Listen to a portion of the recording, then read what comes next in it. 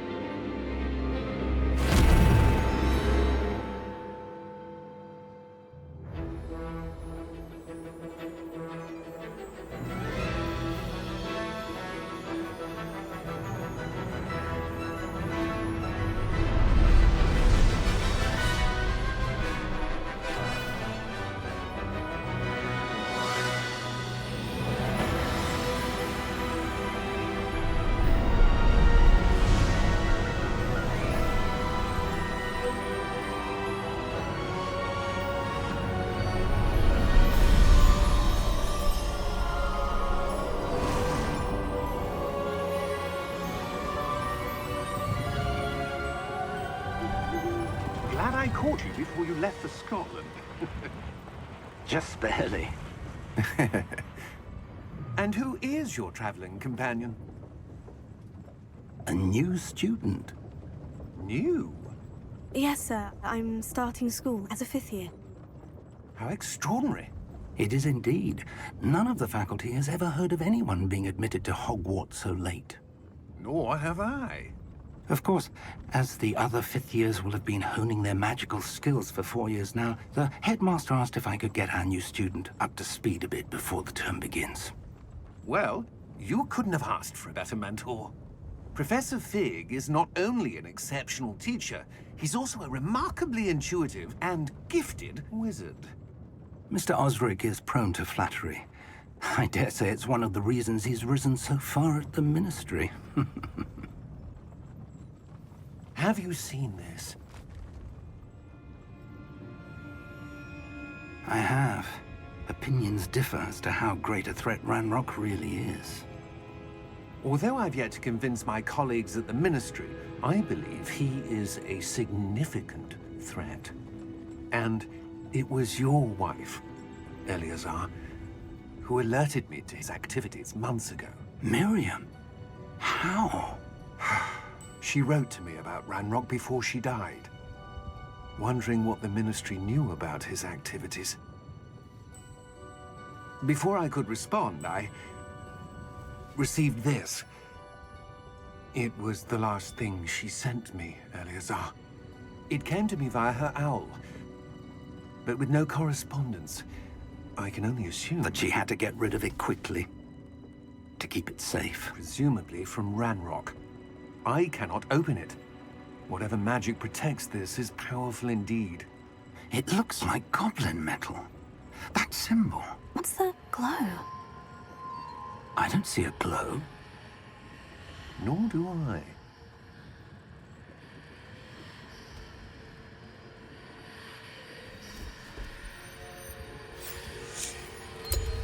Merlin's beard. How did you... Wait! We do need to...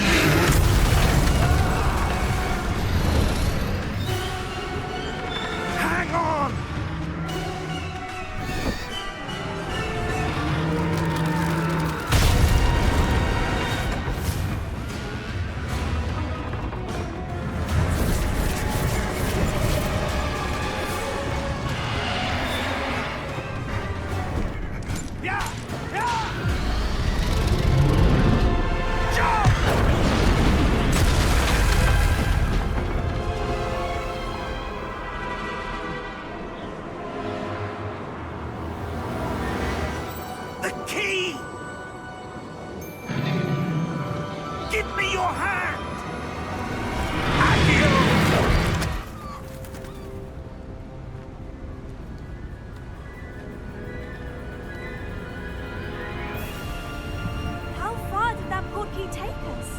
farther from London than the carriage travelled.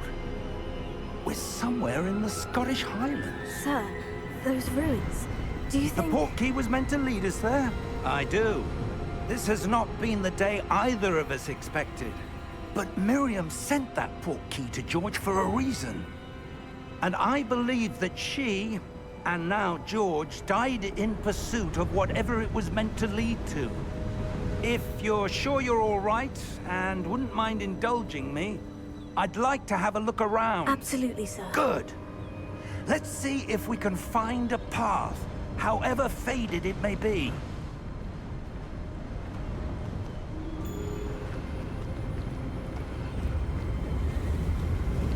Steady yourself! Reparo!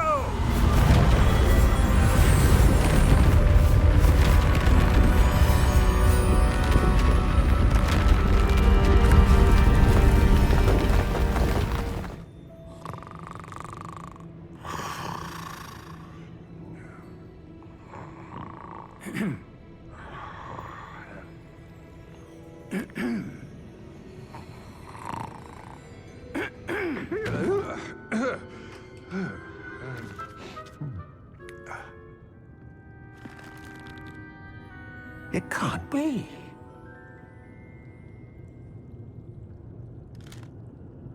Just a moment. Ooh. Where are we here?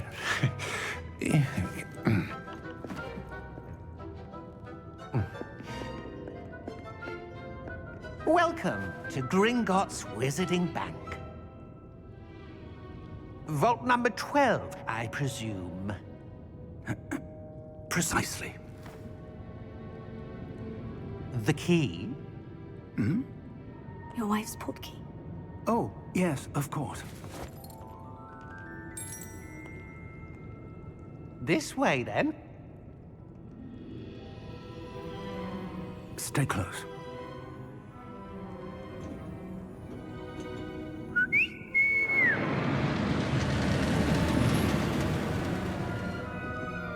After you.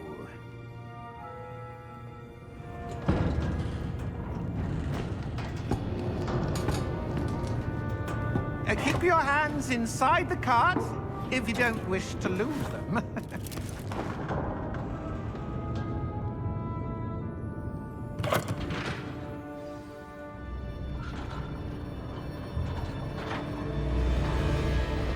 How many vaults are there in Gringotts? Hundreds. In fact, you'll see quite a few on our way to vault number 12. As we speak, we're just beneath the main lobby. The vaults you see now are the newest. Are private entrances to the bank common at Gringotts?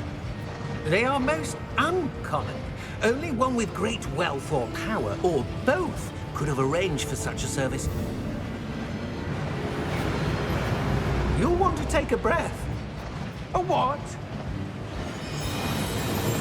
That waterfall washes away all enchantments. It's a security measure. Experienced the thief's downfall before, have you? Heard of it? These are the lower vaults that we're passing now. How deep are we going? Vault number 12 was commissioned shortly after Gringotts was founded over 4 centuries ago. It resides in the deepest part of the bank. Settle in. We've quite a distance to go.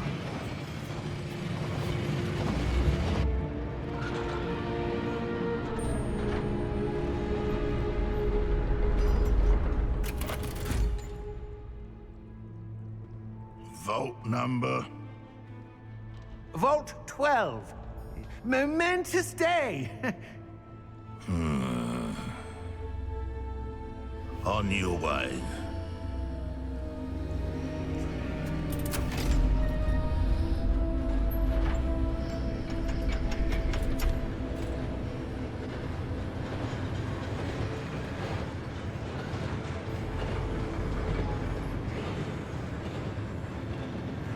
Professor, the armband the guard was wearing was glowing.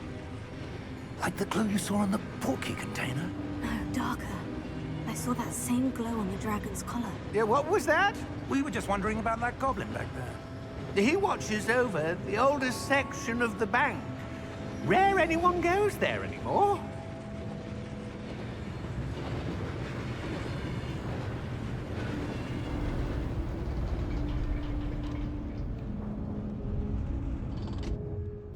here we are.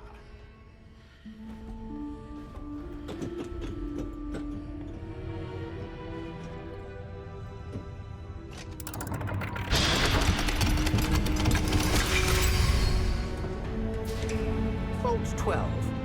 Thank you for your help.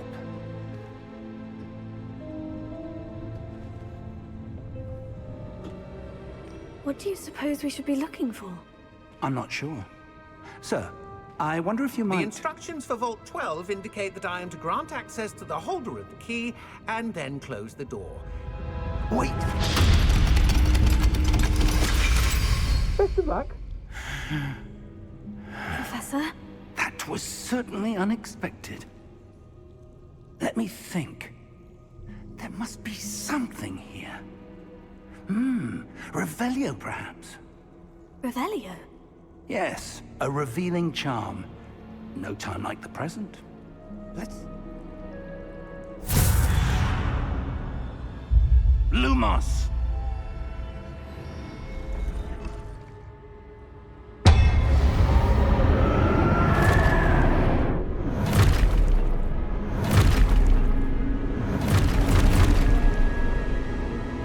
Look out! Potato! Accio! Descendo! Levioso! Deposo!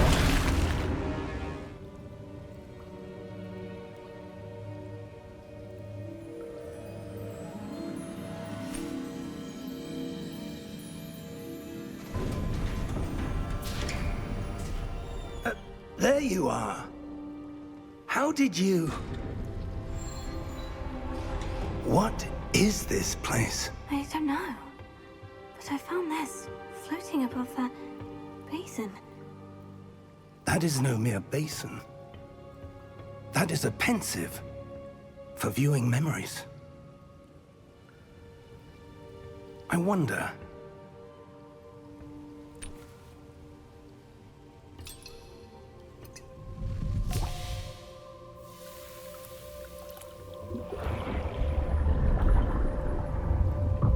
Follow my lead.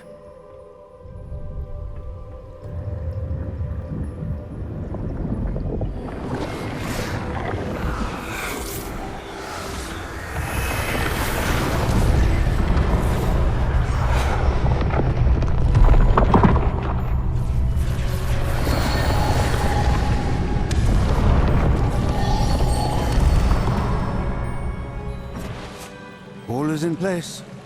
The portkey is well hidden. Perhaps too well. I wonder if the path we've created... May be impossible to follow. It will only be impossible for one who cannot see traces of ancient magic as I can. Your ability to see what others cannot will not be enough, Percival. We are entrusting the one who embarks on this path with powerful secrets, with knowledge others will do anything to obtain.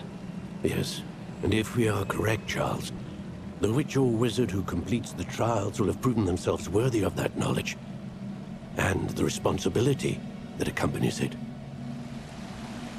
We've done all that we can.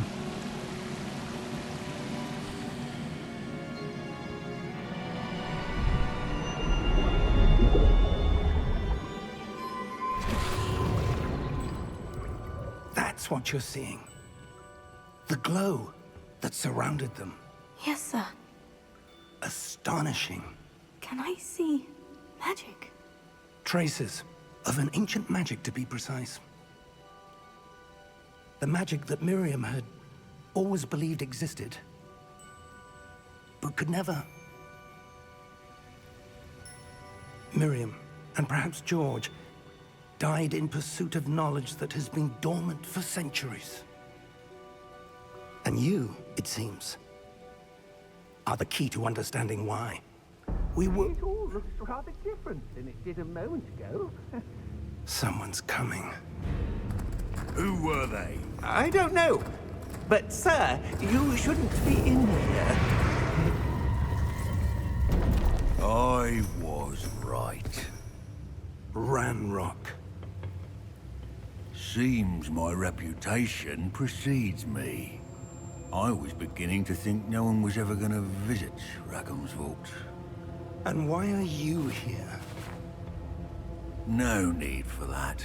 Just give me whatever it is you found here and we can let bygones be bygones. Sir, they have the key to the vault.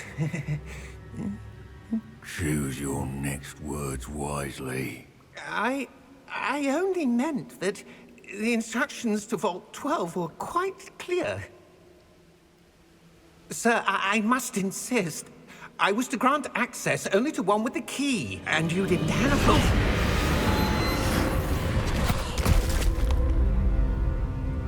I have no patience for traitors. Now, where were we? I'm not giving you anything. Well, perhaps your young friend here will be more helpful.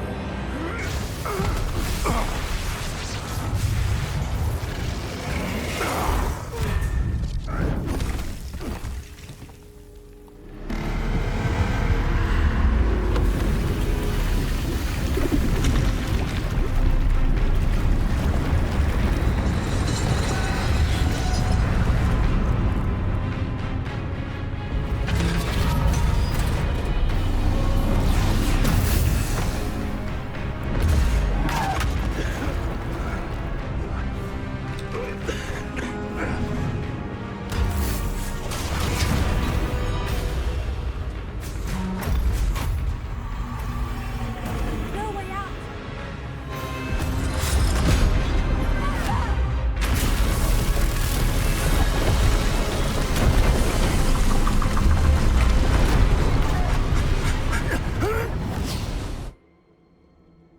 Oh!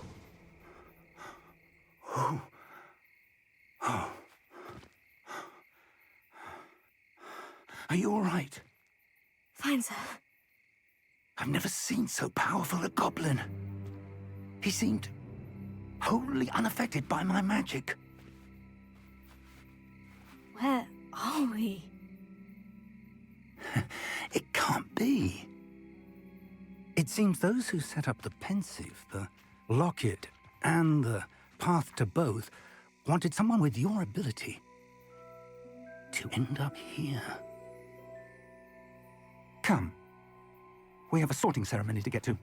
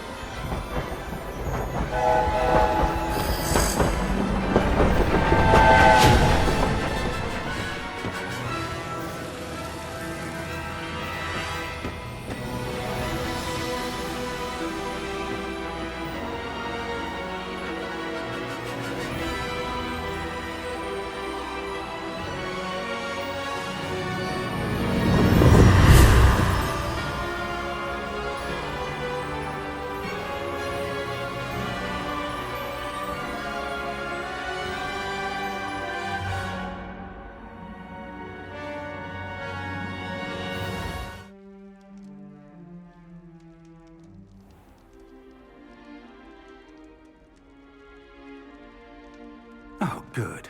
We haven't missed the sorting ceremony. I'm no expert, but that seems more appropriate. Now, I need to study this locket as soon as I can, but first I must contact the Ministry. They need to know what happened to George and be warned of Ranrock. For the moment, I ask that you keep all that's happened this evening between you and me. Of course, sir. Thank you. Ready for the sorting ceremony?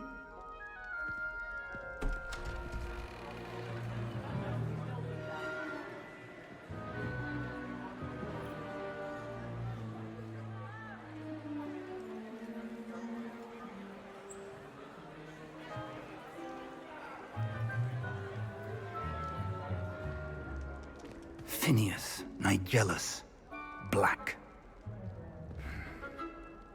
Prepare yourself to meet the headmaster. Fig, nice of you to join us. The sorting ceremony's over. There were Complications. Complications? It seems the goblin problem has... Enough! Goblins. I've no time for rumors, Fig, and I'm rapidly losing whatever patience I had left. If you're lucky, we might still be able to get you sorted this evening. I'll be in touch.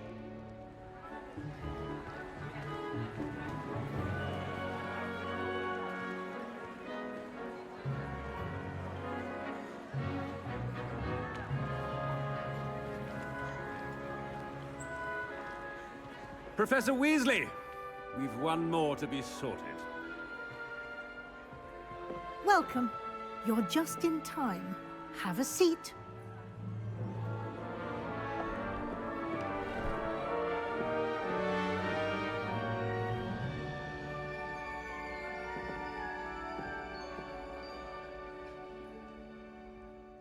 Ah, yes. A bit older than the others, aren't you? You come here with preferences and preconceptions. Certain expectations. I'm looking forward to exploring Hogwarts and the world beyond the castle and grounds. Indeed. Much can be gleaned by having an adventurous spirit, but your professors have a great deal to teach you as well. I wonder... I detect something in you.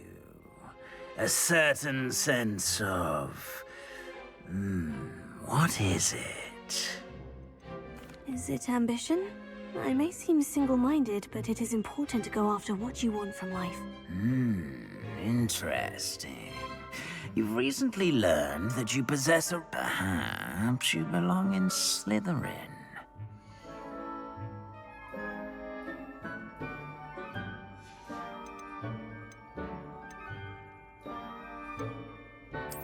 And you've a ready mind, quick to learn.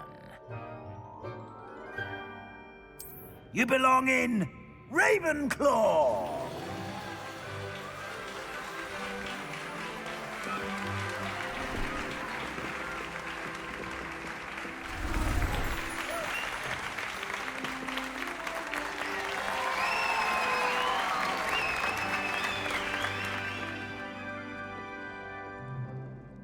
Oh, and one more thing. Due to the unfortunate injury on the pitch in last spring's final, this year's Quidditch season has been cancelled. Enough! It's not as though I've banned flying altogether, but don't tempt me. You are here to focus on your academic futures. I'm sure you will have plenty to do before classes begin tomorrow. I said, I'm sure you all have plenty to do before classes begin tomorrow.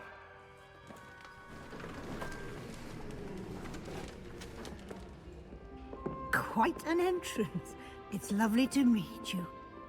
Professor Weasley, would you be so kind as to show our new student to their common room? I shall see to it, sir. As I was saying, I'm Professor Weasley. Pleased to meet you. Nice to meet you as well, Professor. As Deputy Headmistress, it is my distinct honor to show you to your common room. Right this way. It's quite uncommon for a student to begin as a fifth year. Might be a bit of a challenge, but one I'm sure you're up for. I am, Professor. This is the entrance to the Ravenclaw common room. You must solve a riddle to enter. I won't be of much help, I'm afraid. This sort of thing has always confounded me.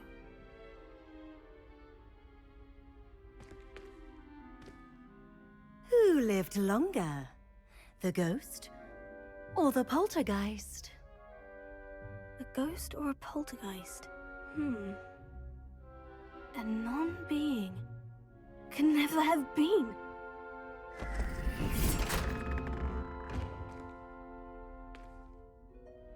Well done. Now, go on in and get some sleep. You have a big day ahead of you tomorrow. I shall be back in the morning to collect you for your first class. Thank you, Professor Weasley. You're welcome. I hope you enjoy your first night at Hogwarts. Sleep well.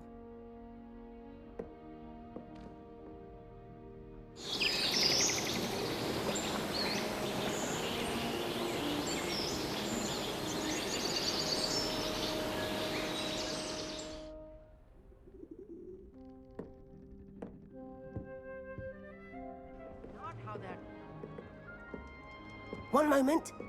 Watch this. Ugh! What is this? Someone threw a dung bomb. Let's get out of here. That wasn't quite the reaction I wanted. Oh well. What did you hope would happen? I suppose I hoped it would lighten the mood. Ravenclaws can be a bit on edge the first day of class. I'm Everett, by the way. You seem downright calm next to some of these characters. And you survived a rather harrowing trip here.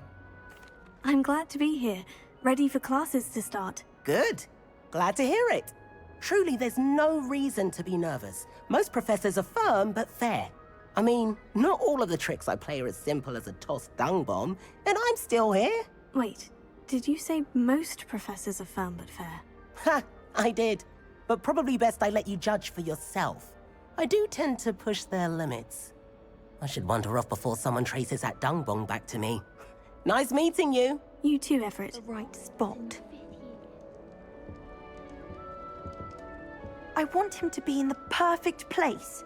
A place he'll be happy with. But I can't seem to find it. Great golden gobstones! I want him to thrive here. Golden gobstones? My own little expression.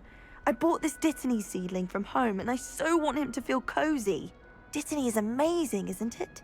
So much healing power in such a little plant. I've a bit of a thing for plants, as you can see. Pleased to meet you. I'm Samantha. Nice to meet you, Samantha. Is Dittany used in Wiggenweld potion? It is! Looks like someone's been studying up on their potion making. Actually, Professor Fig told me about Wiggenweld potion. Of course. I heard you were studying with him before term. He's an enigma, Fig. Teaches about theory, yet seems to know a lot about practical magic. Professor Fig does know a great deal about different forms of magic. Well, I hope he told you about more than Wiggenweld. You've lots to catch up on, I'm sure. It was nice to meet you, Samantha. Good luck with your Dittany. Thank you. And good luck to you too on your first day. Amit. Brilliant. You'd think you could... Ah, why hello. Would you like to take a look?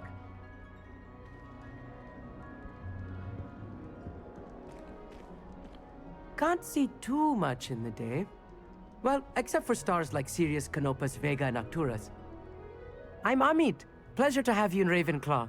Never met someone who's been so close to a dragon before. Can't say I recommend it, frankly. It's nice to meet you, Amit. I take it you like astronomy. Oh, yes. So much to be learned from the stars. Also, there's something about the open air and night sky above the tower. It's invigorating. You will adore astronomy. Professor Shaw is incredibly knowledgeable. I hope astronomy's on my schedule. It sounds interesting. I have good news for you. You are most definitely taking astronomy. It is required for all fifth years. You will be enthralled with the tower. Plus, a quality telescope can show you things you never dreamed of. I suppose I'll see you in class then. Yes. Oh, and speaking of class, better get to my first one of the year. Nothing like the smell of fresh parchment, is there? Be seeing you! Good morning.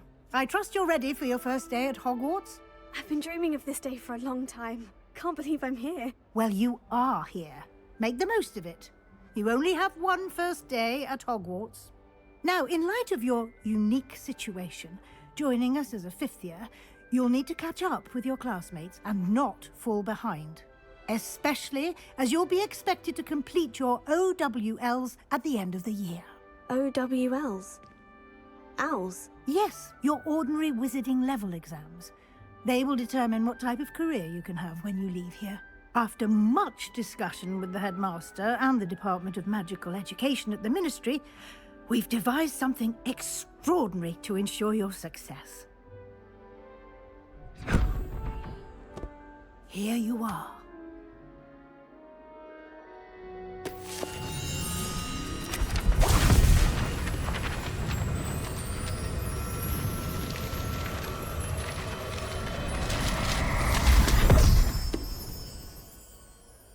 is it? It is a wizard's field guide. It will help you to keep track of what you are learning so that you master all that's expected of a 5th year. You would be wise to take full advantage of this exceptionally valuable resource.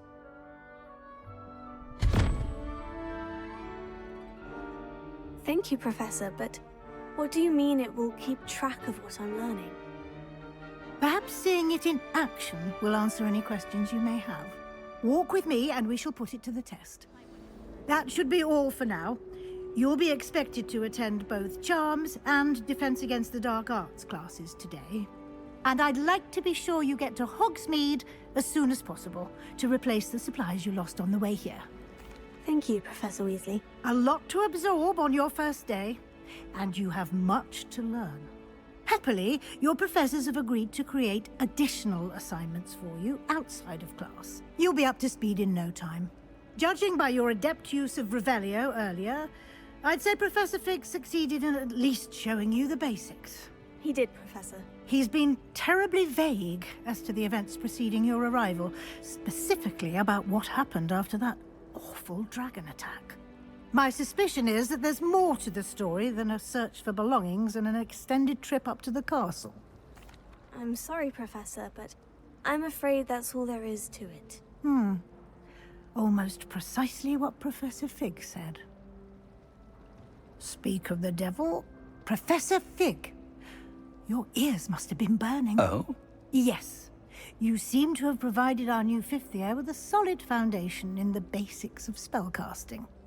Ah, I'm afraid I can't take all the credit there, Professor.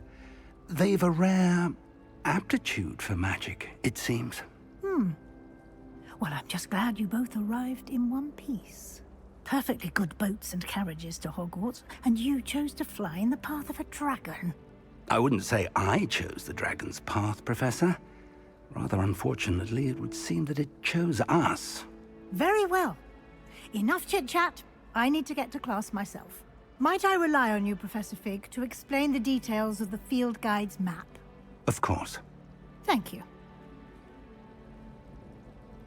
Good luck today. And remember to use your field guide. It will be invaluable to you. And invaluable to me, as I'll be using it to keep up to date on your progress. Yes, Professor. Come and find me in my classroom after you've attended both classes today, and I'll explain more about those assignments I mentioned. And we'll see if we can't get you to Hogsmeade for those supplies. It's good to see you, Professor. And you. I was hoping our paths would cross today, before you immersed yourself in studies. Did I hear you masterfully evade Professor Weasley's interrogation regarding our late arrival? I did my best, but I'm fairly certain she suspects we're not being entirely forthcoming. Yes, well, Professor Weasley is a brilliant and astute witch. It was right to keep the details to yourself for now. We don't know where this path we've embarked upon will lead. It may require a bit more flexibility with your time than she would approve of. And she may feel obliged to share details with the headmaster that would be better left between us. Understood, Professor. Good. Now, as capable as you are, I believe the ability you possess obliges you to be well-trained. Happily, you have the benefit of an exceptionally skilled team of witches and wizards to guide you. Speaking of guides, and so that I may avoid another not-so-subtle reproof from Professor Weasley, why don't I show you the clever enchantment we included in the field guide's map? Unfold it and have a look.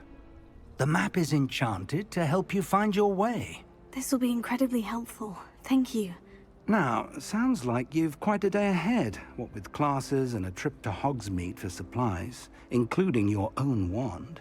You'll enjoy Mr. Ollivander. He's an exceptional craftsman and a good friend. I shall reach out when I have more information about our mysterious locket.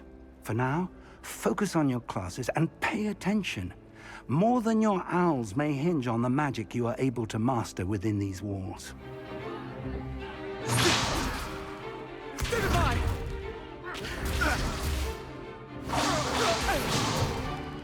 Is that all you've got?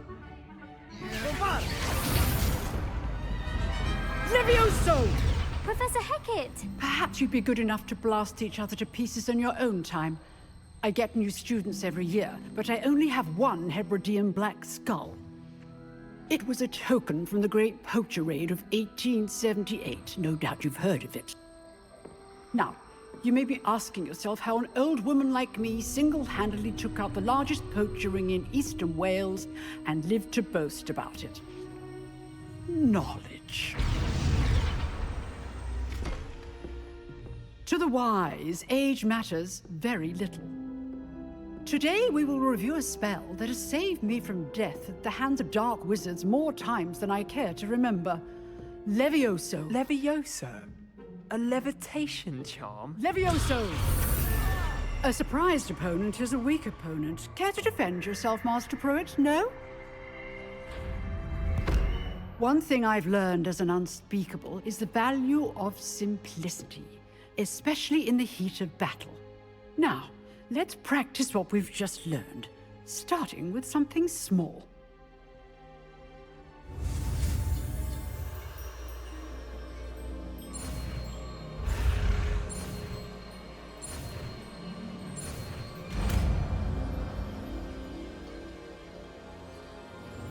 Levioso.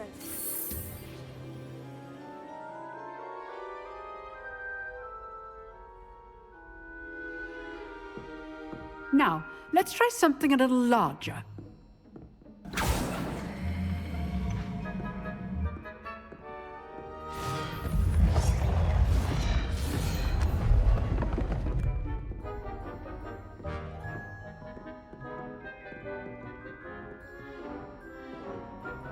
Very good, but the best way to practice is by dueling. We'll start with you two. Duelists, take your marks. Time for a proper Hogwarts welcome. Now, I want a fair duel, using only Levioso, basic cast, and Protego. You may begin. Not bad for a beginner. You give as good as you get.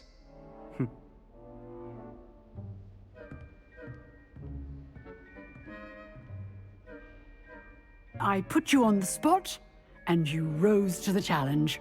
Points to Ravenclaw. Thank you, Professor Hecat.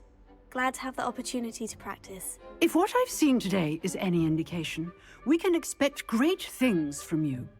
I demand excellence from my students. They are capable of achieving it, and they must achieve it. A classroom duel is one thing, but battling dark wizards, or as ever more likely, goblins, is a different kettle of Grindylows entirely. Understood, Professor. So, I'd advise you to keep practicing whenever you can. Perhaps Mr. Sallow will have some ideas for you. Again, well done today.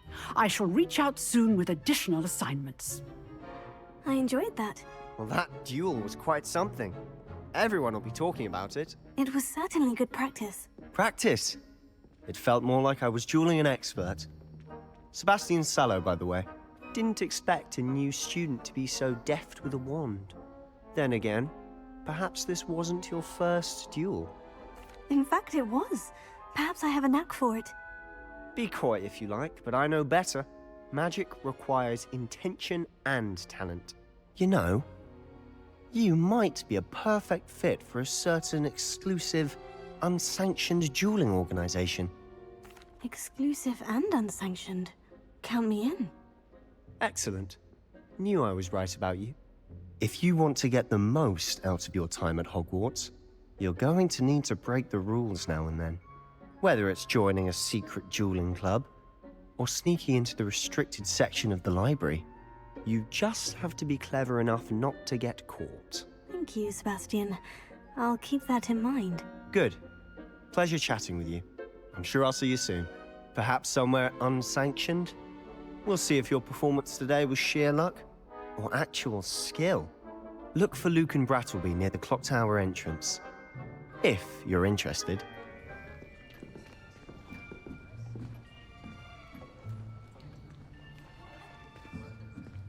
Here. Behind you. There is an open seat here. Thank you. Hello, I am Nettie. So you are the new student. Have you met Professor Ronan yet? Shall we begin?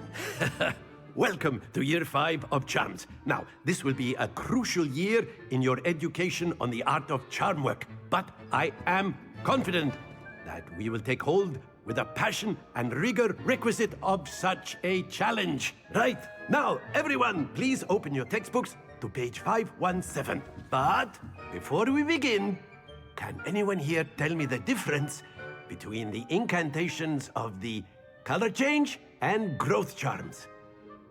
Anyone? Anyone? I am afraid it is too late to study now. My, the summer months must have really taken a toll on you all. By the looks of it, you all spent your holidays practicing Obliviate on one another.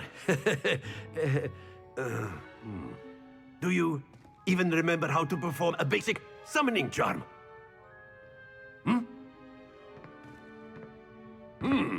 Well, it seems that we are in dire need of review. Everyone get into pairs and take positions on opposite sides of the classroom. Now let's put those textbooks to use as the blunt objects you so believe they are, and take turns summoning them out of one another's hands. Only one book will be needed per partnership, Miss Dale. Thank you. Get into place now.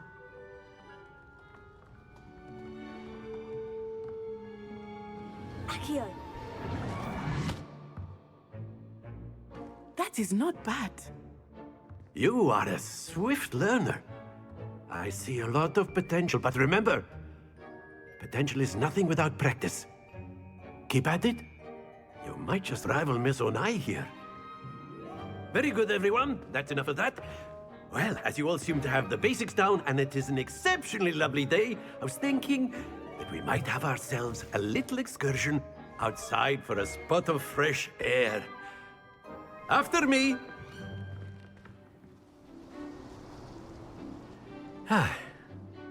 I've always found that fun goes hand in hand with mastery, as I'm sure the Quidditch players amongst us would agree. So, what better than a bit of sport to put our prowess with the summoning charm to the test, right?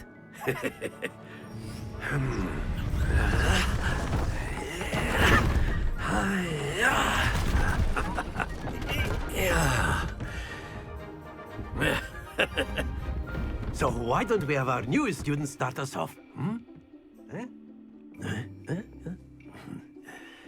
Very good. Points to Ravenclaw. But there's certainly no sport in playing without some friendly competition. Miss Onai, would you care to give our new student a bit of a challenge? Come on up. Very good, both of you. Well done. Class is dismissed. Gather your things on the way out. Good game back there. I must admit, I think I underestimated you. Took me weeks to become proficient with Accio. Took weeks for me to get anything right when I transferred here. It gets easier, I promise. That's good to hear. It's a lot to take in all at once. To put it lightly, I remember how I felt when I first arrived. I transferred here from Wagadu just before my 4th year. My mother received an offer to teach divination here. Before I knew it, we had left Uganda and were halfway around the world at a new school in a new country. Well, it's been nice talking and competing with you. And with you. I think Professor Ronan wants to talk to you. Better not keep him waiting. Until next time. You wanted to speak with me, Professor? I did. I trust your first charms lesson lived up to expectation? Well, an outdoor competition wasn't exactly the lesson I was expecting, sir. What charm is there in the expected? You did well, managing to best as gifted a student as Miss Onai. Thank you, Professor. I enjoyed the match. Miss Onai is always a fierce competitor, though I sense that she is a bit distracted of late. Now, Professor Weasley has asked that your professors give you instruction outside of the ordinary curriculum. Expect to hear from me soon regarding a special assignment that I am preparing for you. What about the room, Professor? I was thinking the same thing, Deke. Perhaps you could help. Oh, excuse, Deke. Ah, there you are.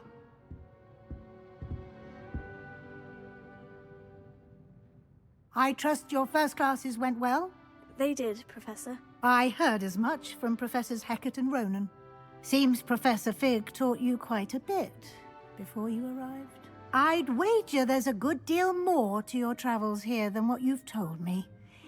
Isn't there? Nothing more, Professor. I see. Like trying to get a sonnet from a streeler. Regardless, you must continue to build upon what you've learned. In that regard, I've asked your professors to help hasten your progress with some extra assignments. Professor Ronan did mention something about that. In fact, Professor Ronan will meet you outside momentarily to assign your first one. Now, regarding the trip to Hogsmeade I mentioned earlier, we've arranged to replace the supplies lost on your way here, including seeds, potion recipes, and spellcrafts. Thank you, Professor. And Mr. Ollivander will connect you with the perfect wand. You've managed your classes well with a borrowed wand, but you'll find the magic you cast with your own wand to be far superior. I'm eager to get to Hogsmeade. Very well. I'd like you to make your first visit to the village with a classmate. Help you get your bearings. Perhaps Sebastian Sallow or Natsai Onai. I've noticed you spending time with them. I'd like to go with Sebastian. Glad to hear it. Mr. Sallow is a capable young wizard, and he knows the area. He'll keep you well clear of any of Victor Rookwood's undesirables en route. Rookwood? A rather unsavory local. Best to avoid him and his associates, including his right hand of sorts, Theophilus Harlow, if you can. Once you've finished Professor Ronan's assignment, your friend will meet you at the castle doors. No time to waste. The sooner you complete your work, the sooner you can enjoy a butterbeer at the Three Broomsticks. You have a new spell to teach me, Professor? Indeed I do, and an exceedingly useful one at that. The mending charm, Reparo. Fixes things right up, makes a broken object good as new in the blink of an eye. It seems as if that might come in handy. More frequently than one would imagine. As Professor Weasley mentioned, I am not the only one who will be teaching you spells outside of class in an effort to catch you up with your peers. A number of your professors have agreed to do so as well, but first, each shall ask that you complete a few preliminary tasks to hone your magic. I have arranged some for today. See them through and then report back to me. We will have you casting Reparo in no time. I'll start on the task right away, Professor.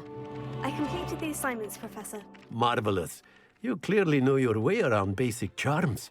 Let us give the old mending charm a try then, shall we? Remember to be deliberate in your enunciation and movements. I want to see some vigor. Now, wand at the ready. Yes, sir. Remember, your wand is a conduit of your magic.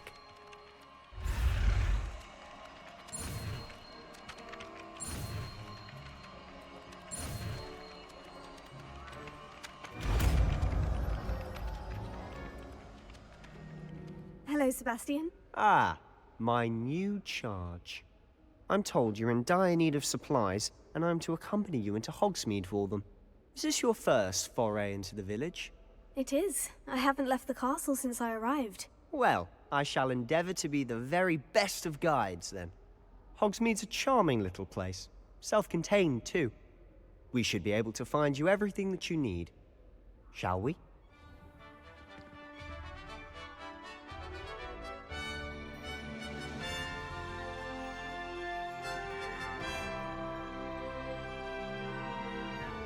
So how would you like to do this? Weasley told me you had a list of things to get, a wand and some other bits. Yes, dittany seeds, some spellcrafts, and some potion recipes. Perfect. Can't wait to see what you do with the new wand. And a short list gives you plenty of time to poke around the village. I just have to pop into a shop to find something for my sister. Let's meet up in the town circle when you're finished. Pardon me, sir? Oh, thank goodness. When I heard the bell, I thought you were Miss Lawang. Not that she deigns to come here. Though, I don't believe I've seen your face here before, either. It's my first time in Hogsmeade, actually. Is it really? Well, Parry Pippin at your service. And this is J. Pippin's Potions. Potions for all ailments. You'll have read it on the sign, of course, but Grandfather always made me say it in full. How may I help you today? Professor Weasley sent me to collect some recipes. I'm new at Hogwarts. You're the student she sent the owl about. I set your things aside immediately. I suspected if you're anything like I was at your age, you'd want your potion supplies. Is it not the most fascinating art, potion making? Rivals anything you can do with a wand, I've always said. Are potions really that versatile? They may not be as showy as spellwork, but make no mistake, they are just as powerful. They can heal, destroy, protect. You'll discover all of this soon enough. As it's your first time in, I should mention that it's not just potion recipes I sell. I also offer ready-made drafts for all manner of uses, and I unveil new ones from time to time. Pop in when you can so you don't miss out on anything. But for now, let's get you those recipes, shall we? Pardon me, sir. I'm here for the spellcrafts Professor Weasley ordered. Matilda, student. I thought I might be seeing you soon. I am the proprietor here, Thomas Brown. I take it you've had a conjuring lesson then? I'm afraid I haven't yet, sir. Ah, but you will soon enough. It is magic at its purest, creating something out of nothing. Of course, it is not without complexity, but that is where my spellcrafts come in.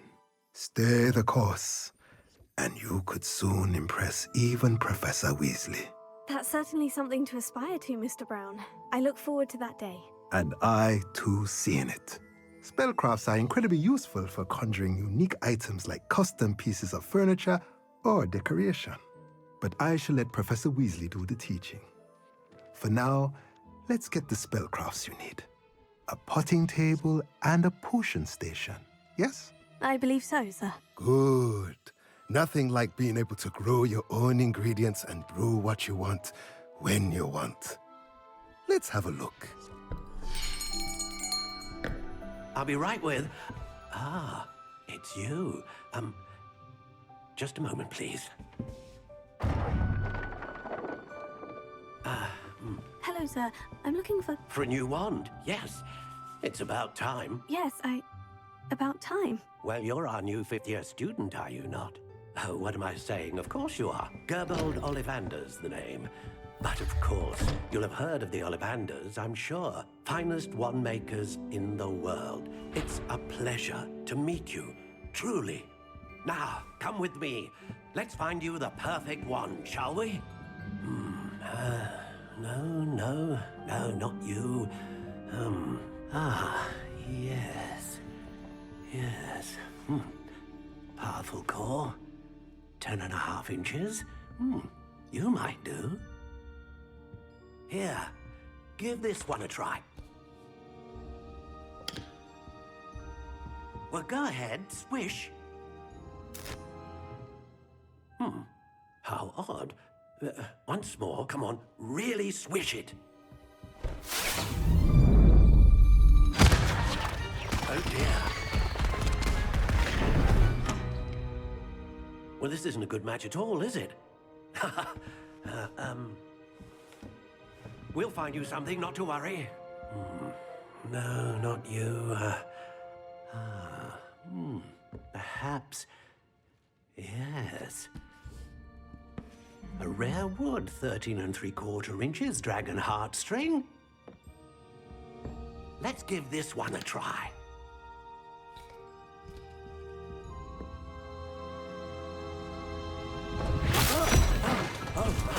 Oh, goodness. Looks like it's back to the shelf for you. This is proving to be trickier than I had anticipated. How perplexing. Where are you? Perhaps you? There you are.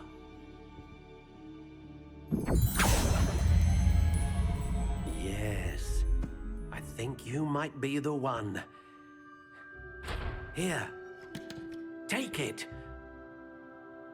It's most powerful. What do you think?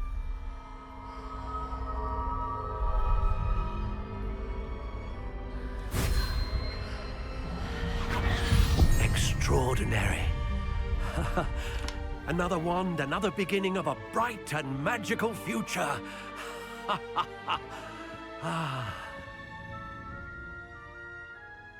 Now, how did that feel? Good. Different. I sensed a sort of surge of some kind. A match? Your connection seemed particularly powerful. The right wand will learn from you, just as you learn from it. I'm eager to try it out. I would imagine so. A wand with a dragon heartstring core is capable of dazzling magic. And the bond between you and your wand should only grow stronger. Do not be surprised at your new wand's ability to perceive your intentions, particularly in a moment of need. That sounds wonderful, Mr. Ollivander. I'll let you get to it. Do come and see me again if ever I can be of further assistance. Pardon me, sir. I'm here for the seeds Professor Weasley arranged for me to collect. Oh, the dittany for the new 5th year. I take it that's you then. Merlin's beard. Starting Hogwarts as a 5th year. You must be positively reeling from it all. Not at all. I'm choosing to see it all as one big adventure. Well, bravo! Not everyone has the temperament to take things as they come. Name's Timothy Teasdale, by the way, and this is my shop, the Magic Neep. I keep the cart out here because I like a good chat. Can't very well be in the thick of things if I'm hidden away inside now, can I? I suppose not. In addition to seeds, I have plenty of plants. Grow everything myself. My speciality is potion ingredients. Even Pippin purchases from me. But what say we get you a packet of dittany seeds? I officially have all of my supplies. Excellent. Did you get what you needed for your sister? I did. So I suppose the world is our oyster now. Let's see what else we can get up to.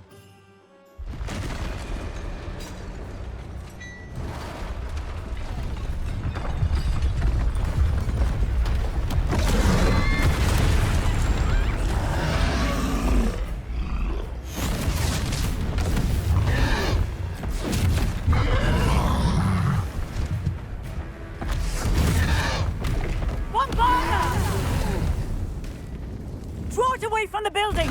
Away from the village!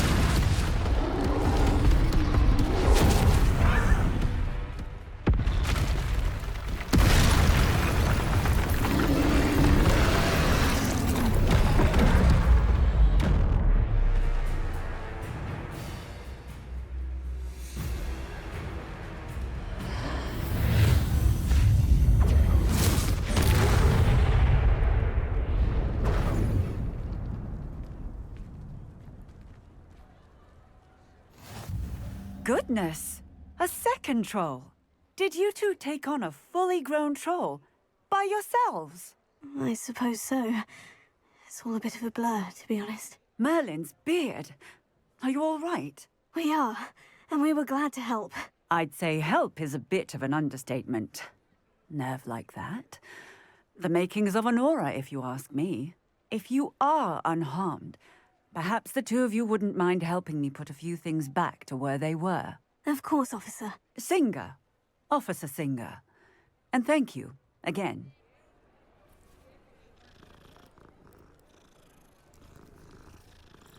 Hello, sir. I don't believe we've met. Allow me to introduce myself.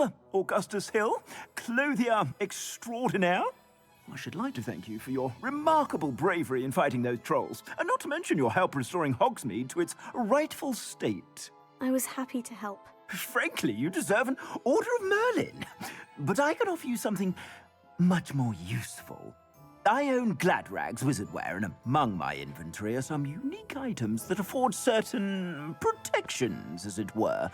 Life-saving protections. And as I suspect this won't be your last dangerous encounter, I'd like to give you one such set of robes, in thanks for what you did today.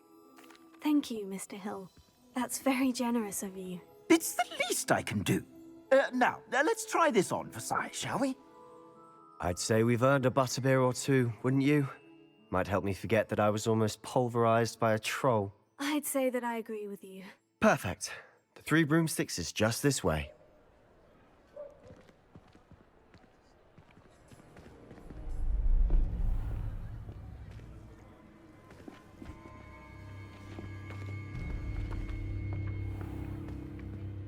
You said you could get to the child when they came to Hogsmeade. That all you needed was a distraction. I gave you a distraction. I just watched a student take down your distraction. Who is this child? What are you not telling me? All you need to know is that if you cannot get to the child, then you have no value to me. Let's go.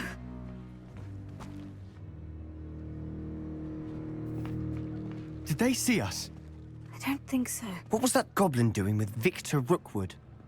Ranrock is working with Rookwood. The goblin from the Daily Prophet.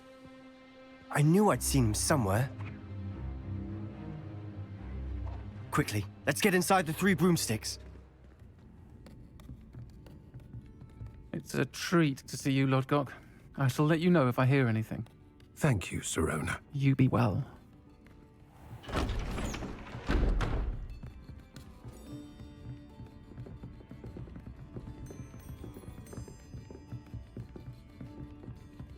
Now, what can I... Oh, there's a face I haven't seen before. It's my first time here. Welcome. Butterbeer's on me. Heard about the attack. I shall be looking in on the other shopkeepers and residents shortly. Glad to see you two escaped injury. Thanks to this one. Single-handedly took down a troll. Is that right? Well done. Thank you for this. My pleasure. I will say, trolls in Hogsmeade. That's never happened before. Something's not right. The only brutes we usually have to deal with are... How timely. Was that Lodgok I saw leaving just now? Your clientele's not what it used to be, Sirona. Not to worry, Victor. Once the two of you leave, the caliber of my clientele will greatly improve. I wouldn't do that if I were you, Theophilus. Come now. No need for theatrics. I'm only here for this one anyway. My friend is enjoying a well-earned butterbeer. Only want a quick word. Perhaps you didn't hear me. I said, my friend is busy. One would think you all had enough bloodshed for one day. Come, Theophilus. The Three Broomsticks isn't what it used to be. Let's take our galleons elsewhere. Can't drink butterbeer forever.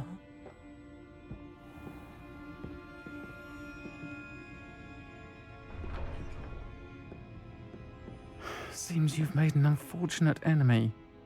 Watch your back. Rookwood and Harlow are worse than any troll you might encounter. Trolls? Ranrock and Rookwood? What are you not telling me? I promise to tell you everything. But it's perhaps best I do that later. I'm certainly glad Sirona was there.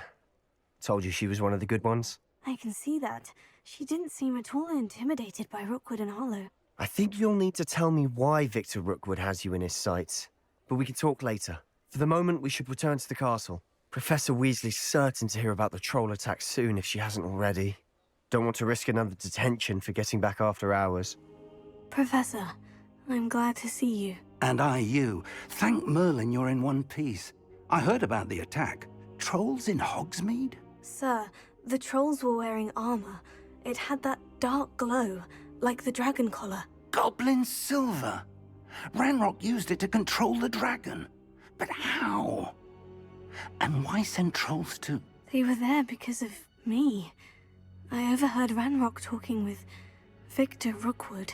Ranrock was in Hogsmeade? With Rookwood? The trolls were Ranrock's distraction so that Rookwood could get to me. And he would have, had Sirona and the patrons at the Three Broomsticks not intervened. This is grave news indeed. If Ranrock's goblins and dark wizards are after you, they want what we found in that vault. They're after the locket. You said you discovered something in it. Yes. I discovered an inscription. When I read it aloud, this map appeared. Clever enchantment. It's a map of Hogwarts, to be sure, but I do not know where it leads. It leads to the library. The restricted section, to be precise. And a bit beyond. I see traces of magic there on the map. I suspected you would see something. Shall we go? I appreciate your enthusiasm, and I'm eager to discover what we may find there as well. But if our experience at Gringotts, let alone what happened to Miriam, taught me anything, it's that the path we're on is terribly dangerous. I'd like you to work with Professor Hecat a bit, before we continue. But sir, how dangerous could the library be? Perhaps we're only after a book. Perhaps we are only after a book, but we should be prepared for anything. Once you've honed your defensive magic further, come and see me. I'm here about the new spell you wanted to teach me, Professor. Good. Professor Fig indicated a certain urgency to you completing your defensive magic assignments. As such, you are to learn Incendio, the fire-making spell, handy for lighting torches, burning away spider webs, and, when necessary, defending against those who would wish to do us harm. Sounds versatile. Quite. But before we get started, I'd like you to complete a few tasks. You may be surprised by some of them. Astonishing how much students don't think their professors know. When you're finished, come and see me. Then we shall begin working on Incendio. Sebastian told me to see you about a club. If Sebastian vouches for you, that's all I need to know. I coordinate duels for crossed wands. A dueling club of sorts. It's invitation only, so you must have really impressed Sebastian. I seem to have a knack for dueling. Then you've come to the right place. How does crossed wands work exactly? You show up, I match you with other duelists, and whoever is still standing in the end wins. It's our way of determining the school's greatest duelist once and for all. And to liven things up, the winner is awarded a prize. Interested? Of course. Dueling's an entertaining pastime. I agree. Besides, in crossed ones, you could duel with a partner if you like. Your first time I'll pair you with Sebastian. Next time, you'll need to bring a partner along, or duel alone. So, care to step into the ring? Get me in the ring. Spectacular! Let the fireworks begin! We'll make you regret signing up. Bravo! I gave it my all. You did indeed. The other duelists have already taken notice of you, but after that last round, they'll really have it in for you. You'd better keep practicing if you want a chance at winning, or at least surviving the next round. I'll let you know when we're ready. Hope to see you then. I finished all of the tasks you gave me, Professor Hecat. Glad to hear it. Then you should be ready to learn Incendio. Should be, Professor. Yes. I'm sorry to say, I visited enough careless colleagues at St. Mungo's to assure you that fire is a fickle servant. Your spellcasting has impressed me thus far, but please maintain focus. I would rather we not end today's lesson with your robes aflame. Let us begin. And remember, focus on the proper wand movement. Concentrate, and keep your wand steady.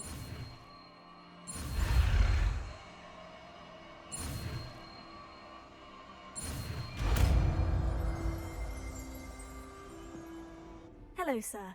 You'll be pleased to know that I worked on my defensive magic with Professor Hecat. So I hear. She tells me you've taken rather well to your new wand. You must continue to work with her and your other professors to improve your skills. That said, I don't wish to postpone our visit to the library any longer. So, shall we proceed? Fig, I have work for you. Come. Headmaster, I'm with a student and my schedule Your is... schedule will wait indefinitely, as will your student. I would think that after all the trouble you caused me with Osric, you'd be eager to make amends. My office, 5 minutes.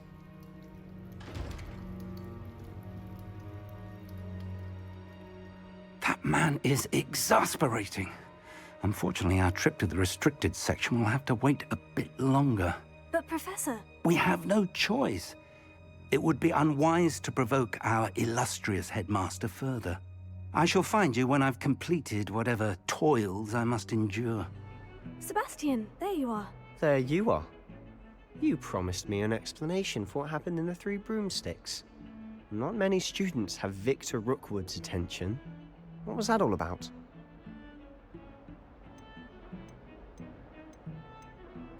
I've never even met him. Perhaps he mistook me for another student. If you say so. I won't press you now, but you will have to tell me what's going on at some point. You might need me.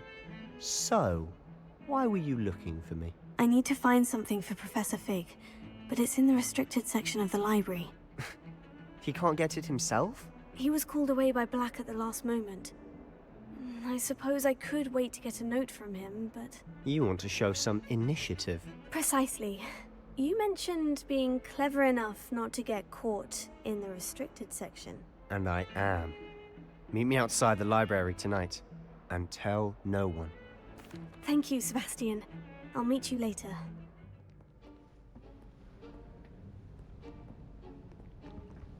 See there? That's the door we need to reach.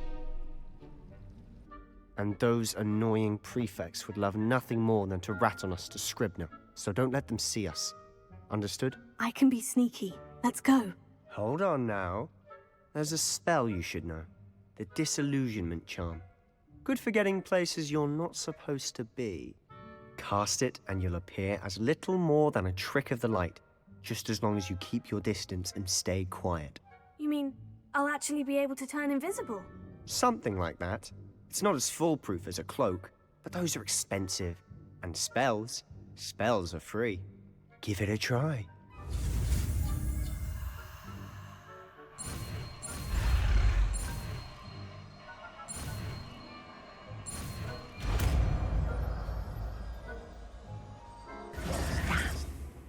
You told me the librarian would be gone by now.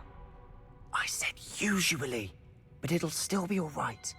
Do you see her desk behind me? The key is in the drawer of that desk. Now, here's what we're going to do. I'll create a distraction to draw her away. You focus on getting the key. I'll meet you outside of the restricted section. You distract, I get the key. Understood. I said I'd get you in, and I always keep my word. Trust me. Who have we here? Sebastian Solo and his new little friend. Out exploring where they shouldn't be. Naughty, naughty, you'll get caughty. Peeves, don't I'm going to tell, I'm going to tell, I'm going to tell. Oh, blasted Peeves! I've got to stop him, or at least get to the librarian with a good excuse for all of this. Wait, I don't want you getting into trouble for me. I have a way with the faculty when it comes to disciplinary matters. Besides, I like having friends who are in my debt. Now go. Good luck in your search. Now, where's that damned poltergeist got to?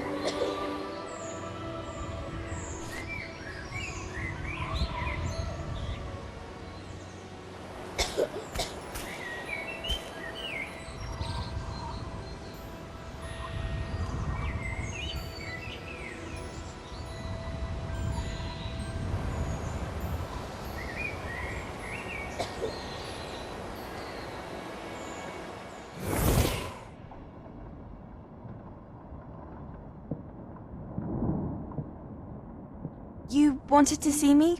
Headmistress Fitzgerald? Professor Rackham? Miss Isadora Morganach, welcome. Professor Rookwood? Professor McCaw? We understand that you are adjusting well to life at Hogwarts. I am. I am glad. Especially in light of your unusual situation, starting as a 5th year. As it happens, I was also admitted to Hogwarts as a 5th year. I've never heard of another like us. Miss Morganach, when we spoke yesterday after class, you asked about the beautiful swirls you saw years ago when we visited your hamlet. I recognized you all immediately. I cannot thank you enough for what you did. We were glad to help. And yes, I did see swirls of magic everywhere that day. My father insists it was my imagination running wild, but it was certainly real to me. It was not your imagination. Percival, Professor Rackham can see them too. But we've never known of another who could. I don't understand. What are they? The whispers or traces that appear when a particular form of ancient magic is wielded. Ancient magic?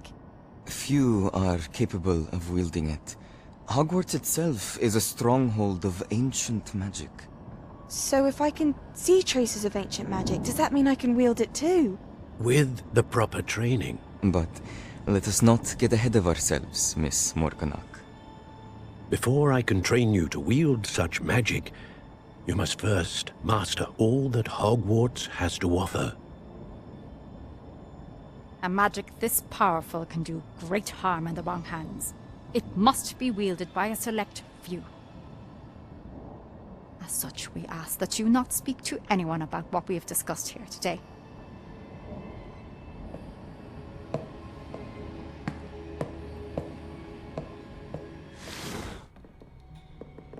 Sebastian.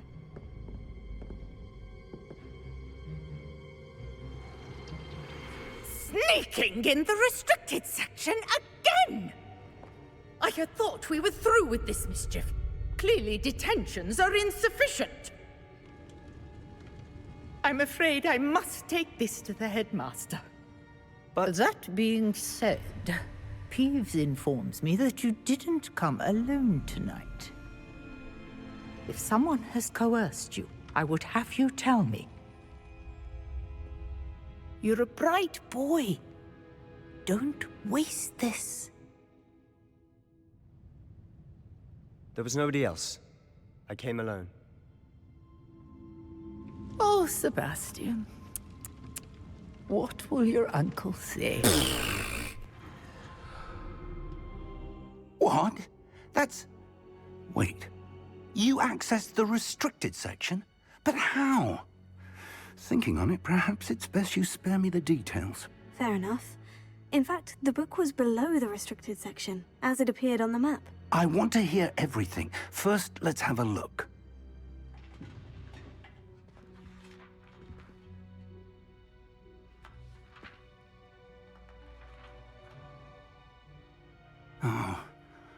Oh dear. Some of these pages seem to be missing. It appears someone has got to the book before us.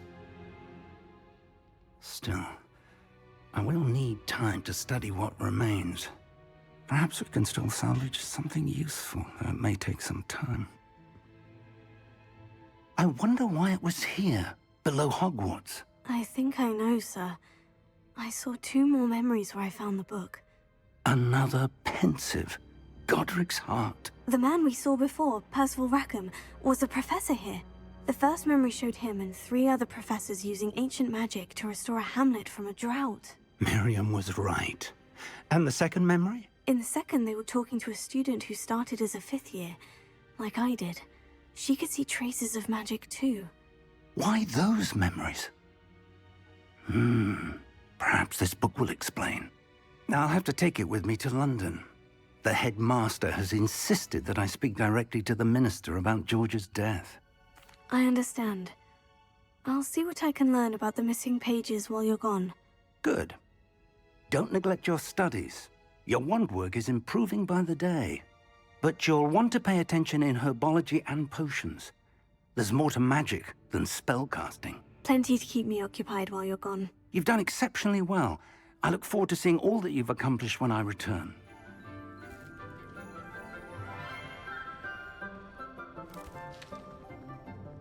Good morning, Professor Garlick. How wonderful it is to see you again, Lenora dear. Oh, here. You'll need these for today's class. A little treat for your auntie. Ah, hello. Class, please welcome the newest rose in our garden. We do look forward to growing together. How thrilling it is to have everyone back together again. This year will be filled with enchantment and excitement, but the most important thing cultivated in herbology is knowledge. The prudent herbologist is no more afraid of the venomous tentacula than the bouncing bulb.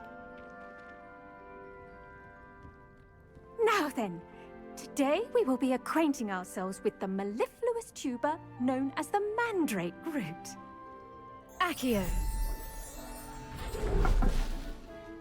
Let's see if we can't make our fibrous friends a bit more comfortable, shall we? First, let's protect our ears.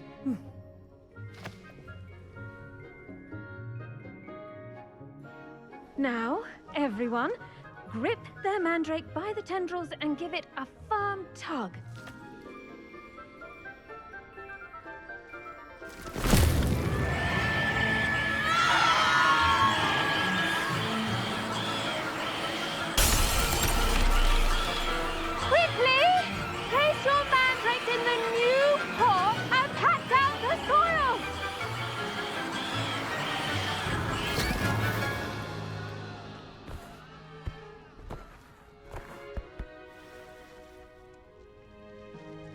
The soil should envelop the root like a warm, dirty blanket, putting the mandrake right at ease.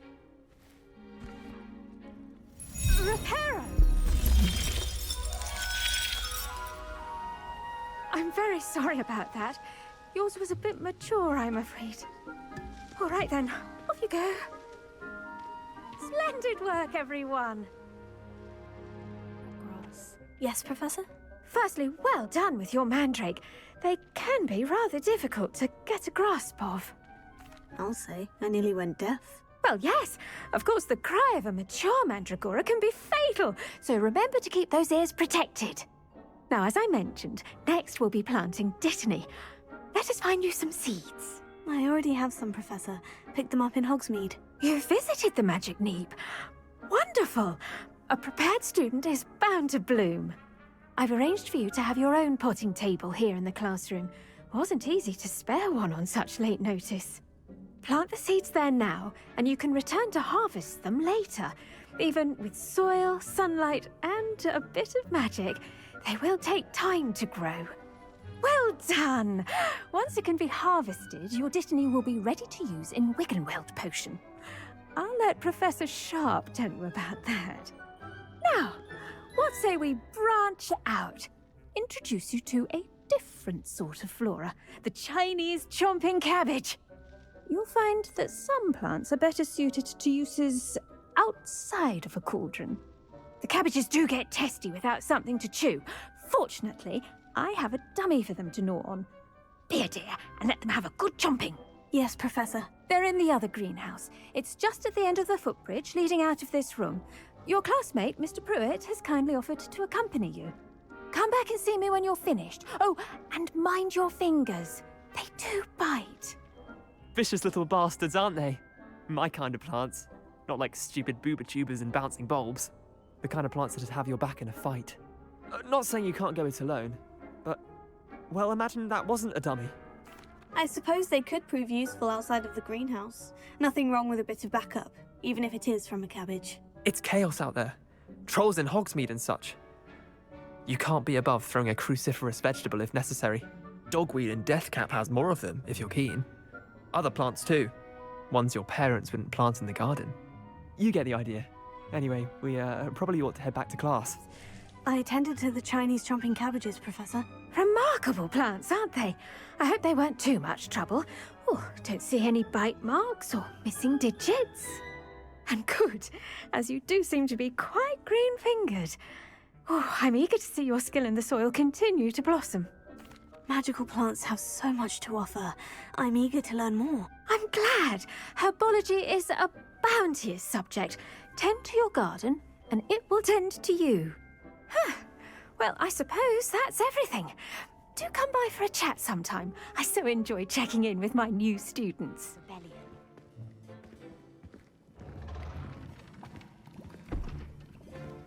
Potions is one of the most challenging and hazardous subjects taught at this school. As fifth years, you will be required to reach new heights of both discipline and intellect.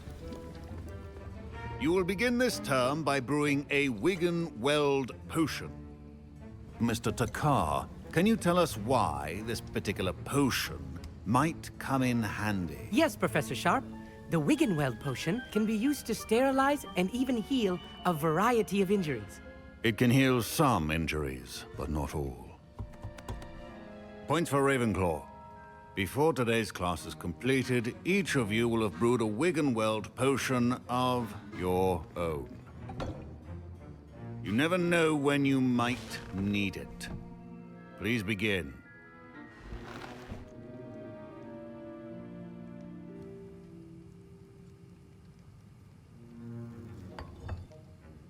Use a strong, even motion when crushing your ingredients.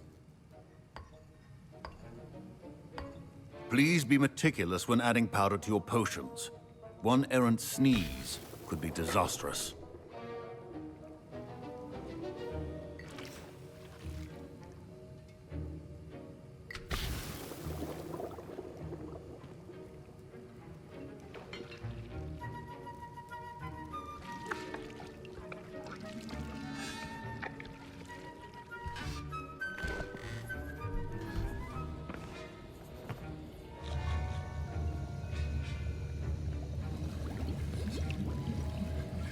I see most of you have not forgotten how to stir.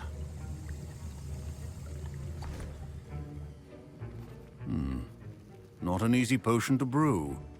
Well done. And from what I hear of your recent exploits in Hogsmeade, you'd also do well to practice brewing the defensive Edurus potion. Professor Weasley had you acquire the recipe from J. Pippins, correct? Yes, sir. Good. For the moment, you can find the ingredients you need in my office. But in the future, you'll be expected to provide your own ingredients. Some can be harvested from the plants you grow in your herbology class, and rarer ones can be purchased. Others, however, may be harder to obtain, and will require you to be a bit more resourceful. Come and see me when you've finished brewing, and we'll see if it was skill or luck the first time around. Did I hear Professor Sharp say that you have permission to go into his office? He did say that. He wants me to get more ingredients to brew another potion. Brilliant! You, my friend, have been presented with an extraordinary opportunity. I'm Gareth, by the way. Gareth Weasley. Bit of a prodigy with potions, if I do say so myself. Pleasure to meet you. Wait, are you related to Professor Weasley? She's my aunt. Keeps too close an eye on me for comfort. Ugh. But she can't be everywhere. Listen. Anyone with a troll-sized brain can brew an Edurus potion. I'm working on something that's certain to be spectacular. I'm just missing one tiny last ingredient that will add that extra spark. I suspect that's where I come in. You're as clever as I'd hoped. I simply need a single Fwooper feather.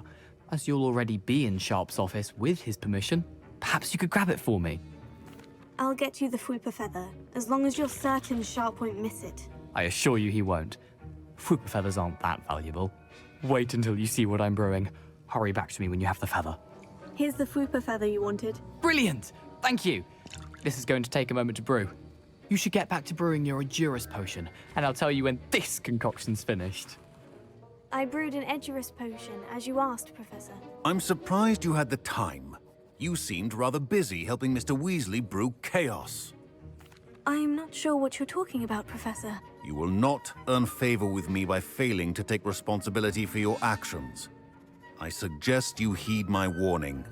As for the work you did today at your own cauldron, I will say you've done well. I confess I was skeptical, given the advanced nature of this class and the fact you're a new student. I'm glad I was able to meet your expectations. A rare occurrence. And you do well to remember that you're not a potions master quite yet. In addition to having a solid grasp of how to combine various ingredients, you should gain an understanding of the ingredients themselves. Pay particular attention in herbology. The plants you nurture there are often essential to the potions you brew here. Now, I recommend that you find a safe location in which to practice brewing. You cannot leave a hot cauldron simply anywhere. That'll be all. Hello, Lucan. Is the final round of Crossed Wands ready? Big match today. It all comes down to this. The moment that we find out if your training and dedication is enough to win it all. Ready for a shot at glory? I certainly am. Brilliant. Are you dealing with a partner? I'll go it alone. Then let's get started. We can make this a real victory. That's the spirit.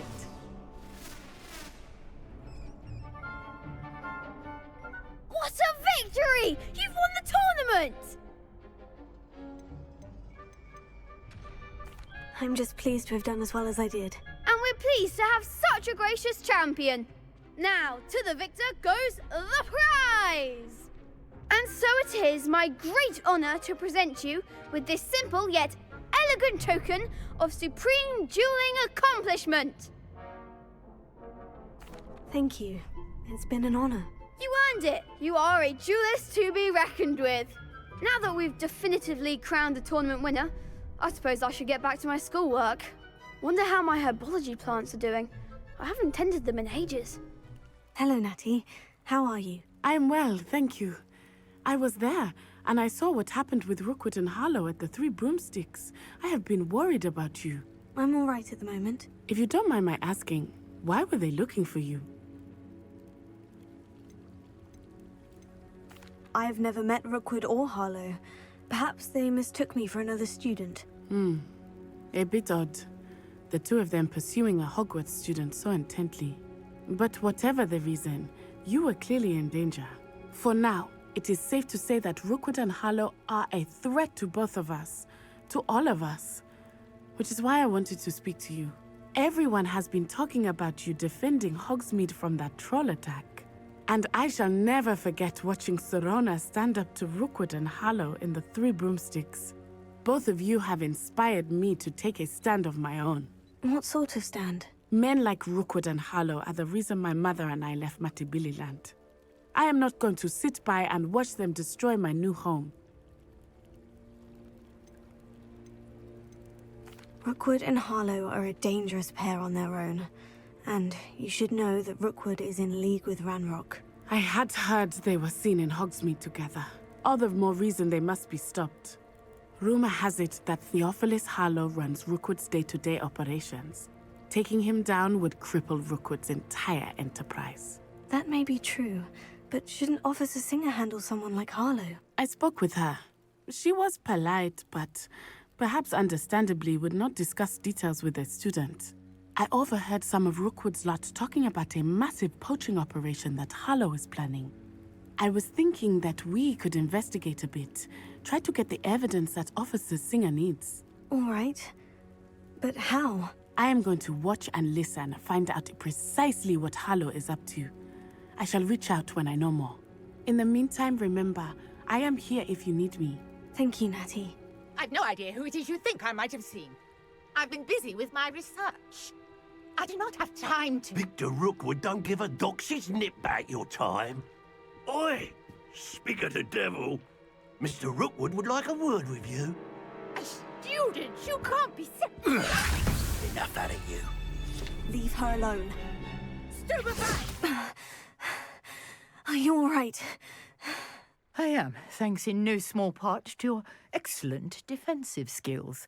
Care to tell me why two Ashwinders were ready to dispatch me to get to you? Ashwinders? Victor Rookwood's thieves and extortionists, his little cronies. They seemed quite keen on you. It's a long story, but thank you for your help. Well, you've avoided them for the moment. Priya warned me things were getting dangerous. Best get moving on my research before they return. You're a researcher? Nora Treadwell at your service, historian and archaeologist specializing in Merlin's work and life. I thought that Merlin and the tales about King Arthur's court were mere myth. Mere myth? You're lucky Sir Cadogan didn't hear you. Chatters on endlessly about his connection to Merlin from his portrait at Hogwarts.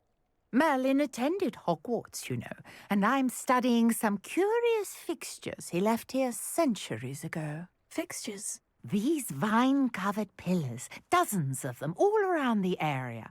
I've taken to calling them the Trials of Merlin. I believe he created them as a diversion for his fellow Slytherins. He was terribly fond of puzzles and enigmas. I can see why you're so interested in Merlin.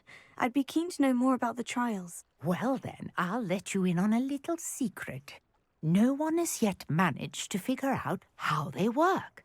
But I believe I have just unlocked a crucial clue. I suspect that Mallowsweet is an important component in getting the trials to work. Mallowsweet? Versatile herb. Merlin repeatedly mentioned it in his writings. I had just arrived to test my theory when I was so rudely interrupted. You see, each swirl in Merlin's writing has a symbol in the centre. That started me thinking, what if... The Mallowsweet is meant to be placed at the centre of the symbols. Precisely. Would you care to do the honours? We can see what comes of our little hypothesis.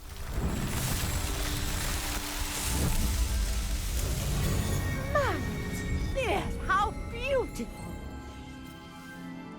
I take it we can call that a success. We can indeed. However, I now have even more questions. How does it work? I must review my notes. I may have missed something. Are all of the trials like this one? Oh, not precisely. Well, I think each has those telltale vines and the swirl on the ground. You should feel free to solve them as you come across them. I believe I have what I need to continue my research. My guess is that each will also require Mallowsweet, which you can find in Hogsmeade should you need more. I really must be off. Such a pleasure to meet you. Good of you to come. My friend, Professor Fig, speaks highly of you and your resourcefulness. He was vague as to details, but mentioned your having tracked down a difficult-to-find book. I wondered if you'd be willing to do a little detective work on my behalf.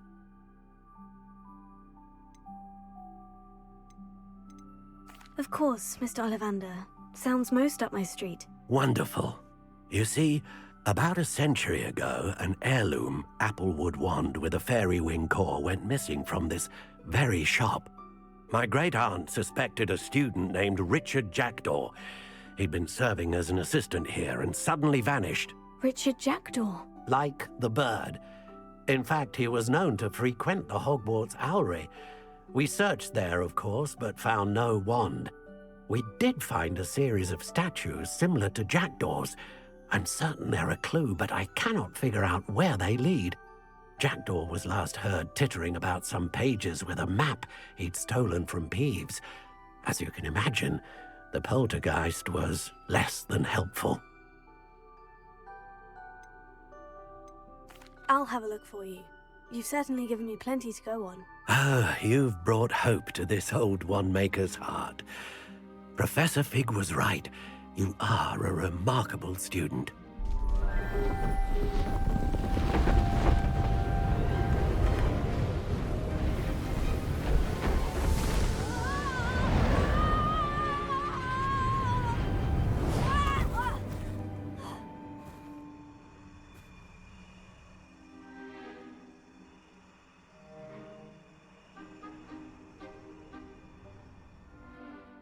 Could it be? Has someone solved my puzzle after all these years? Well done indeed. Good news. If you've got something to hide, you found the perfect spot. Richard Jackdaw, at your service. The Richard Jackdaw. So, Mr. Ollivander was right. He wants his family wand back. Goodness, I'd forgotten about that wand. I assure you I don't have it on me. I'm almost certain I dropped it the moment I was beheaded in that cave. Oh, it was sheer folly to follow that map. What map? Ridiculous, really. Found it on some yellowed old pages Peeves had pilfered. Thought I could impress a girl. But that's a story for another day. So, you stole a wand and then followed a map on some pages that you took from Peeves and followed that map to your doom. Odd to hear it all reduced to such absurdity, but yes. Why do you care about some old wand? I don't really. Ollivander does. It's the pages I'm after. Might they be with the wand in the cave? Indeed. Say, here's an idea. Why don't you meet me at the edge of the Forbidden Forest? I'd be happy to show you where to find them. If that's the only way for me to get those pages, I'll meet you there. If you don't mind the sight of my decapitated skeleton, the wand and the pages are yours for the taking. Professor, I wondered, did you attend Hogwarts? I did. I am a proud member of Ravenclaw House, like you. Why do you ask? I was curious as to how Hogwarts has changed over the years. I see. Well, the castle itself, as I'm sure you have surmised, is full of surprises. I dare say more than the staircases change around here. As for the students, well, they seem to get more capable every year. Although, we got up to just as much mischief in my day as you seem to now. I used to look the other way at all sorts of roguery when I was head girl. I can tell you, however, that I did once admonish a certain Phineas Nigellus Black for enjoying a sugar quill during a lecture. I hadn't realized that you and Professor Black were, students here together. Appearances can be deceiving. You see, I was once wounded by time itself. Time itself? I never would have imagined such a thing. Ah, well, it was the risk I took with my prior position. You may or may not have heard that I was an unspeakable at the Ministry for years. An unspeakable? What does... As you might suspect, I cannot speak about what we did. Suffice it to say, the job was not without its hazards. Now, I hope I've satisfied your curiosity for the moment. You have. Thank you for speaking with me, Professor. Keep up with your wand work. One must always be prepared for mischief, both inside and outside of the castle.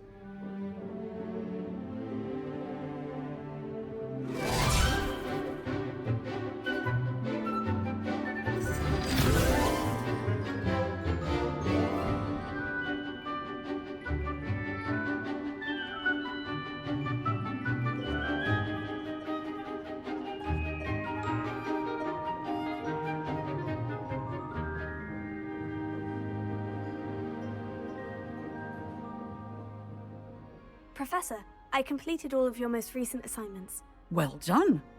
Then you're ready to learn Expelliarmus. Pay close attention. The disarming charm may often be all you need to defeat the most powerful dark witches and wizards you might encounter. Spellcasting requires a focused mind and a steady wand.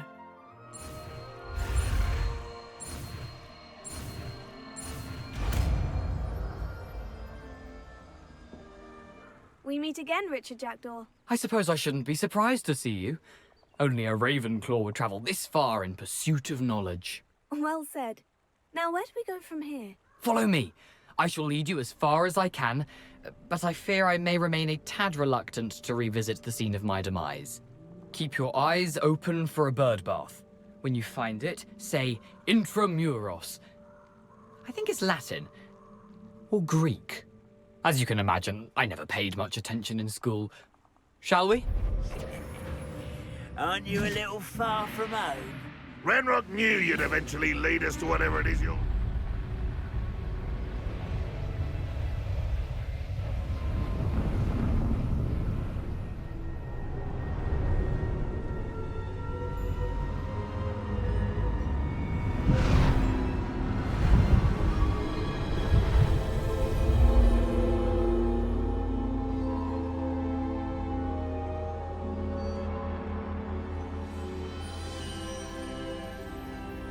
can it be? It's you. Has someone finally found our map chamber? I recognize you from the Pensives. You're Professor Rackham. I am indeed. I must confess that I am surprised to see someone so young standing before me. I'm the same age that you and Isadora Morganach were when you started at Hogwarts. You've paid attention, and might I presume you share our ability? To see traces of ancient magic? Yes, sir, I do. As you have likely realized by now, our ability gives us a unique relationship with all forms of magic. We can access expressions of magic that few others can. Opportunities will arise that allow you to sharpen this rare talent. Do not squander them. I won't, Professor. Thank you. We have much to discuss. But first, a map found in a certain book led you here. Place the book on the pedestal. I don't have the book with me, sir. That is unfortunate. I'm afraid we must pause our conversation until you return with the book. Very well. I'll retrieve the book right away. Good. We shall speak again once the book is in place. Mr. Clopton, your attention, please. Sorry, Madam Kagawa. Everyone, please welcome a new student to our flying class. Welcome. Hello. The goal of today is to remind all of you how to maneuver on a broomstick safely, as broom flight is, first and foremost, a means of transportation. This, I fear, some of you have forgotten. Diving, rolling, and loop-the-loops will not be taught or in fact tolerated in this class. We'll leave that to professional Quidditch players, like the Toyohashi Tengu. Not a fan, I take it? Now, let's see how well everyone kept up with their practice over the summer holidays. For those who need a refresher, step up to your broom, say up firmly and clearly, then kick your leg over and rest your weight on the seat. Up! Thank you. Now, your turn. Up! Up! Up, you stupid ratty school broom! Up!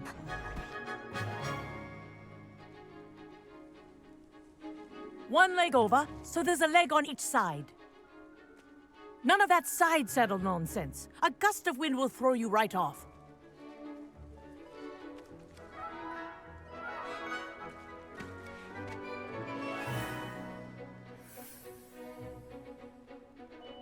And if you hear my whistle while you're in flight, ground yourself at once. Well done. Now that you're acclimatized to your broom, let's see how well you manage with a more advanced exercise, shall we?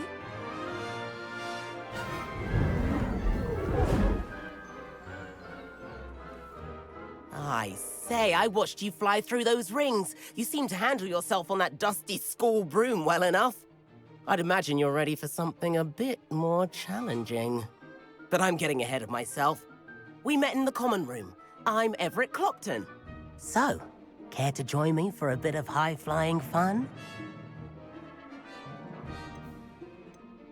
Can't say no to that. What did you have in mind? A bit of a detour, so to speak. Follow me. And where have you two been? Oh, hello, Professor. We were trying to get a bit of extra practice in. Hefty points will be taken from each of you for not following my instructions. Mr. Clopton, I'm disappointed in you. You're in this class because you're still not showing yourself, or frankly, your broom, the proper respect. But, Professor... Enough! Class is finished for the day. As for you, you do well to use better judgment in the future. Chin up. That was some rather good flying.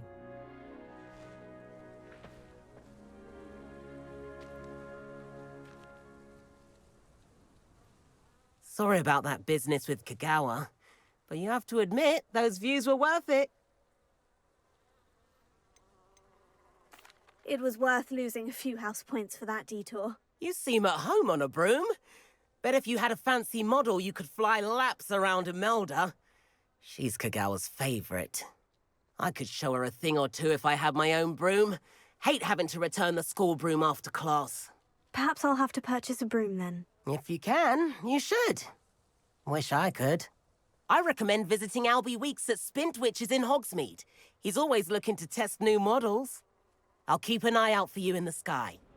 Sebastian, it's been a while. It has. Glad you received my owl.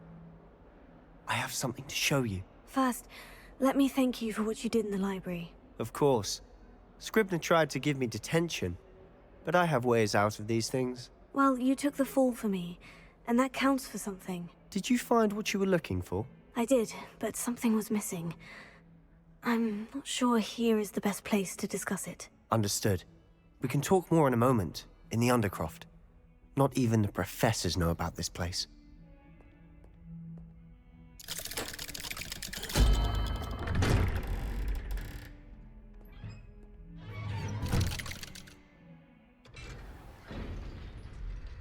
How did you find this place? I think I've seen Ominous in potions.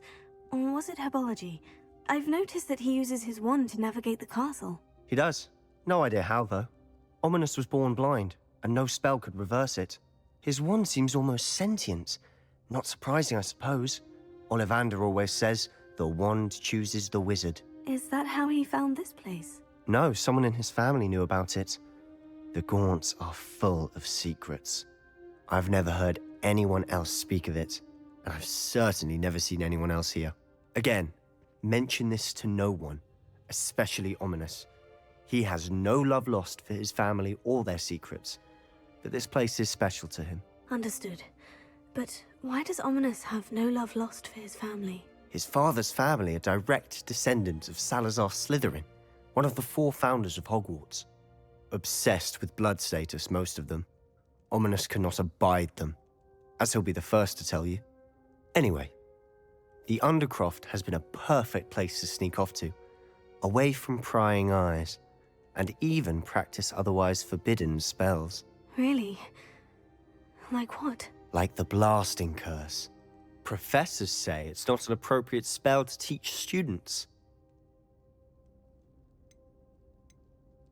A proper magical education ought to include all magic. My thoughts exactly. A spell like Confringo is only truly dangerous in untrained hands.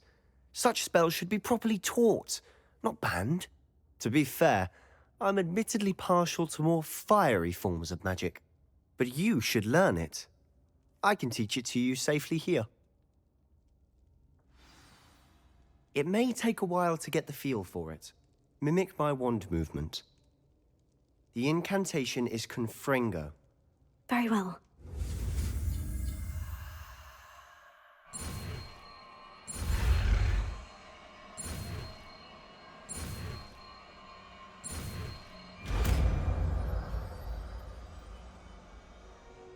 I have to say, I enjoyed that. The first time Ominous and I practiced Confringo, we singed our eyebrows. I would have paid to see that. I swore we'd never live it down. To this day, there's something about that spell that's addictive.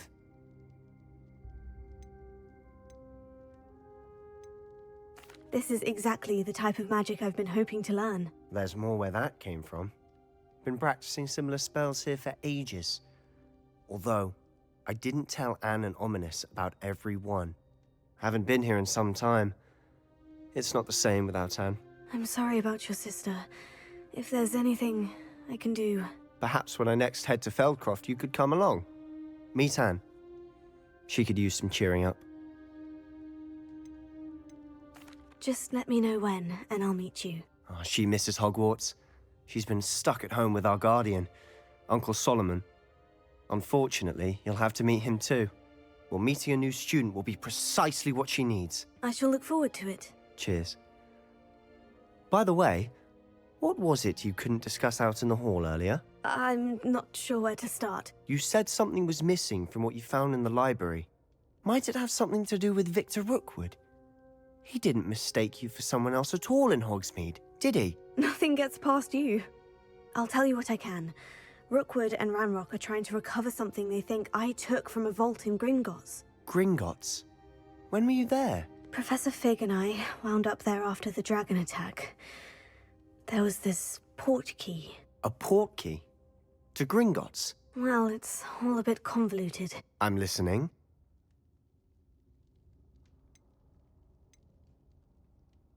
You must promise to keep this between us. I trusted you with knowledge of this secret undercroft.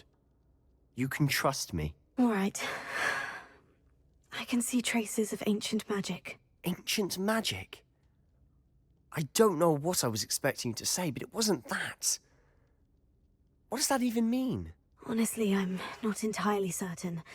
All I know is that I can see whispers of an old magic that hardly anyone else can. Fig and I think that Ranrock has somehow found a way to harness that magic's power. Are you telling me that goblins may be wielding some sort of wizard magic? That's what we're trying to find out. And this ability of yours, does it allow you to wield this magic too? I don't know. Well, when you do know, tell me. I've been studying archaic forms of magic for ages. Perhaps we can help each other. In the meantime, with both Rookwood and Ranrock after you, I suspect a bit more time practicing the blasting curse is in order. Spend as much time here as you'd like. And remember, keep this place between us. You there! I can hear you. Oh, hello. Ominous, isn't it? I believe we have potions together. And herbology? I recognize that voice. Heard you talking to Gareth Weasley in potions class. You're the new 5th year. Did you just come from the Undercroft? How did you get in there? That room's called the Undercroft. Ah, well, I was exploring and suddenly found myself in a strange passageway. Don't lie to me. No one stumbles upon that room. Sebastian told you, didn't he? You breathe a word about this place to anyone, and not even your precious Professor Fig will be able to help you. My father is friends with the headmaster. I am not afraid to exploit that connection if I need to. You needn't threaten me. I'm not going to say anything about your Undercroft. And Sebastian is a good friend. You shouldn't immediately assume the worst of him. I don't need you to tell me about my oldest friend. Thank you very much. Ominous, I just meant... I know what you meant. Sebastian gets himself in enough trouble. He doesn't need your help. Professor Weasley?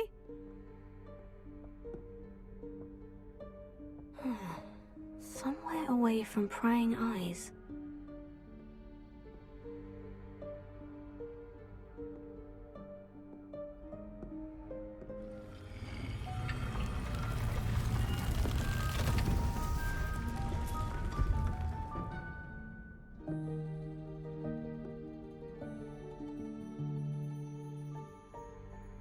Forgive me, the headmaster stopped me and I...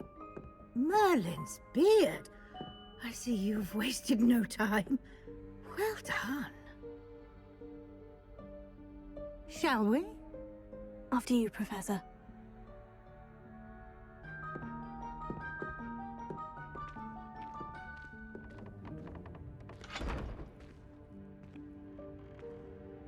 What is this place? This is the Room of Requirement. It only appears when one is in real need of it. This presents the perfect opportunity to teach you Evanesco, the vanishing spell. You can cast Evanesco to vanish certain objects, such as these chairs and other things here in the room. I suggest you practice the wand movements first, then you can clear the chairs away.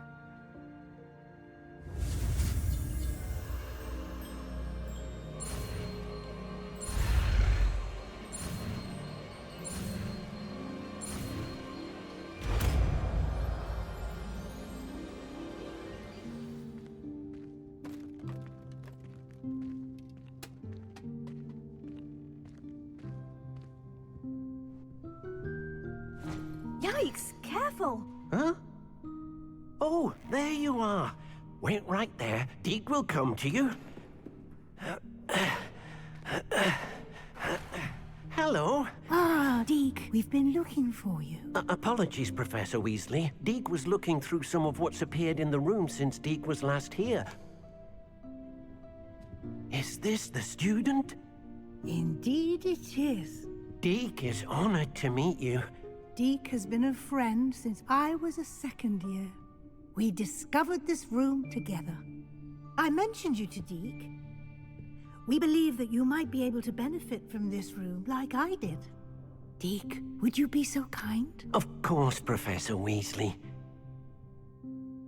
The Room of Requirement will always be equipped for the Seeker's needs. It's unplottable, so won't appear on any map. Most happen upon it by accident, if ever. Deke's seen students in need of an extra file for potions stumble upon the room filled with them. You seem to have accessed it in its form as the Room of Hidden Things. I was thinking about needing a place away from prying eyes. Brilliant. Oh, that explains it then. What I need specifically is a place where I can catch up on my schoolwork without distraction. Well then, the room can provide you with precisely that. Now, it's time to focus on what you need. Just close your eyes. Imagine the room precisely as you need it. The room will do the rest.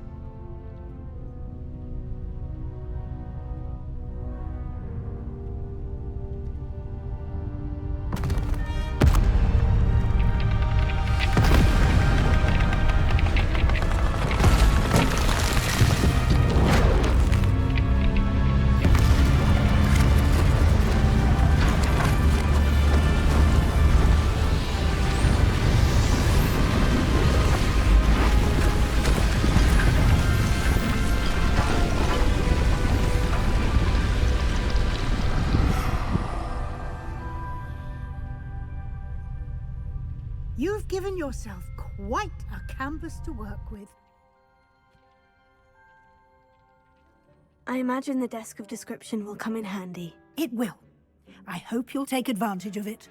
Now, I'll give you a brief lesson in conjuring. The room might not provide everything you need on its own.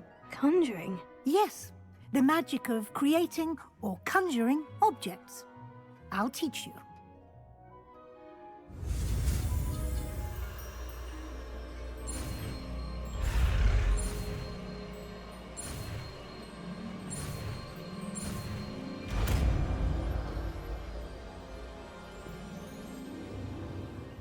Very good. When conjuring more complex objects, you'll need what's called a spellcraft. Spellcrafts are like recipes. They list the ingredients or resources needed to conjure a particular object. You should have acquired some for a potion station and potting table from tomes and scrolls in Hogsmeade. I did. Where can I find the resources I need? While resources such as Moonstone can be obtained throughout the Highlands, it's much safer and easier to purchase them. They can also be collected by vanishing objects in the room, such as the chairs you vanished earlier. In fact, you should have enough resources for now. I see. Can I regain resources by vanishing something I've already conjured? You can indeed. Quite perceptive. Why don't you give it a try? Go ahead and conjure the potion station and potting table. You should find both familiar, since they'll resemble the ones you've already used to study magical plants and brew potions in class. Deke will be here to answer any questions you may have. Do not underestimate his insights. I will be sure to speak with Deke if I need anything. Thank you. Good luck. I shall linger a bit longer in case you'd like to learn another transfiguration spell for use in the room. I'm ready for the next lesson, Professor. Very well. First, you'll need to gather some Moonstone. You can acquire it by vanishing items here in the Room of Requirement, or you can gather it carefully outside of the Hogwarts grounds. Return to me once you've gathered enough, and we shall begin the lesson. I have the Moonstone you requested, Professor. Good. Then we may begin your lesson. You can conjure more than potions and herbology tables. Conjuration can be used to decorate this space to your liking. Why don't you try it on the walls and floor? I've conjured everything I can. What's next, Professor? I think you're ready to take on alteration. The altering spell will allow you to customize any conjured item. You can change the colors, patterns, and styles of your furniture to suit your taste. Let's get started, shall we? Watch closely as I demonstrate how to perform the altering spell.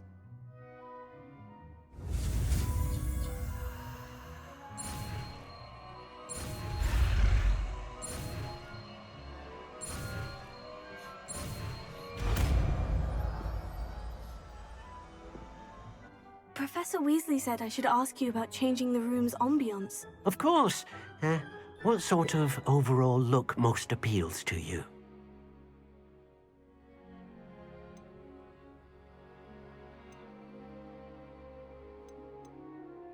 I would like the room to feel as if it's being lit by the moon.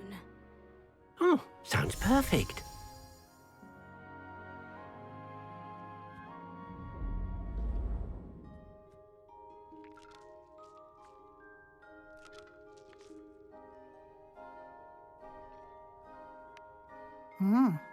Quite a difference.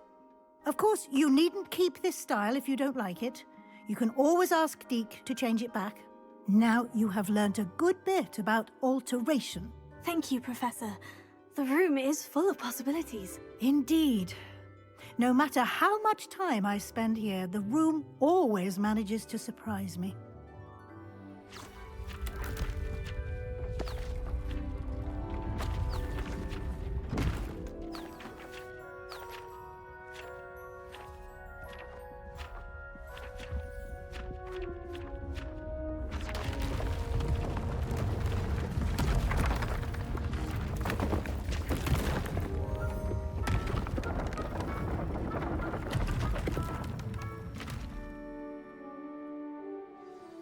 An even bigger space. How did that happen? The room equips itself to your needs. It must have sensed that you needed more space to practice spellcasting. If you'd like to customize the space further, you can use these spellcrafts. You'll find more of them both inside and outside the school. Thank you, Professor. I shall keep an eye out. Good. I'll leave you to it. This is your space now. Use it wisely. You're back. Finally. Minister Spavin talks more than he listens. Ranted on and on about rogue dragons. Wouldn't listen to a word about goblins. Speaking of which... Listen, Professor. So much happened while you were away. Your friend, Mr. Ollivander, sent me an owl asking for help finding an heirloom wand that was stolen from him. He did he? And so I went to the owlery, like he said, and there were all these statues. What do you mean, statues? In the owlery? Yes, which led me to a secret hideout where I found Richard Jackdaw's ghost. Who on earth is Richard Jackdaw? He was a student here long ago. Anyway, he told me about a secret cavern. I went there, and right next to Jackdaw's skeleton, I found the missing pages. You found the pages? I did. And because Jackdaw had followed the map they contained, when I found the pages, I found the location on the map. Believe it or not, it's a room below Hogwarts. Why am I not surprised? Shall we? I was hoping you'd say that. Oh, and we'll need to bring the book. To think it was beneath us all this time.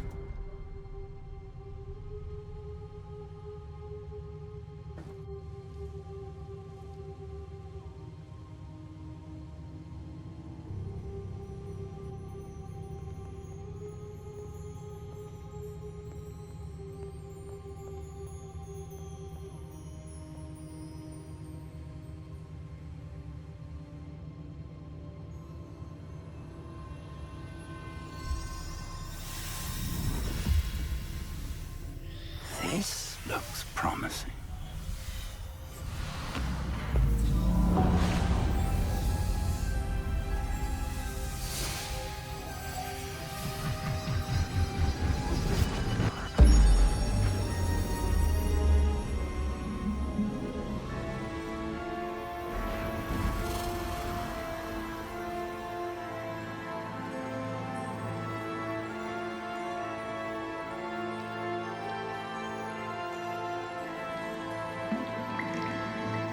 Map.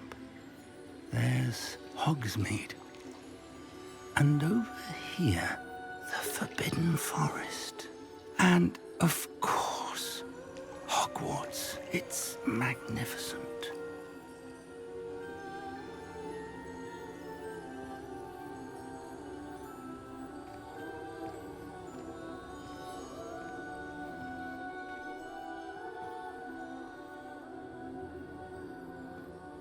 If only you were here to see this. How do you do, Professor Fig? And you, my young friend, see now why you needed to return with the book? I do. I also see why you refer to this room as the map chamber. That you have come this far tells me that you possess extraordinary magical ability, the potential and power of which will unlock should you prove yourself worthy. The location of each of 4 trials will, in time, appear on the map. Trials that will test you and give you access to invaluable knowledge. Trials that you must complete on your own. Do you recall the pensive memory you viewed in my vault in Gringotts?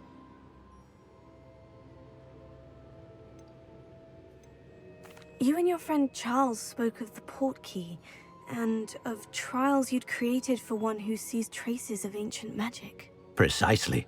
Charles is another of the Keepers, a designation we gave ourselves centuries ago, in light of the knowledge that we have been bound to keep hidden. Until, perhaps, now. So, the passage from your ruins to Gringotts, everything in the vault, the restricted section, finding this room, none of these was a trial. They were an important part of the journey, but they were not trials themselves. The fact that you have come this far, however, bodes well. The trials were designed to ensure that the power and knowledge we have kept secret for so long does not fall into the wrong hands. They will test your abilities, both innate and learned. But of equal importance, everything you witness as you complete the trials will inform what you choose to do with all that we share. You will need patience. The trials have much to teach you. It will take time. I'm afraid we don't have the luxury of time. We have waited this long, Professor Fig. Surely a few more. Respectfully, sir, while I do not know the secret you keep, I do know that our young friend here has seen traces of a powerful dark magic being wielded by goblin kind. And we encountered an uncommonly powerful goblin wielding such magic as we prepared to leave your vault at Gringotts. We may already be too late. This is grave news indeed. Young friend, do you trust Professor Fig? I do. Then, in the light of your considerable skill and all you have already accomplished, we shall begin. You will find the location of the first trial marked on the map below you. Whilst Professor Fig may assist you in locating the trials, they may be completed only by one with our ability. Shall we have a look?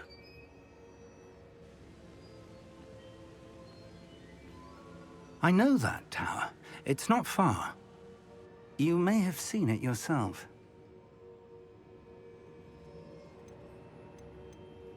Don't think I have.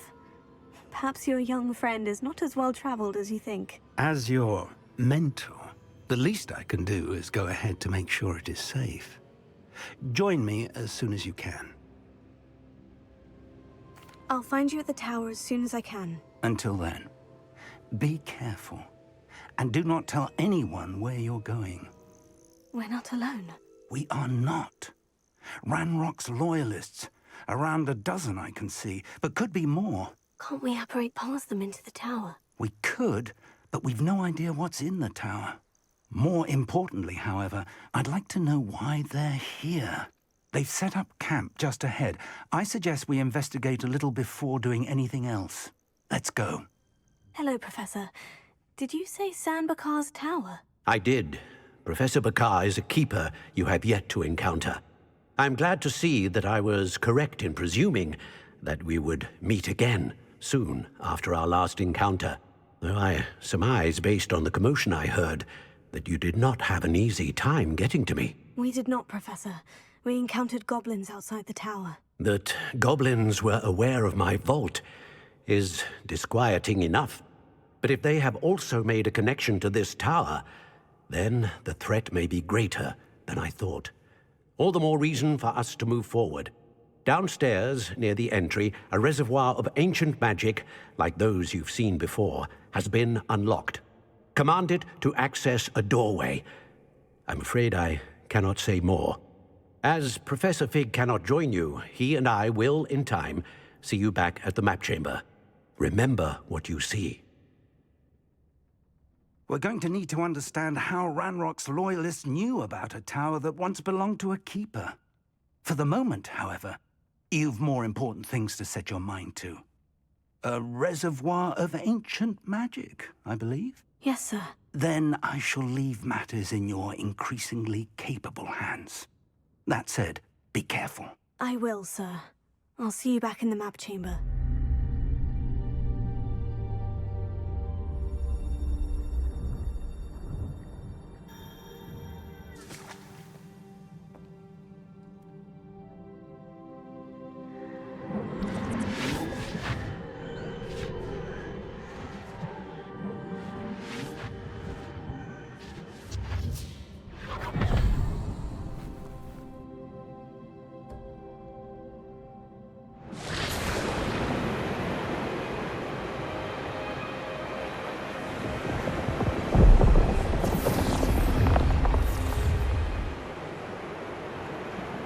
Your ability to transfigure the world around you is remarkable.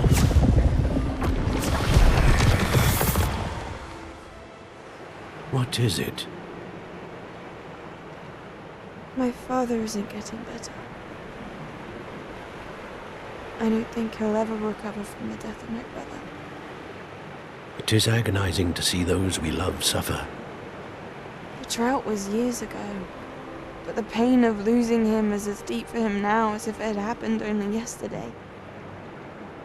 He doesn't need pretty pillars, he needs peace. What if I could help him, Professor? You do so much for your father already. It's not enough.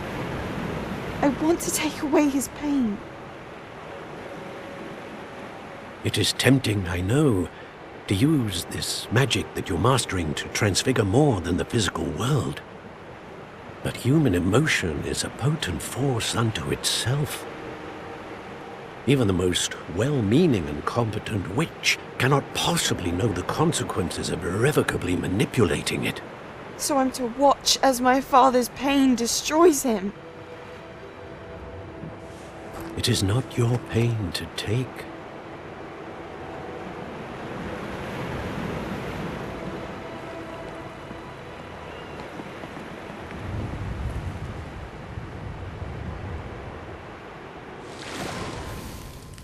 Every year, a student sees something sillier than I could ever imagine in their tea leaves.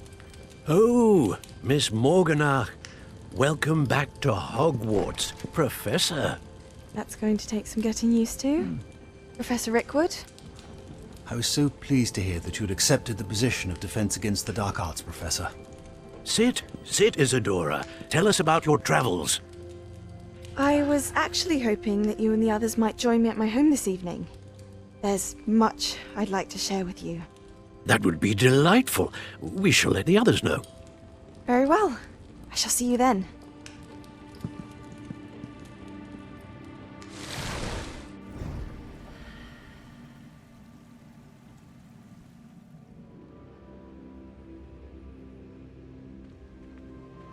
What have we here? I'm a student at Hogwarts, sir, and this is Professor Fig. Professor Charles Rookwood at your service. Has someone completed the first trial? I have, Professor Rookwood.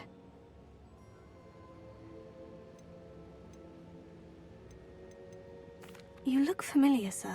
I imagine you saw me in the first pensive you accessed, in Gringotts.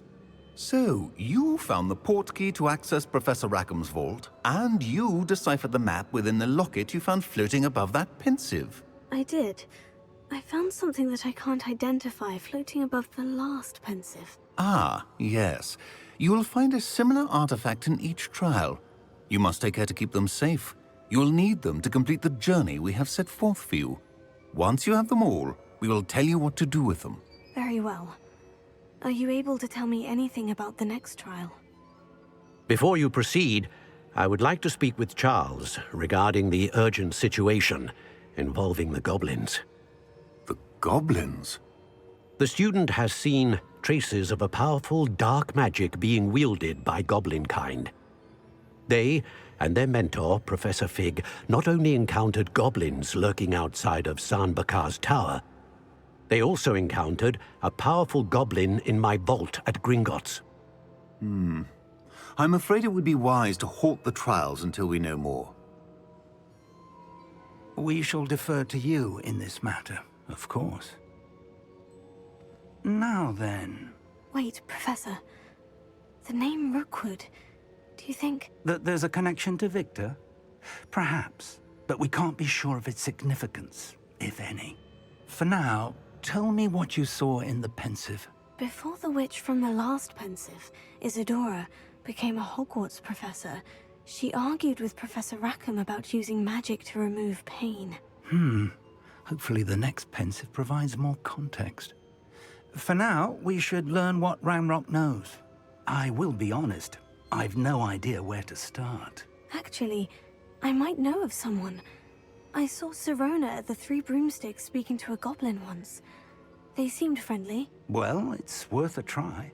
See what you can find out. Of course, don't forget... My studies, yes, sir. Professor? Have you encountered swirling traces of magic in the world? Aside from those along our path? Not that I recall. What are they? Evidence of the Keeper's efforts to manipulate the power of ancient magic during our time. If I am correct, and I usually am, you should be able to use them to inform and enhance your own magic. Thank you, sir. I will look out for them.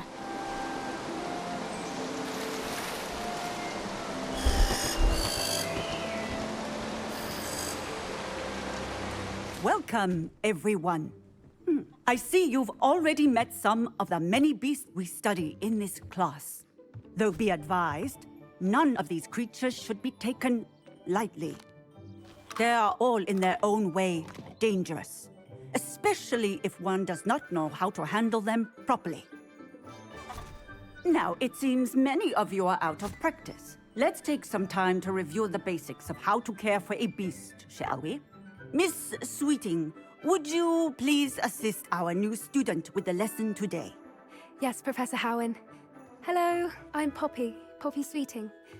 Don't worry about Professor Howen's speech. She over-exaggerates sometimes. All the beasts in class are perfectly safe. Oh! Miss Sweeting, pay attention, please. The tongue of a puffskein can be a slippery devil. Yes, Professor. Here, you can practice on Gerald. Just keep an eye out for his tongue. I think we can safely say that Gerald likes you. That's good news. He seems very nice. He is. Kindness is one of his best qualities, right after ambition. And cleanliness. Good work, everyone. Now, let's make our way to the pens and select another beast. And please, do be careful as you feed and groom them. Miss Sweeting, why don't you show our new student to the Neasels in the farthest pen? This way. The Neasels are over here.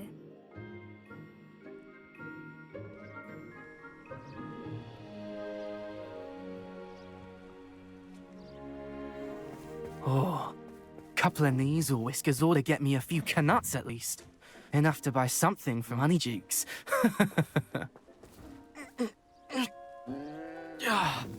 Stupid thing.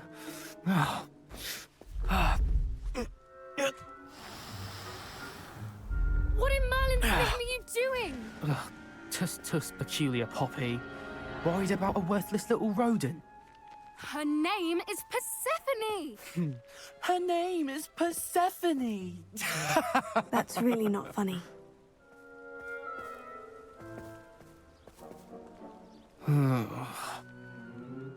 Let's go.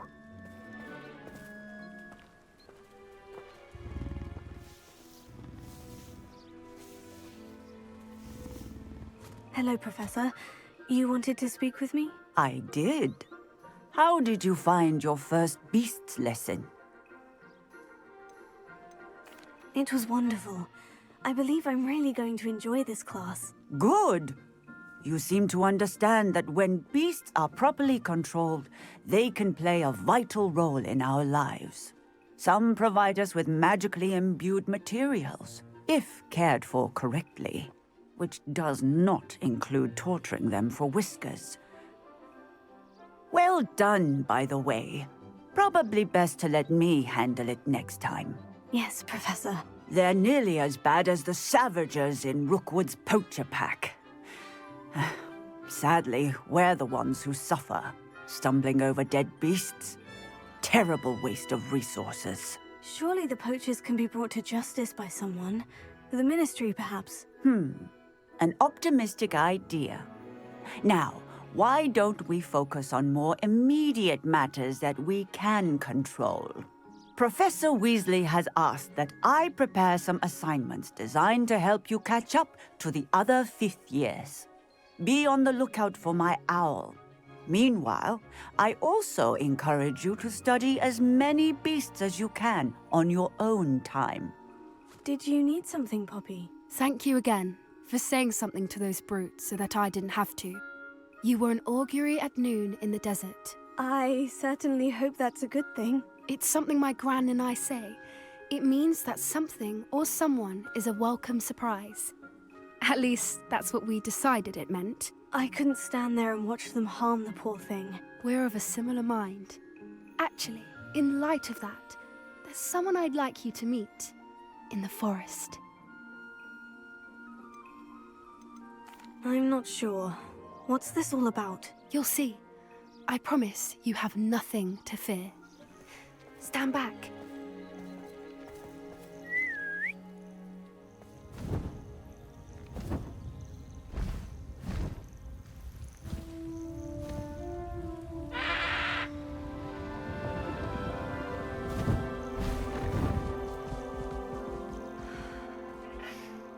Please meet Highwing. Isn't she just magnificent? Go on, introduce yourself to her. But be careful. You must always show hippogriffs the proper courtesy before you approach them.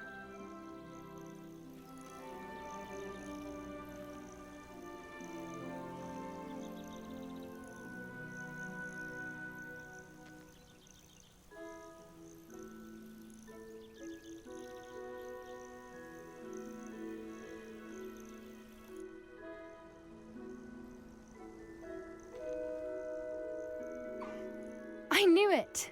I don't think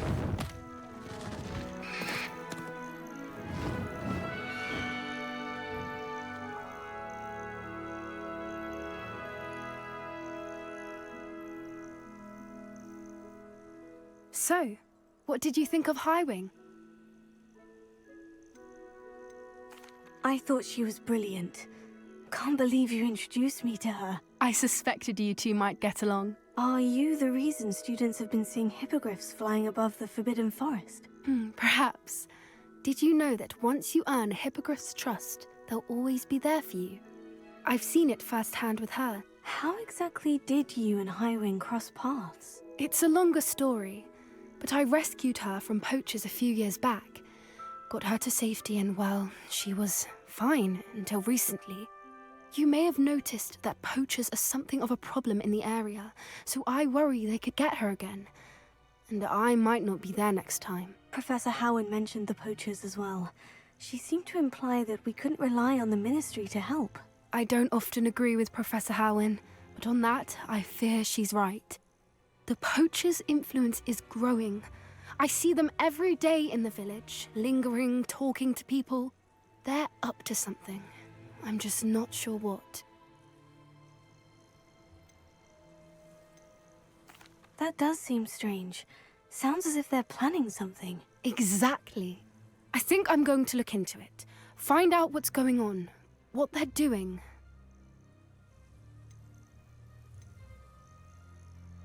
I think that's a fine idea. Information is power. And the more I know, the better I can keep Highwing safe. You seem undeterred. Will you let me know what you find out? Oh, very well. I will. I should be going, but we'll speak again soon, I hope. Hello, Miss Ryan. I wanted to thank you again for your help with Rookwood and Harlow the day of the troll attack. Serona, please. And I was happy to help. Oh, those two are nothing but trouble. glad you and your friend were here when they found you. I am too. You were speaking to a goblin here that day. Yes, Lodgok. He's a friend. It seemed as though you were on good terms with him. I've known him for years. We met when I was waiting tables here as a student, well before I bought the place. He was cordial enough, but we weren't friends then. His mistrust of wizard kind ran deep. But you're friends now. We are. Hadn't seen him in years when he came in a few months ago. But he recognized me instantly, which is more than I can say for some of my own classmates. Took them a second to realize I was actually a witch, not a wizard. Not all goblins are like Ranrock and his loyalists. Lodgok is as worried as the rest of us about what's been going on. In that case, I'd like to talk with him. About Ranrock in particular. Where might I find him? I assume your interest is to do with the rumors I've heard about Ranrock working with our friend Rookwood. It is. If he's not here, you might find him doing business at the Hog's Head. He's a trusted metal trader. You should mention that we spoke. He can, understandably, be wary of witches and wizards, even ones as young as you. That said, if you're looking for information on Ranrock to help rein him in, you'll find an ally in Lodgok. Thank you, Sirona. If you find Lodgok, please give him my best. Hello, Lodgok. Sirona said I might find you here. She did she? Did she send you with news? No, actually, I wanted to speak with you. It's about Ranrock. Now I remember. The 3 broomsticks. Day of the troll attack. You're the student he's after. I am, and I need to know what he and his loyalists are up to, so I can stay a step ahead. Let's say I did know. Why should I trust you?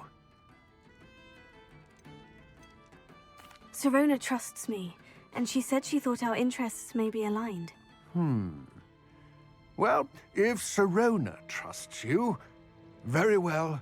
I may know of something that could help us both. A way to get Ranrock to confide his plans to me. I'm listening. Years ago, a heinous witch stole a sacred goblin relic. Rumor has it that it now rests in her sarcophagus, in a tomb accessible only by wizard kind. Ranrock and I had a falling out a while back. The relic could well repair the chasm between us.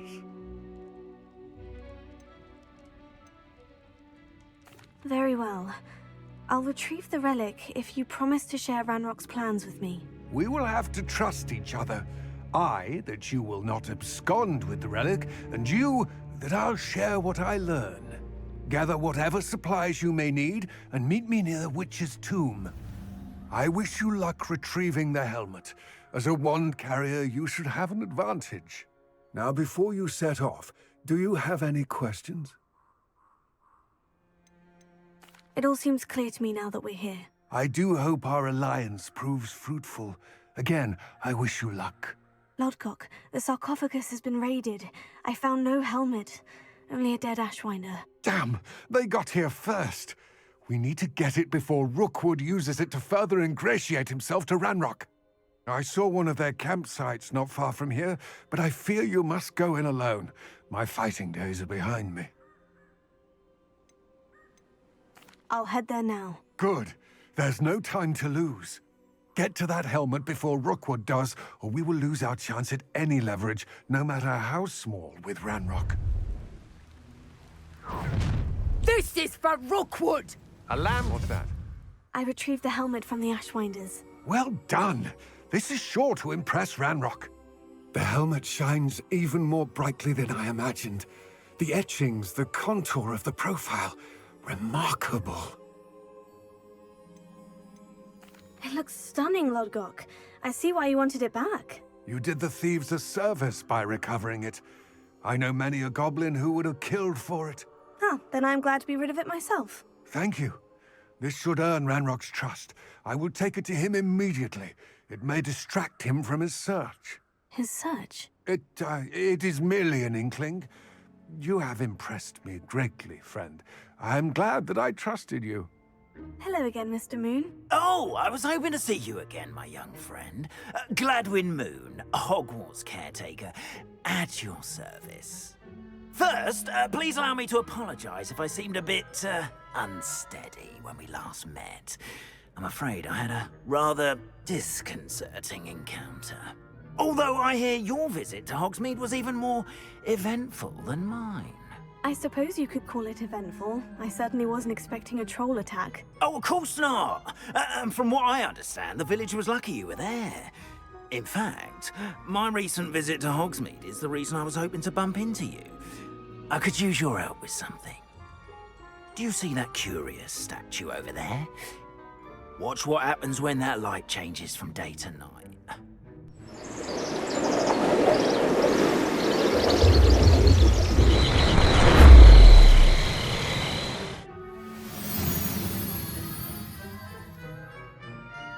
A couple of reasons, frankly. First, your daring do against those trolls in Hogsmeade has gained you a reputation for fearlessness. Second, as macabre and hideous as a demiguise is, most would find my fear of them unwarranted. You, however, have seen how they affect me. I'm at my wit's end, young friend. I simply can't bring myself to go near them. In fact, I know of 2 statues right here in the faculty tower. Perhaps you could start simply by removing them, so I can go about my evening duties. I'd be glad to help you, Mr. Moon. Oh, I knew I could count on you. First, you know how to cast a disillusionment charm, correct? You'll want to do that before wandering the tower at night. Next, you'll notice that the door is locked. However will you get in? Alahomora, that's how. But what about curfew? Curfew? Oh, tosh! I sense you're a bit like me when I was your age. Oh, the school was my oyster. And I took advantage of it. Oh, everyone loved me for it. Oh, those were the days. Now, you'll find one statue in the prefect's bathroom and the other in the hospital wing. Good luck. Oh, and thank you.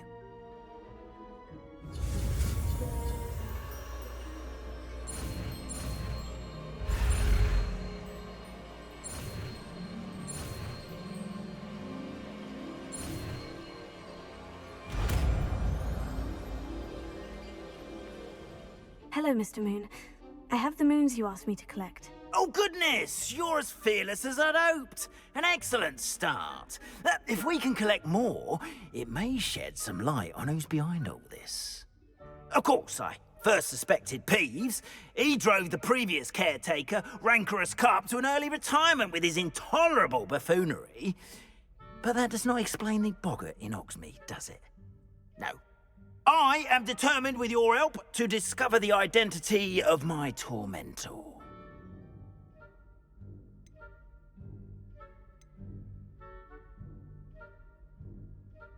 It's definitely intriguing.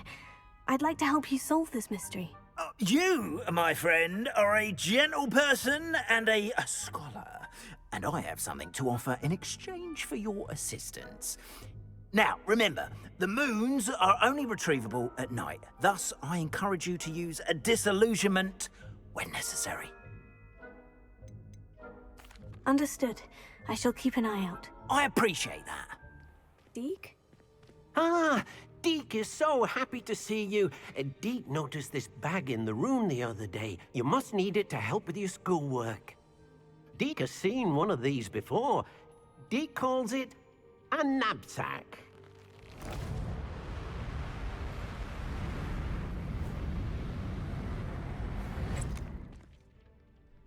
Perfect for gathering and transporting beasts. Pleasant little breeze. I have been thinking about something Professor Howin said in Beasts class, that I should study as many beasts as I can, on my own time. She also mentioned that poachers have been active in the area, so perhaps the beasts will be safer with us than out there on their own. Precisely what Deek was thinking. You see, the room knew exactly what you needed, and luckily, Deek can show you how to best use the knapsack and where. Come along, then. I'm ready to learn how to use the knapsack. perfect. Deke loves an outing. That was a dark time in Deke's life. Deke found himself in service. Deke enjoys coming here to watch the beasts, especially the poffle of puffskeins nearby. It would be nice to keep them safe. All you will need to do is get close, direct the open knapsack toward the puffskein, and in it'll go. All right. I managed to rescue a puffskein. You can rescue as many as the knapsack will hold. Poachers capture puffskeins and, well, Deke isn't sure what they do with them. Deke is certain they will be safer with you. Now, not all beasts will be as simple to rescue as a puffskein. Deke suggests you next find a beast that can fly. A jobberknoll, perhaps. All right. Where would I find one? Deke knows of some to the west, nesting in a large tree overlooking Hogwarts. But we must be careful. Deke has seen poachers in the area recently. Deke will meet you there whenever you're ready. Hello, Deke. Shall we continue? Oh, good. Deke was worried about you, what with all the poachers in the area. Perhaps we should work quickly. The jobberknolls are just here, in this large tree. If it's helpful, Deke has seen Levioso used to slow flying beasts. Easier to get in close and use the knapsack. Then I shall go and rescue a jobberknoll. Good luck. Deke will be waiting. I rescued a jobberknoll. Deke hopes your jobberknoll finds the knapsack nice and cozy. Poachers want them for their feathers, and are not kind when they gather them. Are there any other beasts nearby? Just one that Deke knows of, a herd of mooncalves. They live in a clearing of trees up this footpath. Deke will see you there. Hello, Deke. Is this the clearing you mentioned? It is. Mooncalves gather near the large tree with the spiral pattern in front, but only under the light of the moon. So, unfortunately, unless you have a way to hasten time, you might sometimes have to wait until nightfall to see them. I shall go and find a mooncalf then. Deke will be waiting for your return. It was a bit trickier than the others, but I have a mooncalf now. Another beast, safe and sound. Shame we didn't see the mooncalves dancing. It's a marvelous sight. Deke supposes you're finished here. He'll be able to rescue many more beasts, but for now, let's bring the ones you've gathered back to the room. All right. Deke will meet you back in the room whenever you're ready. There you are. Now, we need to show the beast you rescued their new home. But, not enough room to let them out here. Imagine all those beasts running amok. That wouldn't do at all. Perhaps if you focus on what your beasts need, the room will provide.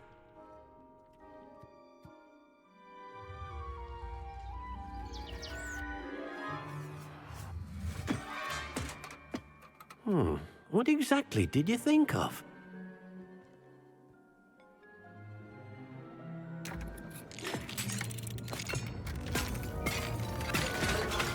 Heavens!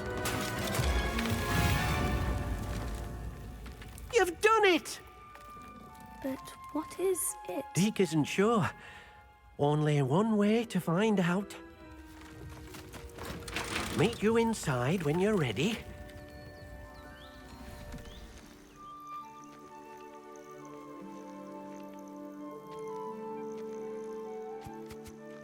Look at this. It's amazing. Where are we, Deke? It seems to be a place for your beasts to live, a vivarium of some sort. Oh, your beasts will be quite comfortable here. They'll live healthy, safe lives. Perhaps you want to release them. Let them see their new home. Oh.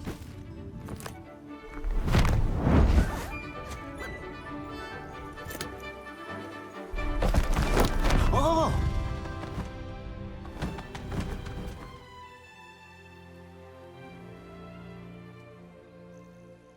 Deke thinks the vivarium will be a fitting new home for your beasts. Indeed.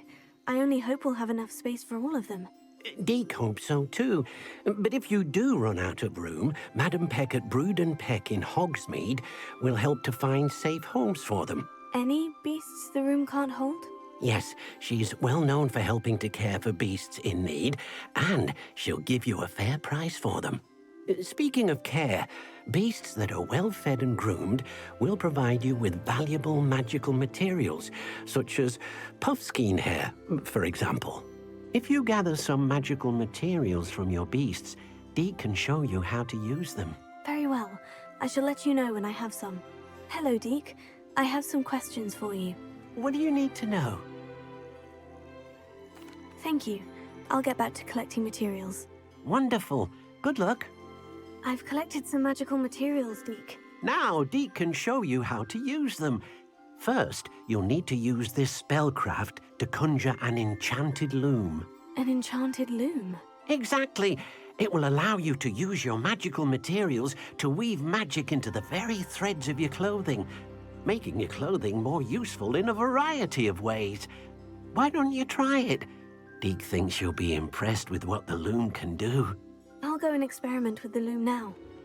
I used the enchanted loom, Deke. Wonderful. Will I be able to weave even more powerful magic into my clothing with the loom? You will, by rescuing even more powerful beasts. For now, however, Deke suggests you explore the vivarium and get to know the beasts you've already rescued. Thank you for your help, Deke. Enjoying the view?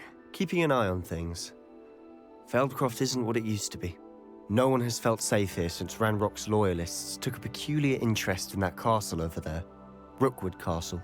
My uncle Solomon is a former Auror and refuses to look into it, even after Anne was cursed by one of them, possibly with a wand, no less. I heard a goblin refer to wizard kind as wand carriers. Are goblins forbidden from carrying wands? Precisely. That's why I'm on the hunt for answers. If I'm to cure her, I need to understand what happened to her. Anne was always the most mischievous of the three of us. Which is saying something, knowing me and Ominous. I'm hoping a surprise visit from me and a new friend from Hogwarts will help lift her spirits. Bring back the Anne I used to know. Come on, I'll take you to my uncle's.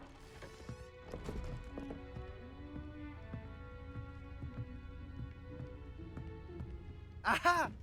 Sebastian, where did you... Is that what I think it is? We've been over this, boy. Hey. Shrivelfigs cannot reverse a curse. Nothing can. The sooner you accept that reality, the better. But we haven't tried everything. There is no cure! When will you accept that? Never. I can never accept it.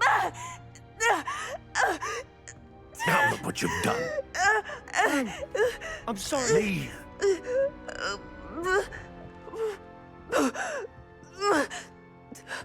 Are you all right, Anne? I didn't mean to intrude. You didn't, truly. And I'm all right. The pain from this curse comes in bouts, and often suddenly. It's not anyone's fault. It's nice to meet you, by the way. You must be the new 5th year Sebastian told me about. I am. Sebastian and I met during a rather lively duel in Defense Against the Dark Arts. Oh dear, Professor Hecat. She's a powerful witch. And she knows how to keep students like my brother, and me, in line. I do miss Hogwarts, but I wouldn't mind being in Feldcroft really if it wasn't so dreary now. Between the goblins at the castle and my uncle fighting with Sebastian whenever he's home, it's not the cozy retreat it once was. Sebastian mentioned something about your uncle being an ex-Auror, but refusing to go after Ranrock's loyalists. I must say, I wasn't prepared for him to be as angry as he was. Uncle Solomon is frustrated by what happened to me, and by Sebastian for thinking he can fix it. They both mean well, I know they do, but my uncle is right. This curse cannot be undone. I can feel it. Sebastian cannot take away my pain. Perhaps you can help him to understand that.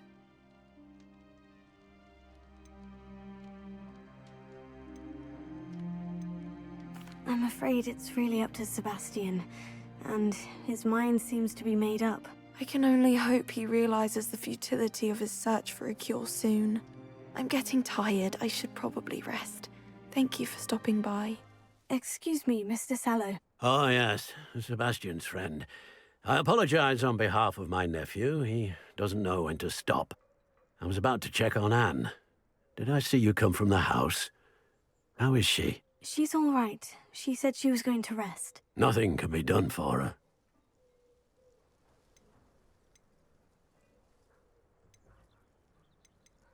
It could be that you've not yet discovered the cure. Ah, you sound like Sebastian, thinking you know better than the healers at St. Mungo's. Perhaps the healers don't know everything, sir. Sebastian is single-mindedly focused on finding a way to help his sister. If there is a cure, he will find it. Your faith in Sebastian is misplaced. Some sort of dark magic cursed Anne, and the goblins aren't likely to explain themselves any time soon. Giving her hope is cruel. The only thing to do now is keep Anne comfortable and stay out of the Loyalists' way. I understand what you're saying, sir. Good. I know what's best for Anne and Sebastian. They are my stubborn brother's children. Especially Sebastian. If you really want to be of help, you'll make sure Sebastian does what he should do, not what he wants to do. He's no idea the harm he could do if he doesn't stop. How are you doing, Sebastian? You got a first-hand glance at what I'm dealing with. I apologize for my uncle.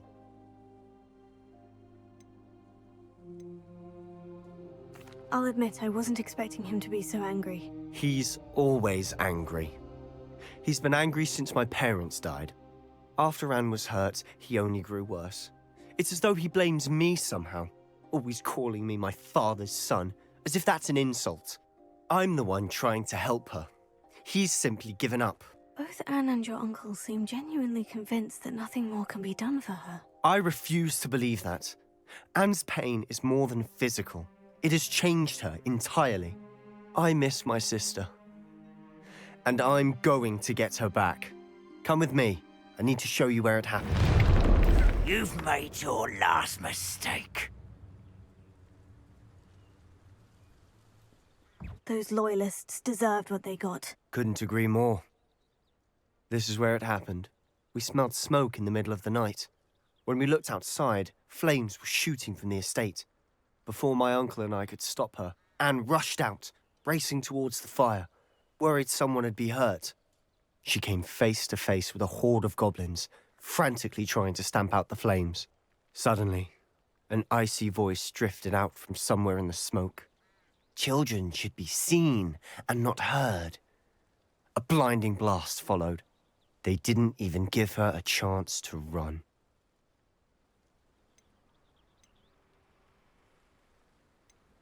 It sounds as if the Loyalists attacked Anne without cause. I wouldn't put it past them, but I'm convinced that they were trying to hide something.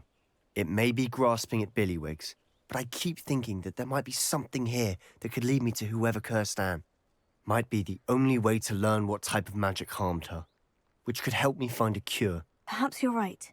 The Loyalists are everywhere, but they do seem to be spending a lot of time here, and it's likely they're hiding something. And at Rookwood Castle.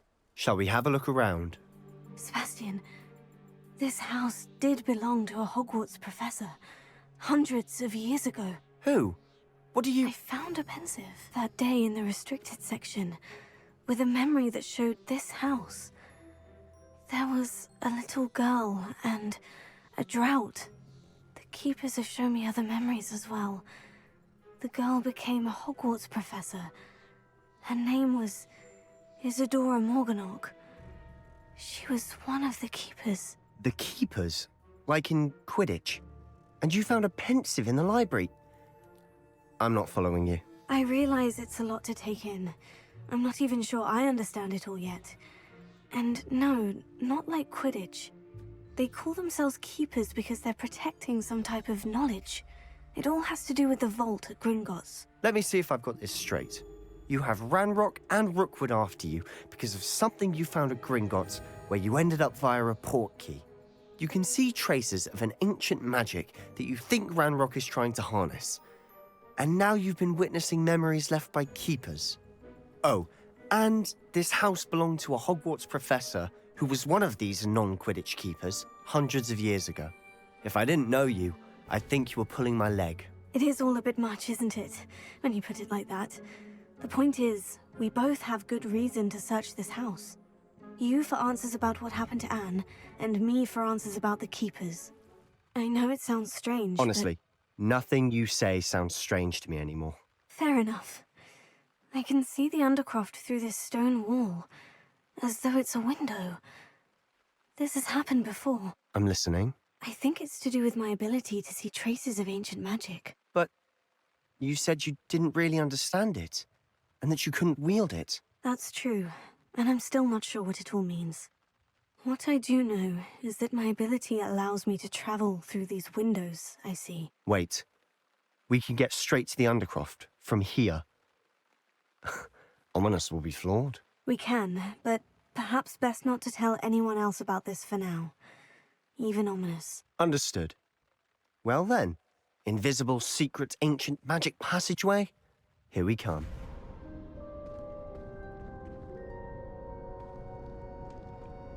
Why would the door lead us here? Sebastian, look.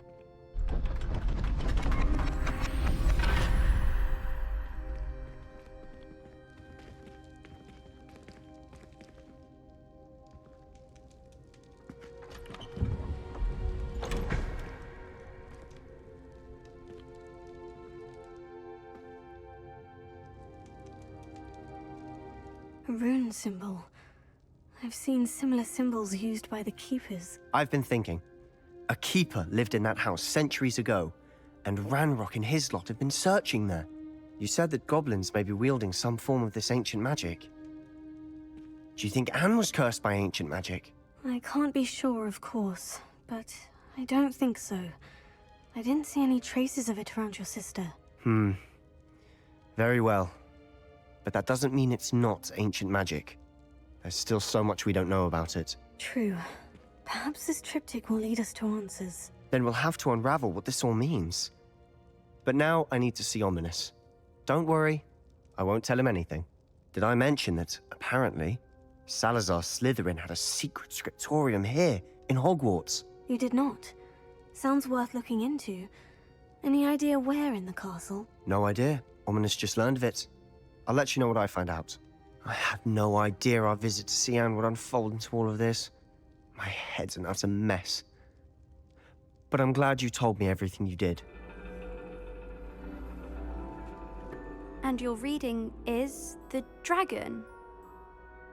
That's exciting, I suppose. Perhaps you're due for an adventure.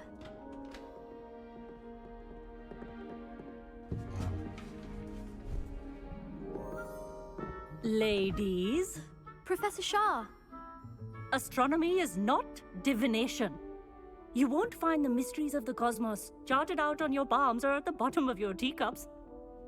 Alas, the heavens remain hazy to the starry-eyed. Now, if you were to devote yourselves to persistent and painstaking observation, you just might catch a glimpse. With that in mind, please take your telescopes. Tonight we will be on the observation deck.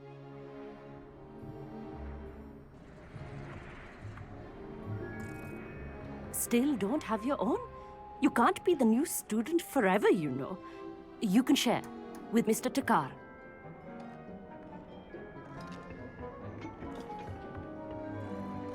Here, I can adjust that for you. No, bring it into focus on your own.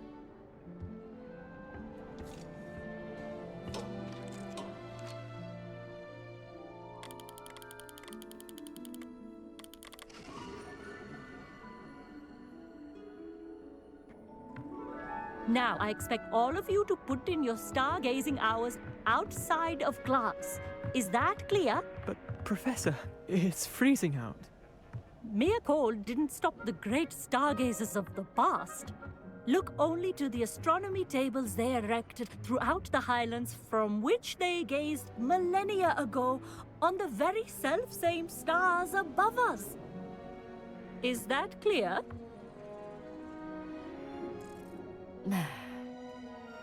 Dismissed.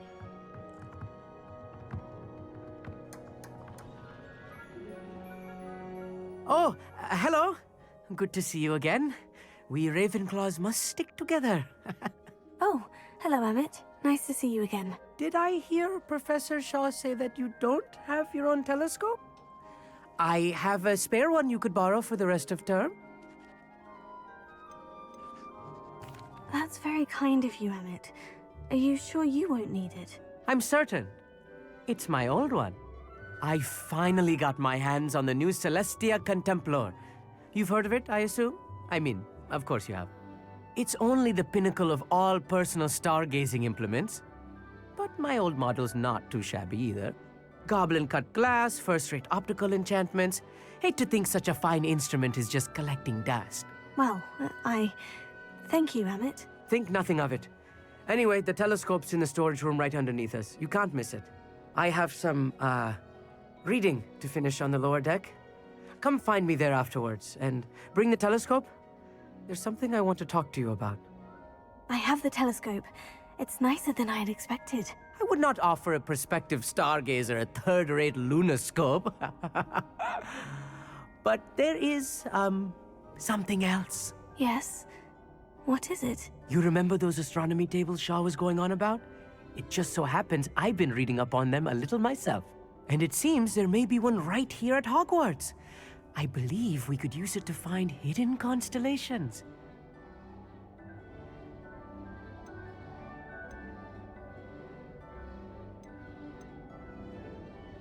And you need someone to help you find it. I do. Are you in? No one from the Gobstones Club will go with me. Said they'd rather get spit at by a stone than... Well, they are cowards. Let us get moving while the stars are still out. I'll show you how to use that telescope once we get there. I promise. Oh, no need to convince me. Let's get going. Brilliant. You won't regret it. Shall we?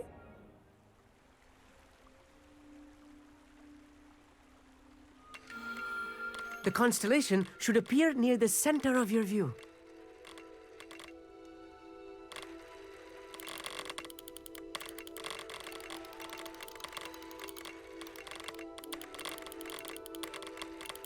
As soon as you've lined up the telescope, we will be able to fill out our star chart.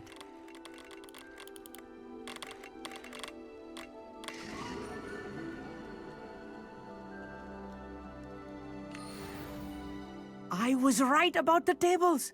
They really are gateways to the far stars, just as the book said. And your contribution was invaluable. Rest assured, you shall be credited in my memoirs one day. Thank you, Emmett. I look forward to reading them. And I look forward to writing them. This is only the beginning. You will find more tables like this one throughout the grounds and forest, all beckoning to be discovered by a worthy astronomer. And if I have ever seen one, it's you. Oh, and about my old telescope, don't bother returning it. You should keep it. That's quite generous. Thank you. You are welcome. It has goblin-cut glass and a gobbledygook inscription.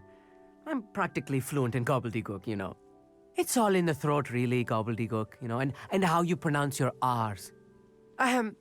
Anyway, glad our adventure was a success. I will see you soon. I'm glad that you received my owl. We need to stay low and remain quiet. Natty, what's going on? Why are we all the way out here? As promised, I did some investigating to find out what Harlow is up to. I followed him to the Hog's Head. I noticed him reading a letter. All I could see was that it was signed by and bore the seal of Victor Rookwood. And one other thing. Harlow mentioned you to his colleagues. They did not mistake you for someone else, did they? No, they didn't. Rookwood and Harlow are after me. Why did you lie to me? And what do they want with a Hogwarts student? Professor Fig told me to keep things quiet, but I know I can trust you, Natty. Rookwood and Harlow want something Professor Fig and I found at Gringotts. When were you at Gringotts? Just before I came to Hogwarts. In fact, it's why I was late to the sorting ceremony. The portkey brought us there after the dragon attacked our carriage. What on earth? There's one more thing. It's a bit odd, if I'm honest. Professor Fig says I have a rare connection to a powerful form of ancient magic. What does that mean? I'm still learning, but I can see traces of it. And I've cast magic I can't otherwise explain. I know that's a lot to take in. It is. And I will have more questions. For now, It's safe to say that Rookwood and Harlow are a threat to both of us, to all of us, and we can help to take them down for good. That letter is the tangible proof that Officer Singer needs. It is why I followed Harlow here and why I wrote to you. I need your help to retrieve it. I'll help you find the letter, Natty. I'm glad to hear it. First, we must access the castle keep. I'll check the main gate, see if you can find another way in. I do not see any guards, but we should still try to be as quiet as possible. Harlow is here after all. Restrain the beast!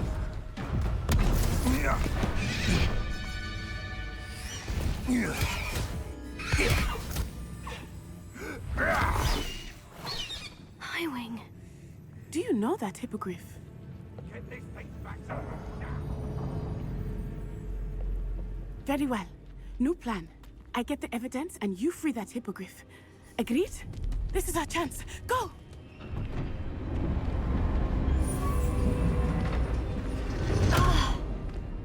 Lost it! There's got to be another way to get up to the roof. Somewhere. Highwing. It's all right. There we go.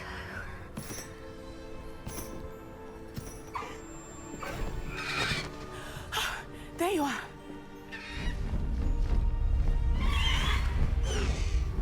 Come on. Hello, Omora. Hurry.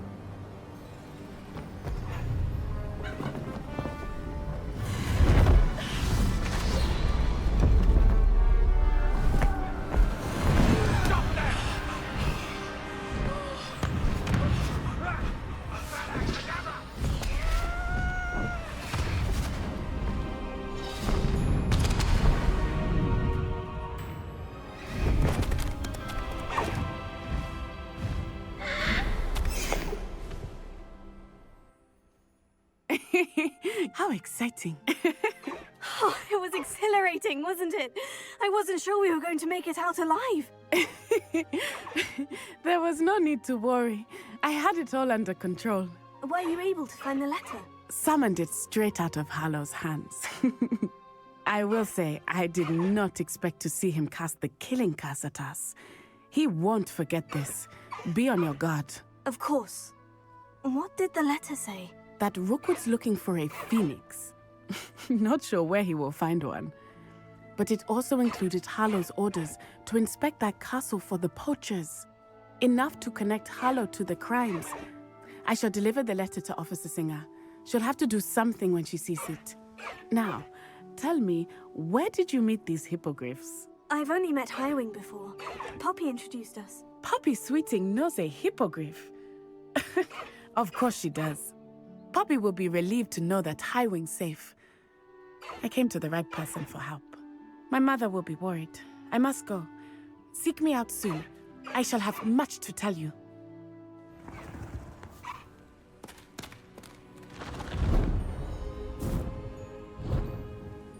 I received your owl. I was able to speak with Lodgok, the goblin I mentioned before. What did you learn? He and Ranrock were close once, but they had a falling out. You believe he can be trusted? I believe he's trustworthy, yes. He seems sincere, and Serona Ryan trusts him. Very well. Supposing he can be trusted, will he help us get to Ranrock? I retrieved a stolen helm that he hopes to return to Ranrock in order to regain his confidence. You have been busy. Let's hope your efforts result in our learning something about Ranrock's plans. Lodgok did mention that Ranrock is searching for something, but he couldn't say what. Perhaps that helm will yield some answers. Ranrock is searching for something. I feared as much. I've heard an unusual amount of activity, goblins and wizards, I surmise, when visiting my portrait at my castle. Rookwood Castle? My former residence, yes.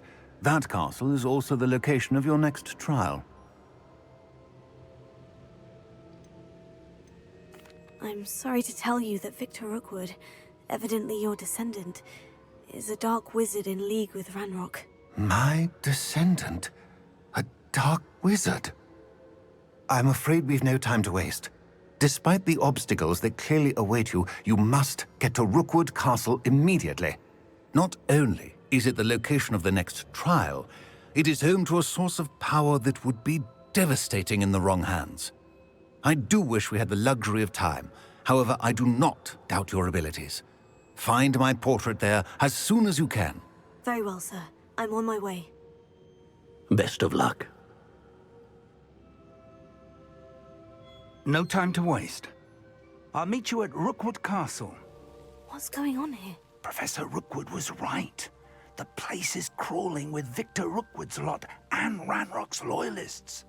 They're working together, all right, but it is not a friendly alliance. I'm sure you'll agree that we need to find a way in other than the front gate. Let's go. If I'd known your plan was to dig up half the I country... wouldn't have to dig if you could simply manage to bring me the child. We wouldn't need the child if you hadn't sent a dragon to retrieve the container I spent months and countless ministry favors tracking. You let them board the carriage. My options were limited once I knew it would be inconveniently beyond my reach at that infernal school. Have you not acquired enough power here? I allowed you to tunnel under my family home. Allowed me? You are here only because you are descended from a keeper and may at some point inadvertently become valuable. We had an agreement. I will share with you the power that I discovered if you locate the stores of magic that are yet to be found. So, unless you want another demonstration of my power, a power that you one day hope to wield, bring me the child.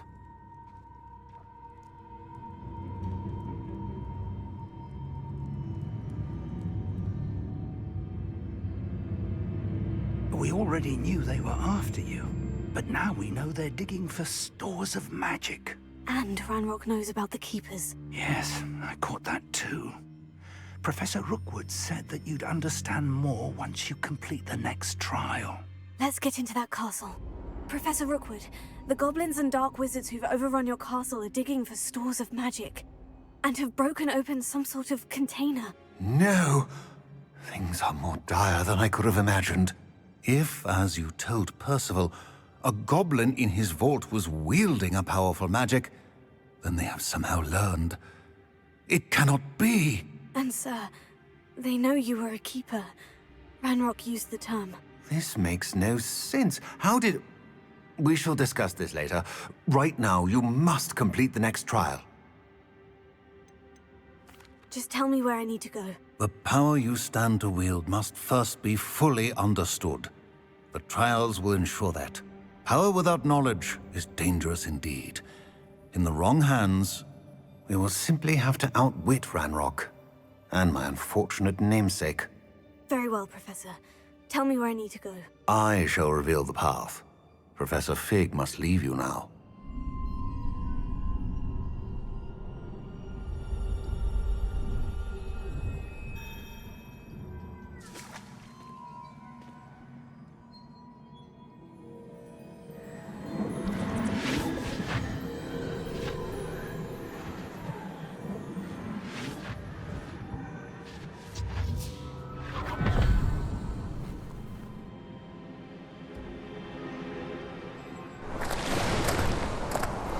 I must say I'm curious to hear of Isadore's travels. Do come in.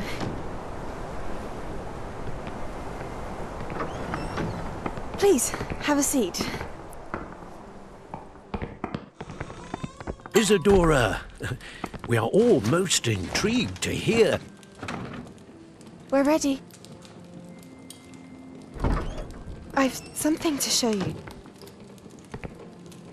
Father, these are my colleagues from Hogwarts. Father hasn't spoken since my brother died. On my travels, I confirmed that which I've always believed. That we have the power to take away pain.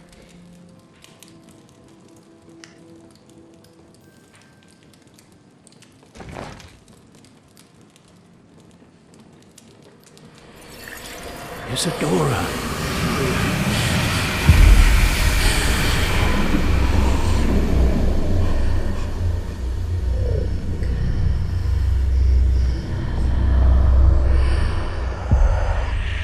What have you done?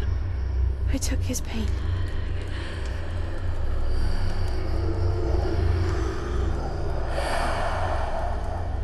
This is uncharted magic, Isadora.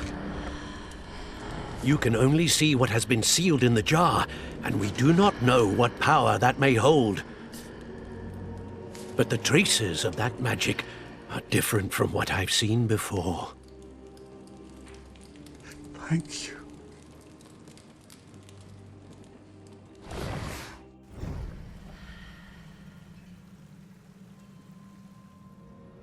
It is good to see you again. Professor Rookwood told me about what happened at Rookwood Castle. In light of the dire circumstances in which we find ourselves, it is most fortunate that someone so competent is following this path. Thank you, Professor. I shall keep this second artifact safe, as you've advised. Good. Are you ready to move on? I'm ready for whatever comes next. In that case, introductions are in order. Allow me to introduce former Hogwarts headmistress, Neve Fitzgerald.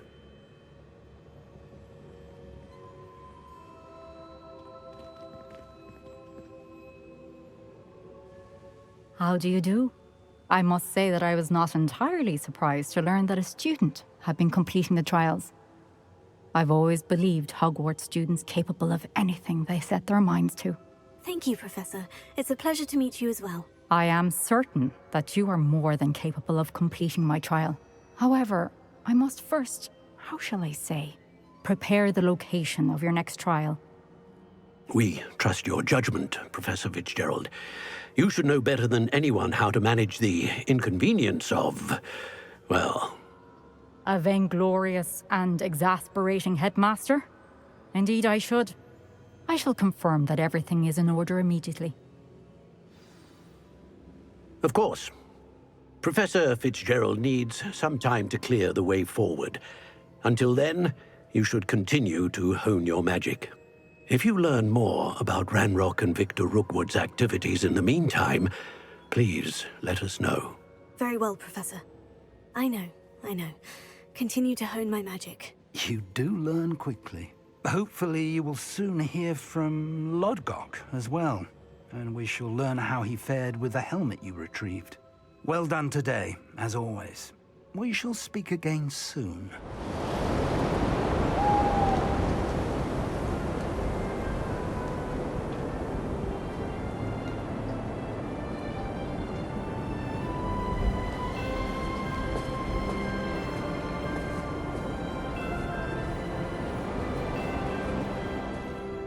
Highwing's fine. I'm keeping an eye on her. She's safe, Poppy, I promise. Good. Whatever the poachers are up to, I want Highwing far from it. You said you had news about the poachers, and that some of it had to do with me. It did. I overheard them talking in the Hogshead, and did you know that they have orders from Victor Rookwood to capture you on sight? Does this have anything to do with Rookwood and Harlow coming for you in the Three Broomsticks after the troll attack? It does, somewhat.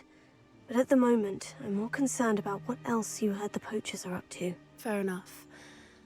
But I hope you'll let me know if I can be of help, especially after what you did for Highwing. Does the name Horntail Hall mean anything to you? I'm afraid not. Why? What is it? The poachers' best kept secret, apparently. The name came up twice, but they never went into detail. I also overheard one of them bragging about all the gold they're making, at the expense of innocent creatures, undoubtedly. The poachers spoke of this area, and I thought if we searched around a bit, it might give us clues as to what they're doing. If you ever meet my gran, this trip never happened. Not to worry, Poppy. If I ever meet your gran, I shall not speak a word of this. I normally tell her everything. She might be my best friend after Highwing, but she knows how I feel about the poachers. I think she worries I'll do something ill-advised. Whatever gave her that idea? An entire castle to roam, yet you choose to wander here. Please, we don't want any trouble. We're simply passing through. Do you take us for fools? That we do not notice more and more of your kind around here, in league with the poachers? We aren't involved with them. If anything, we want to see them stopped. I hope for your sake that is true.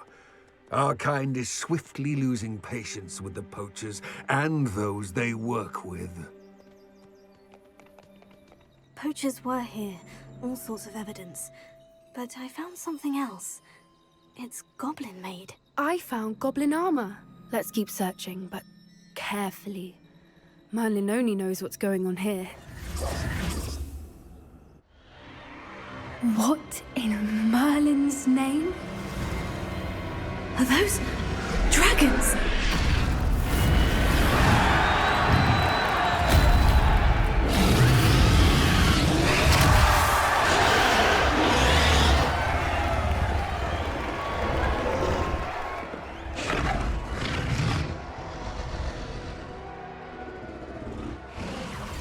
It's a dragon fighting ring.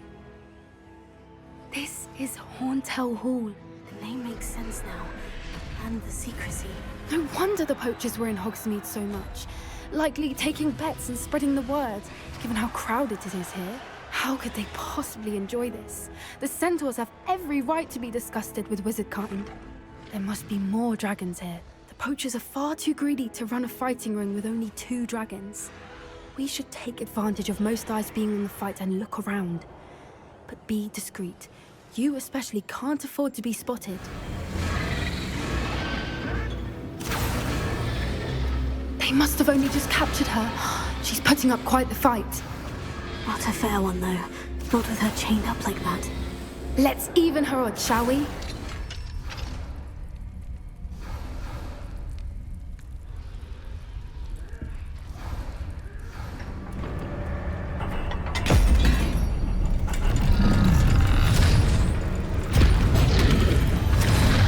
This may have been a bad idea.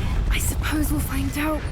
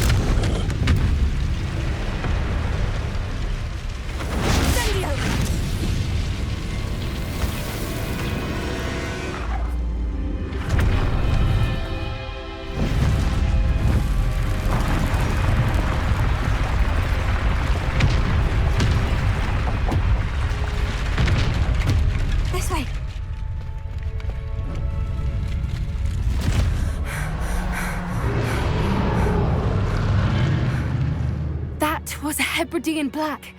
I'm guessing the egg we have belongs to that dragon. I don't think she knew they had her egg. She wouldn't have left without it. What now?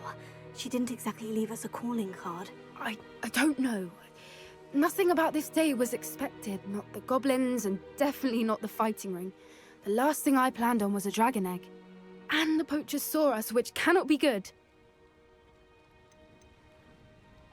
We aren't helping ourselves standing here. Let's get to safety. We can sort this out later. You're right. If there's anything the poachers are good at, it's tracking their prey. And right now, we're it. Hello, Amit. Do I recall you saying that you speak gobbledygook? I did. I do. Speak it. Is this to do with the goblin I saw you with in Hogsmeade? It is. His name is Lodgok. We could use your help with something. He's waiting for me near a goblin mine. Would you be willing to help? Of course! How exciting! Well, might this be dangerous? I think he simply wants to show me something that involves gobbledygook. If it helps, he's a friend of Sirona's. Good to hear. Good to hear. If Sirona trusts him, then I feel much better. Lodgok is waiting. Shall we go? Of course. I just want to check the pronunciation of a couple of key terms first. So I will meet you there. A friend who speaks gobbledygook is meeting us. Before he arrives, perhaps you could tell me why we're here. Of course. Unfortunately, presenting Ranrock with the Helmet of Urtkot did not have the effect I'd hoped. Because he knew the details surrounding its plunder, he presumed I'd had help from a witch or wizard in retrieving it. How else did he expect Goblinkind to get the helmet back? Seems he has no interest in making amends with you. I'm afraid we do not have the luxury of rational expectation when it comes to Ranrock. Damn Bragbor and his blasted journals. Bragbor? An ancestor of Ranrock's, renowned metal worker. If we are to work together, I suppose I must tell you more. Not long ago, Ranrock sent me to collect a recently unearthed set of Bragbor's journals. They described repositories that Bragbor had been commissioned to build for a group of witches and wizards. What do you mean, repositories? Large, magically fortified receptacles crafted from goblin metal. Ranrock recruited others to help me locate the repositories. We were to search anywhere that was connected to 5 names mentioned in the journals: Rackham, Fitzgerald, Bakar, Morganach, and Rookwood. Rookwood Castle. That is where we began our search. Why does Ranrock care so much about these repositories? He cares about what they contain. For centuries, wizards have refused to share their magical knowledge with goblins. Your kind will not even let us carry wands. Thus, many goblins, myself included, have spent our lives mistrusting wizard kind. Ranrock was convinced that the repositories contained a magical power that wizards wanted to keep for themselves. He is determined to take it for goblin kind. But Here comes my friend Amit. Probably best to continue our conversation later. Greetings, Lord Cock. It is an honor, sir. You speak gobbledygook. Oh, Bacalio. Enough. Please do not tell me that was meant to be gobbledygook. Yes. Perhaps my pronunciation was a bit off. I imagine certain dialects differ. Pronunciation is not the issue. I barely recognize that as language. I trust you can read gobbledygook better than you can speak it? I can, Sir Lodgok. Just Lodgok. Thankfully, we only need someone who can decipher written plans, since I cannot join you in the mine. What written plans? And why can't you come with us? We need some idea of what Ranrock knows or is plotting. I suspect a careless loyalist may have left plans behind. And I'm unable to join you because I cannot risk anyone reporting my presence to Ranrock. All you need to do is not be seen. Either by the eye above the enchanted door, or a loitering loyalist. Amit and I can do this. I will await your return. Can we please talk? That wasn't so bad, was it? It was. It really was. I'm afraid I've had enough adventure for one day. For a lifetime, perhaps. Thank you, Amit. I couldn't have done it without you. Now, if you don't mind, I'd like to have a word with Lodgok. Understood? I'll leave you to it. Your goblin secrets are safe with me, but I get to write the book about this escapade someday. They're building enormous drills. We found their plans. Ranrock must be searching for the repositories. I fear you are correct. Other than Rookwood Castle, however, I do not know where else he plans to search. I've been wondering about something else you said before we entered the mine. Yes? If you share Ranrock's views, then why are you helping me? I expected Rookwood Castle to be deserted when I arrived to begin my search.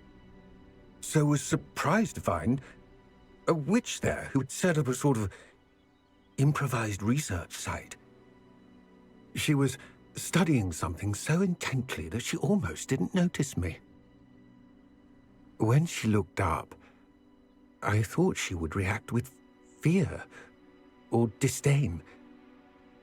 But instead she did something that I will never forget. Without a moment's hesitation, she smiled and asked me to sit with her. She told me that she was a researcher and showed me a small, oddly shaped container with a strange symbol on it. She was certain it was made of goblin metal but was unable to open it. She wanted to work together. Miriam. Yes. But how did you... Professor Fig's wife. He told me of her research, and I know of the container. Ah.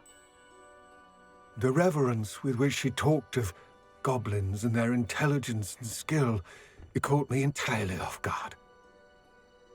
I'd never been treated with such respect by a witch or wizard. So, to my surprise, I let her study the container if she would allow me to search the castle on my own. We parted ways, with her promising to share what she'd learned. More of Ranrock's recruits arrived, and we began to dig, eventually locating the first repository. Ranrock was thrilled with our discovery, but furious when I told him about Miriam.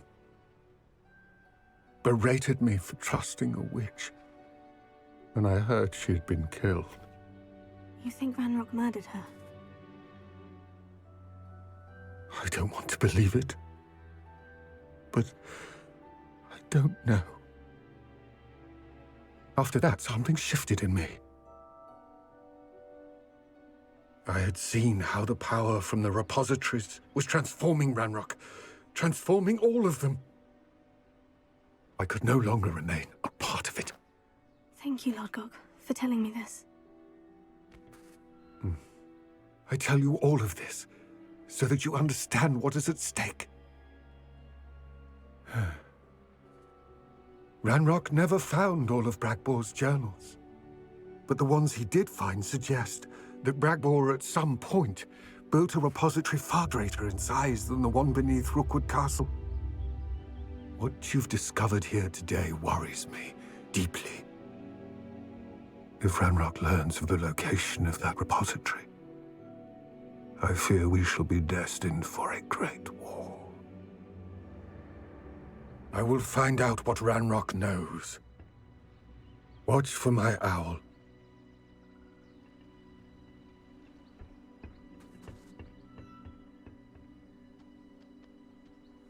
I came as soon as I could. I'd been so distracted by the scriptorium and Slytherin's book that I'd almost forgotten what it was that struck me about that triptych.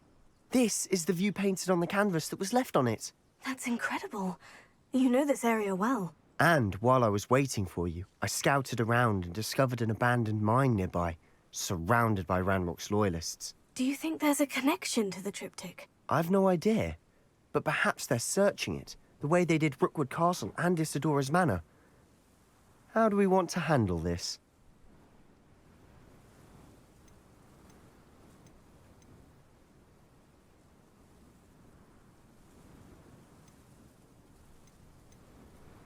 We need to see what they're doing. I say we take them head on. Let's bury some enemies. Very well. And I still have that rune symbol we found on the triptych. If there is a connection, I suspect we'll see that symbol again. If the triptych led us here to find this bit of canvas, we can probably assume that Isidora Morganach was here. She seems to have been everywhere. But if she was using the Undercroft and the cellar beneath her manor in Feldcroft, why would she create this space? And why hide it behind cryptic rune symbols?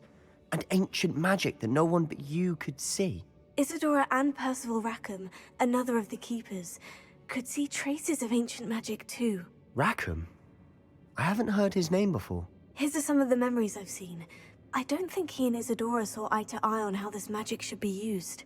This is all rather baffling. Let's take the canvas back to the triptych. Perhaps the answers are there. I know that coast. Ranrock has taken over a huge mine in the surrounding area. Marrenweem has suffered for it. It's as bad as Feldcroft's become. Should we head there now? We should wait. Why? All this time, we've been a step behind Ranrock. I may know someone who could help us get ahead. Who is that?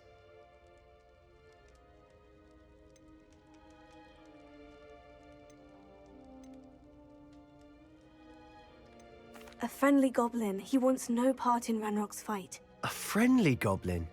You know goblins cursed my sister to shut her up. Said she should be seen and not heard. I do, but not all goblins. Not all goblins what? Have you forgotten Feldcroft?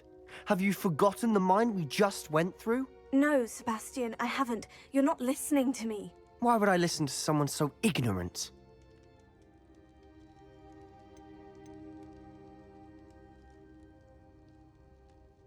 Perhaps your uncle was right about you. You don't know when to stop. Oh, I do know when to stop. Hello, Professor. I have news. The goblins are looking for something. Another repository. They've built drills to help with their search. Most troubling. Are these repositories like the broken container I found at Rookwood Castle? They are. I fear we have no time to lose. Have a look at the map. Fortunately, the next trial is fairly nearby. It's Hogwarts. As you know, I was headmistress in my time. My portrait hangs in the headmaster's office. In fact, I witnessed Professor Black learn of your arrival. And I'll confess that I wondered about you. Wait, is the next trial in the headmaster's office? It is. I had hoped that when the time came, the occupant of that office would be of help to us. Unfortunately, this headmaster seems wildly unconcerned with anything but himself. You'll need to access the office while he's away. I understand. Very well. We'll find some way to get in. Good. I shall meet you in my portrait there. Until then. Now here's Professor Fig. The keepers have shown me where the next trial is. Has something changed? Lodgok and I have learned that the goblins are searching for another repository, like the one we saw at Rookwood Castle. And I discovered that they're building massive drills to help in their search. Professor Fitzgerald seemed very concerned. I see. Ranrock clearly knows even more than we suspected. And sir, there's something else. Lodgok knew Miriam. He knew Miriam? They encountered each other at Rookwood Castle. She was doing research. That's where she found the container with the port key. He liked her so much that he let her leave with it, despite orders from Ranrock. I don't know what to say. She could win over almost anyone. I want to hear more of this. And, in fact, I'd like to speak with Lodgok directly. But we've no time now. Where is the next trial? Believe it or not, it's in the headmaster's office. Incredible.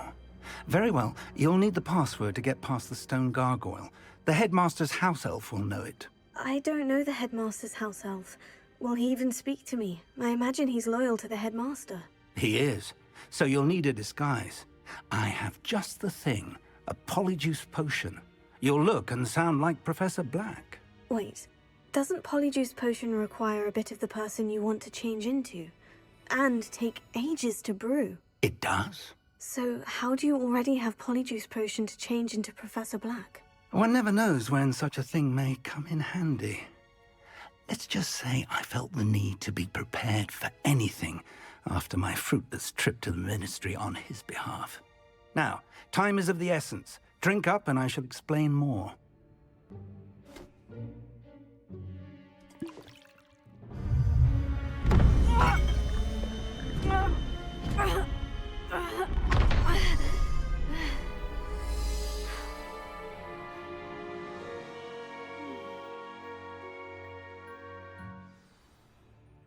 How do you feel?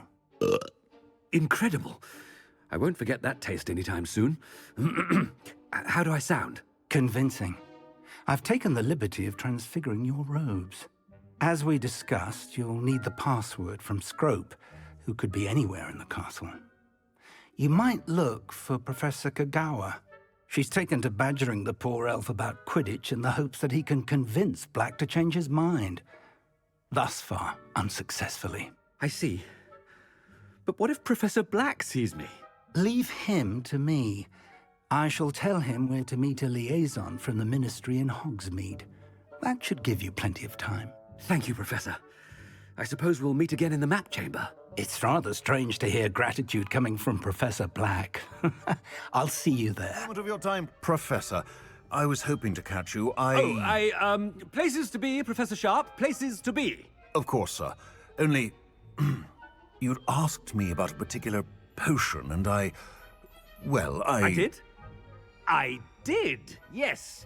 Well, spit it out, Sharp. I don't have all day. Probably best not to discuss it here, sir.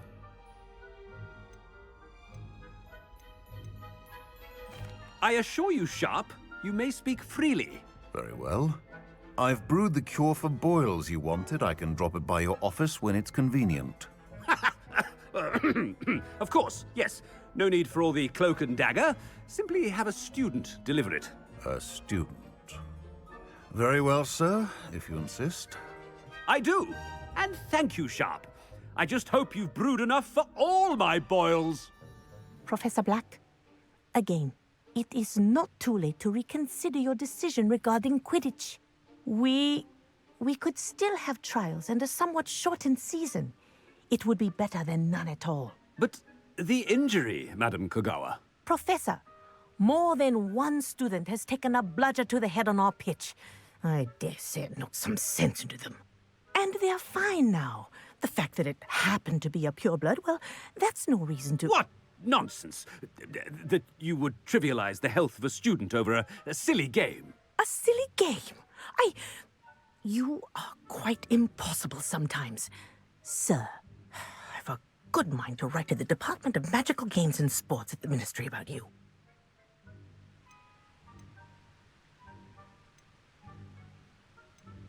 Good idea. I can even provide the parchment should you need it.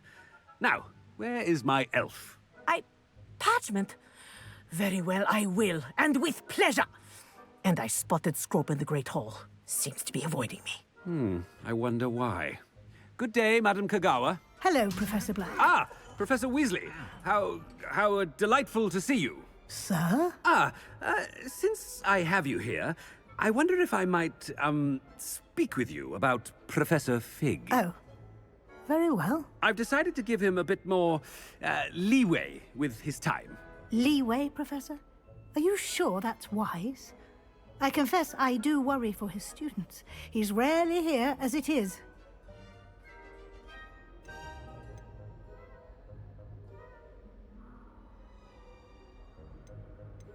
Ah, well, yes.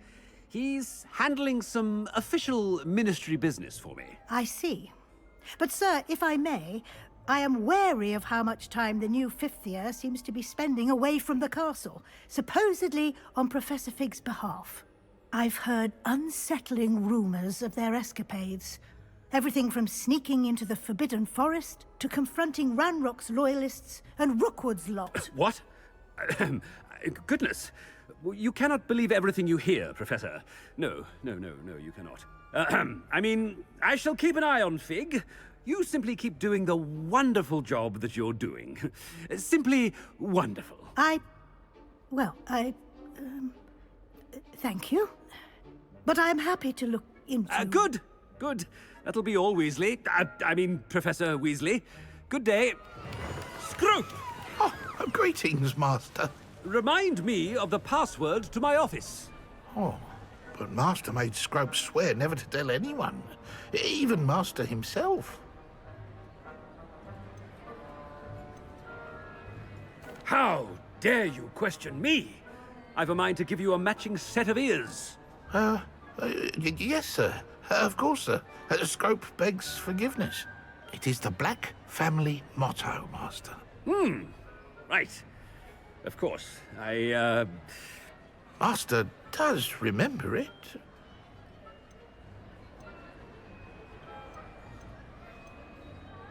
Of course I remember. It's the Black family reigns.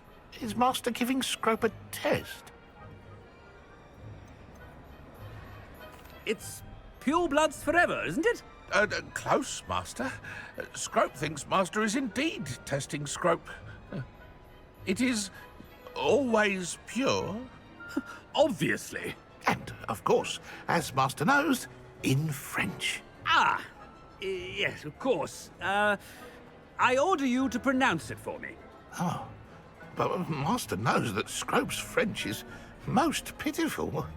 Oh, very well. Toujours pur. Thank you. Never speak of this conversation with me or anyone else. Of course, sir. Scrope shall try his best to keep out of Master's way. It's good to see you. All thanks to Professor Fig's quick thinking. Now what? Approach the pedestal in the antechamber and read the book that appears. I suspect there will be more to this than reading a book. Your suspicions are correct. We shall speak when you are finished.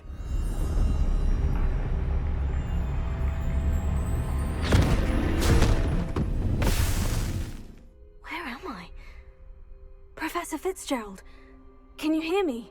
I am here. In this place, you may call me Neve. You shall be witness to a fable. Pay attention. Avoid each of them at all costs.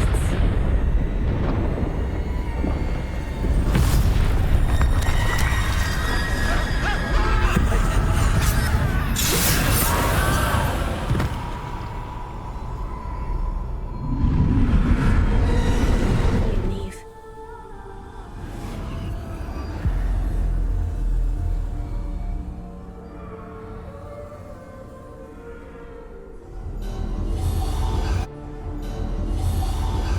You have outrun death thus far, but have yet to find me.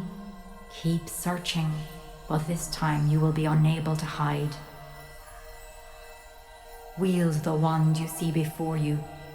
Do not squander its extraordinary power.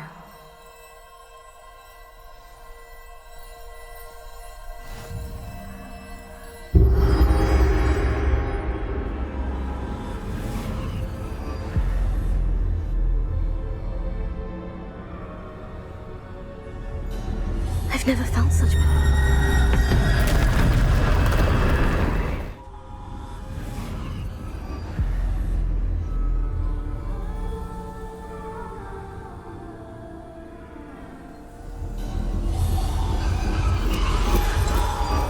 A simple stone.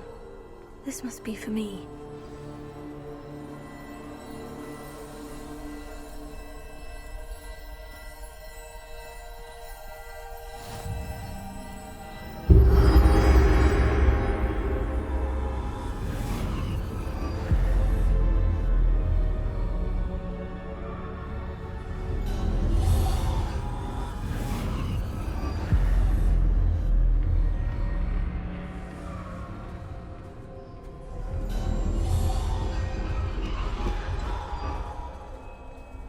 You found me, but you cannot undo what has been done. The magic of the stone can only conjure a shadow of my former self.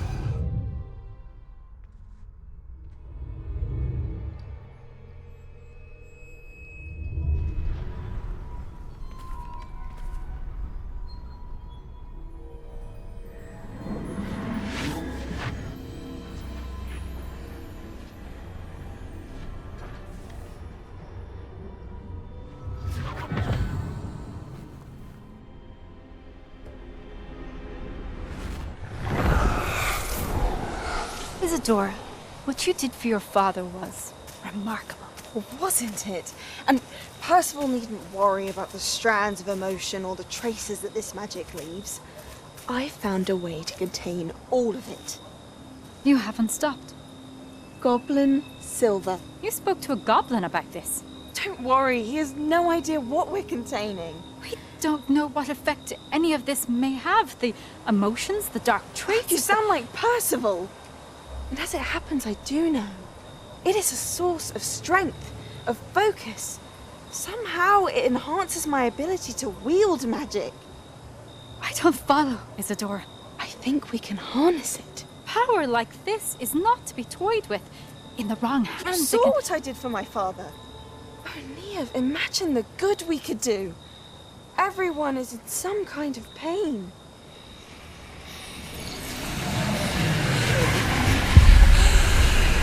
What are you doing?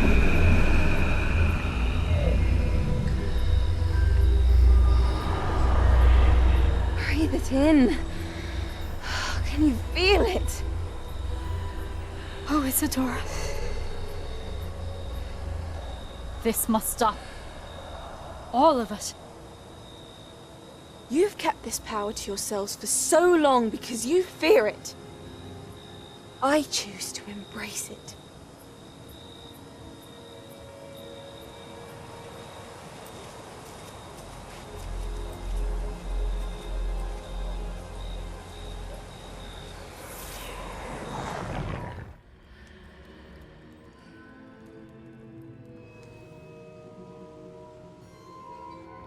Is it true? Has someone completed the first 3 trials? It is, and I have. But you are so... Young. I know. You must be Professor Bakar. I am. Pleased to meet you. The pensive memory I just witnessed. Was Isadora inhaling painful emotions? She was.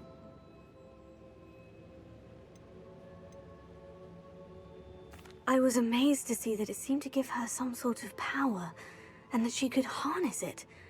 But how? I worry that you seem more intrigued than repulsed. I hesitate to reveal the location of my pensive to someone who, perhaps, has yet to understand the responsibility of power. I can assure you, Professor, I do. In fact, what you don't yet know is that a dangerous goblin called Ranrock has accessed the repository at Rookwood Castle. He has learned to harness the contents of it as a source of immense power. He plans to use that power against wizard kind. We have no time to waste. I see. Nonetheless, the knowledge you shall gain after you witness my memories is too valuable to share without further consideration. I shall require time to confer with the other keepers. It seems we have no choice but to wait, frustrating as it is. I heard what you told Professor Bakar. Isadora was inhaling emotions to gain power? She was, and she pulled emotions, as she did from her father, from Professor Fitzgerald, without permission. Monstrous. What's more, she said that she found a way to store the traces of magic she extracted in goblin silver. The repositories? Possibly. There's something I didn't get a chance to tell you earlier. Ranrock has been digging at locations tied to the 5 names he found in the journals of a goblin metalworker named Bragbor. 5 names? The Keepers, and who else? Isadora Morganac? Precisely. That's how he's been one step ahead of us.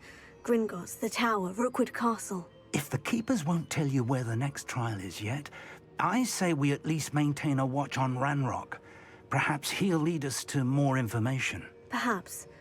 I hope to hear from Lodgok soon. I haven't heard anything since I learned of the drills. Oh, and as you've probably guessed by now, your polyjuice plan worked like a charm. I knew it would. I may have done too good a job distracting Black. I had no idea he can't hold his fire whiskey. I received your owl. Thank you. I'm glad you came. I spotted droves of Ranrock's loyalists coming up from the coast. Overheard one of them say they're headed to another cavern, like the one we found. How are they still one step ahead of us?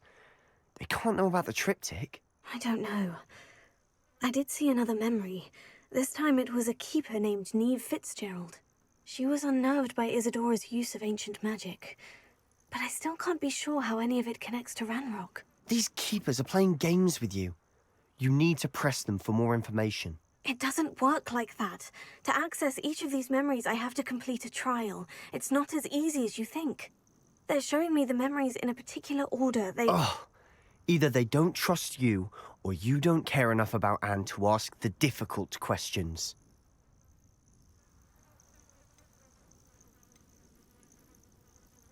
Of course I care, Sebastian. We've come this far. Don't let your frustration get the better of you. Fine. I'll defer to your keeper friends. For now. But I don't like it. We don't have a choice. Now, shall we see why the triptych led us here? What were you thinking? I was thinking about dead goblins. You could have got us killed. But I didn't. Sebastian, wait. Wait? For what? Ugh. Why are you suddenly so cautious? Listen to me. I know you're angry and frustrated, but charging ahead now could undo all the progress we've made. Lodgok said... Oh, your goblin friend? Stop it, that's enough. Not all goblins are like Ranrock. I am not the enemy. We want the same thing, to find answers. I thought we wanted the same thing. We do. Listen to me. Lodgok has insights into Ranrock that we don't. He told me that Ranrock somehow knows about the Keepers and is searching anywhere connected to each of them. That's why they always seem to be one step ahead. I know what I'm doing. You need to trust me, or I don't see that we can continue together. Fine. Fine. I'm sorry.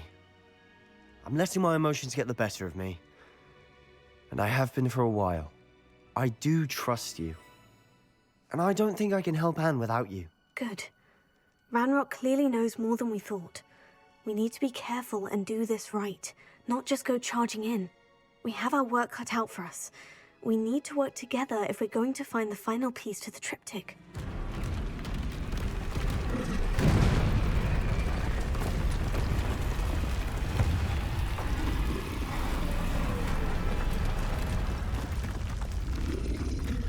Isadora should not have had to keep all this secret. I know from the memories I've seen that the Keepers in Isadora didn't see eye to eye on the use of ancient magic.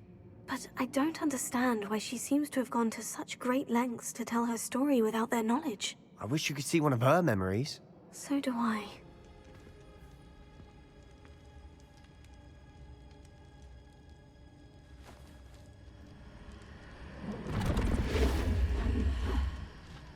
Another pensive. This is what we've been chasing.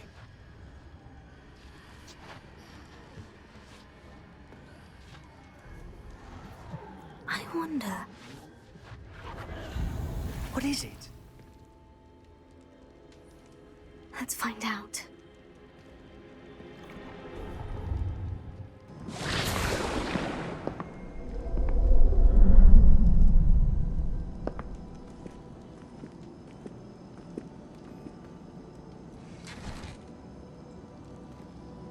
I cannot bring my brother back, Father. But I can give you peace.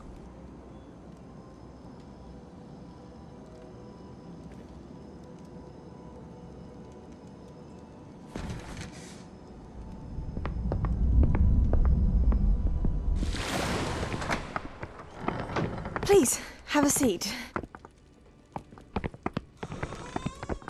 Isadora, we are all most intrigued to hear. We're ready. I've something to show you. Father, these are my colleagues from Hogwarts. Father hasn't spoken since my brother died. On my travels, I confirmed that which I've always believed. That we have the power to take away pain.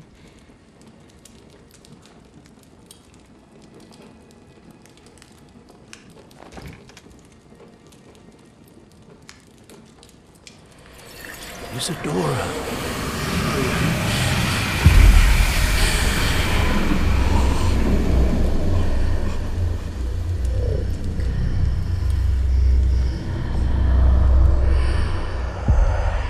What have you done?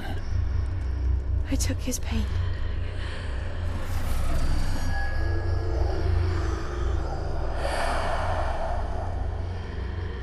Thank you.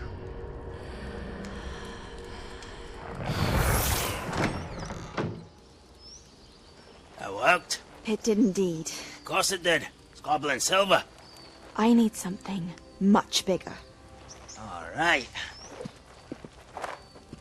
It would help if you could tell me more about what it is you're storing.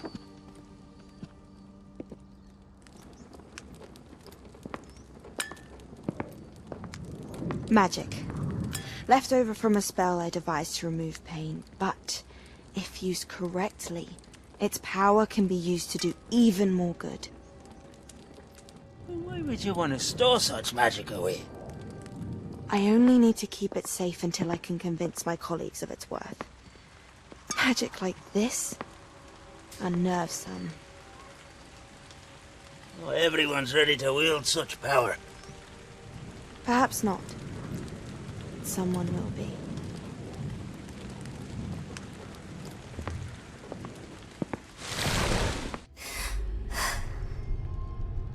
She took away the pain. I knew it. I knew there was a way to help Anne. Something isn't right, Sebastian. What do you mean? You saw what she did. No, not the memories, the portrait. I think the reason Isadora hasn't appeared is because she can't. I don't follow. We have seen that view before.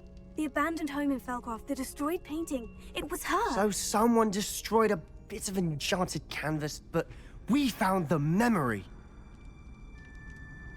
Yes, Yes, you're right. We saw what she wanted us to see. We saw what she could do, what you can do. But I don't know how to do what Isadora did. Well, then you shall learn. The Keepers can teach you. I'm not sure that they would. The Keepers believe that removing someone's ability to feel pain, it's a highly complicated, unpredictable form of magic. One that should be wielded with great care, if at all. If at all? You've overcome all of their challenges. You've more than proven yourself. You can wield it. You have the ability.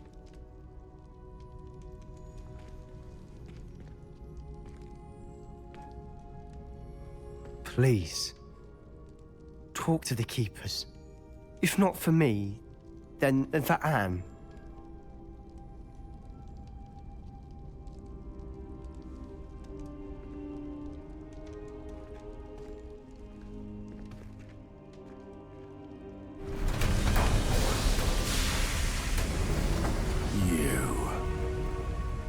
That is unfortunate.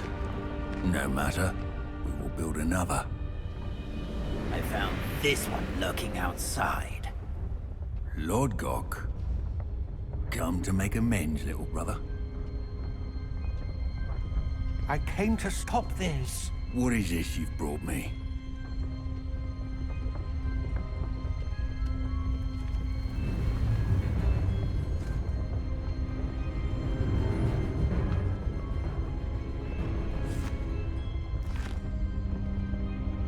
It cannot be.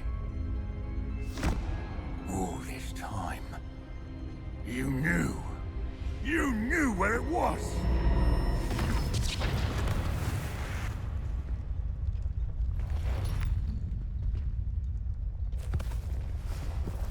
Don't!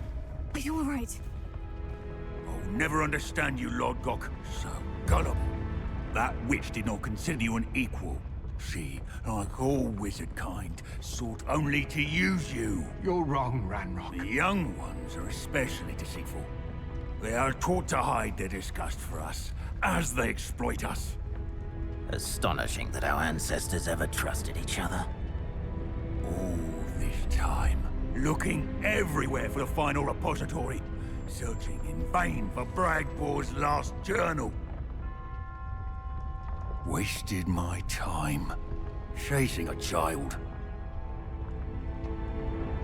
And my little brother knew where it was all along. But now, I don't need you. I don't need any of you. I was bringing it to you. You are a traitor to our kind!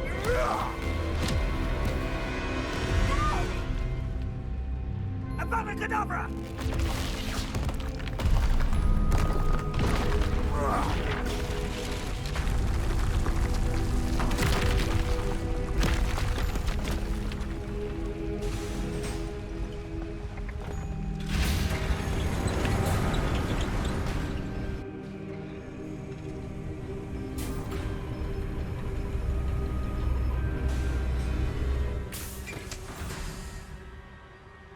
Poor Lodgok, dead by his brother's hand. No wonder he tried so hard to reason with him. Professor, you received my L. Ranrock has the last of Bragbor's journals. He killed Lodgok to get it. He knows where the last repository is. Godric's heart. Lodgok and Ranrock were brothers. Lodgok was bringing the journal to me. Ranrock is a monster. We need to know where the final repository is. Surely this changes things. Ranrock has Bragbor's journals and knows where the final repository is. We obliviated Bragbor. He kept journals? Why would he have documented all of this? He didn't know what we were containing.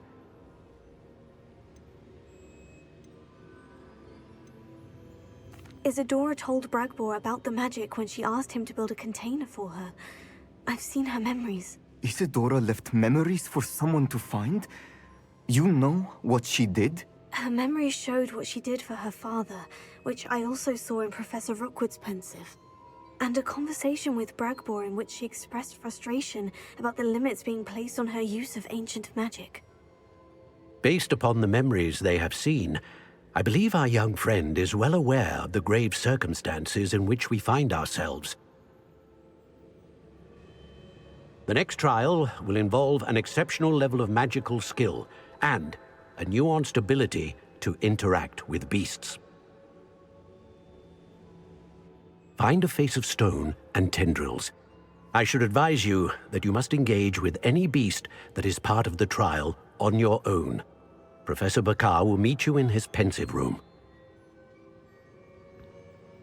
An exceptional level of magical skill? Nuanced ability to interact with beasts? I suppose we should begin our search for a face of stone and tendrils, whatever that may be. Very well. Professor Weasley has been keeping an eye on me. Perhaps we should meet there, so she has no reason to raise concerns with Professor Black. I shall see you near the coast. Perhaps then you can tell me a little more about the memories of Isadora that you witnessed.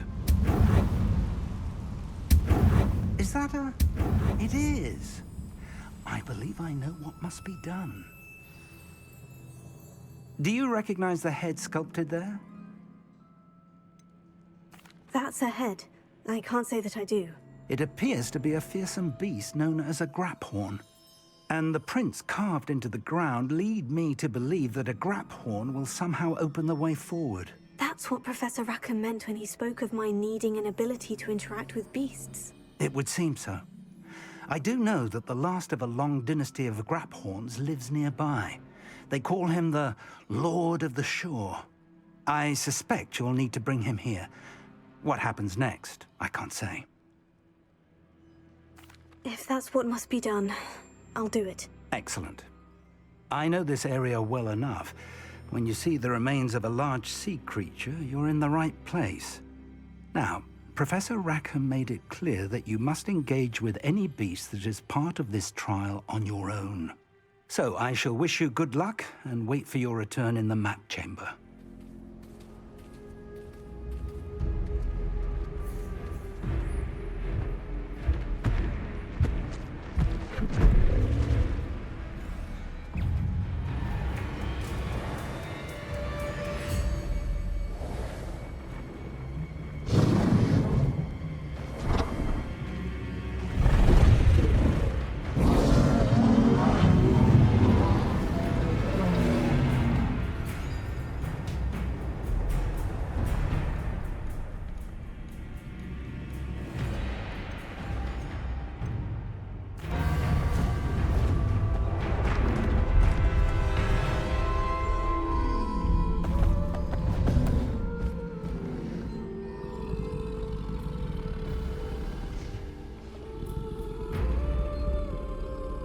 I need your help, friend.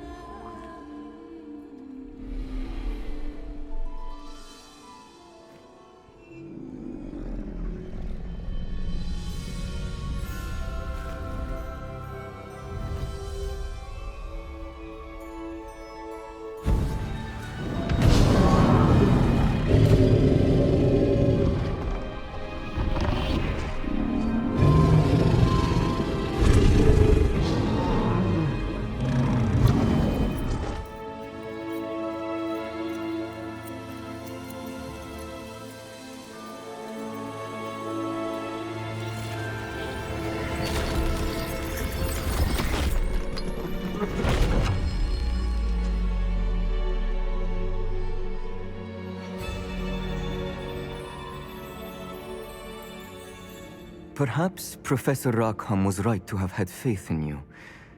I still have my reservations. Isadora, as you will see, was not who she seemed. I can only hope that you are. My memories should answer any questions you may have about the power you will need to protect. Thank you, Professor Bakar. I shall see you back in the map chamber.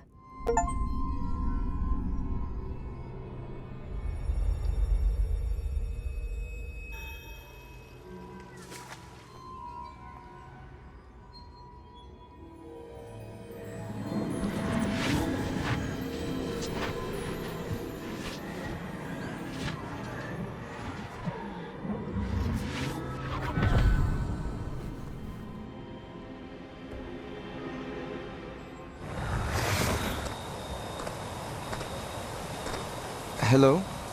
Isadora? Isadora?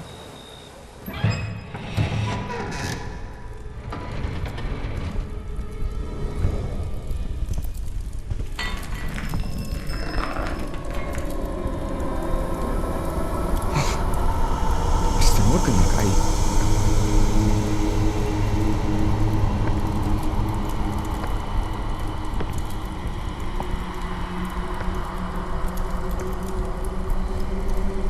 Mr. Morgan?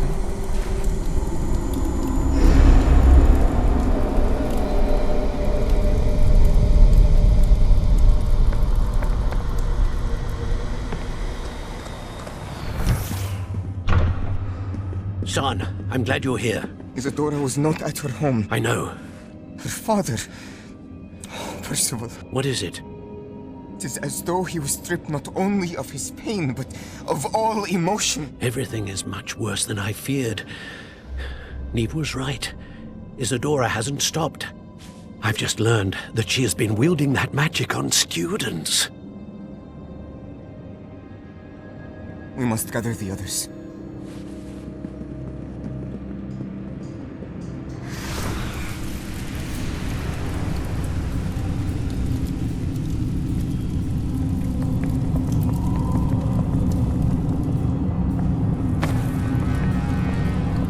I need you to return to your common room, all right?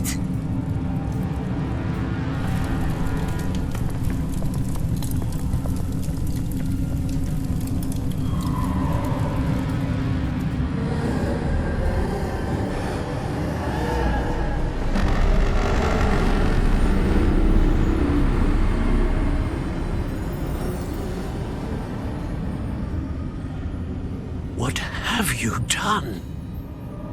Take a breath. Students, Isadora. Everyone feels pain.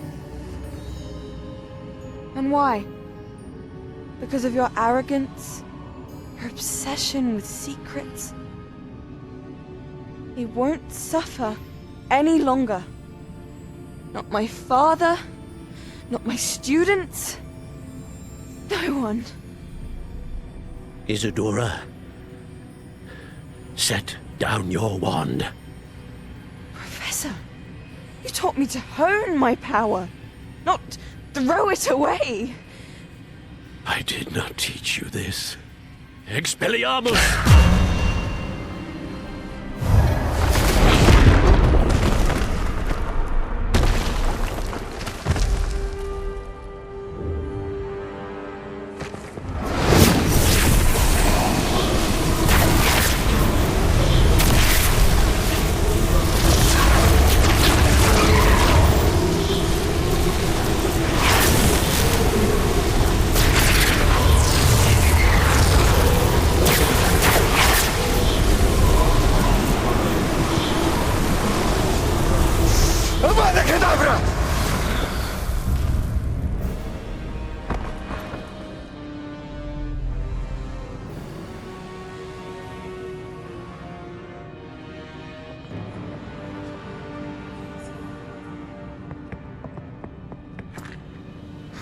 She's alive.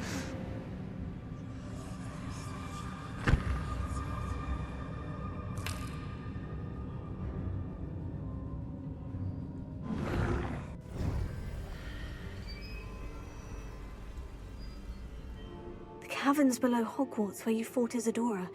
Is that the location of the final repository? It is.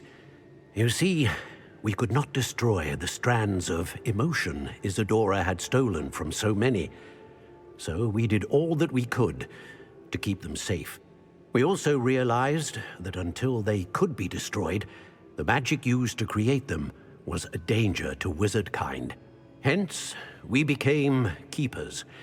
Keepers of an unfathomable secret.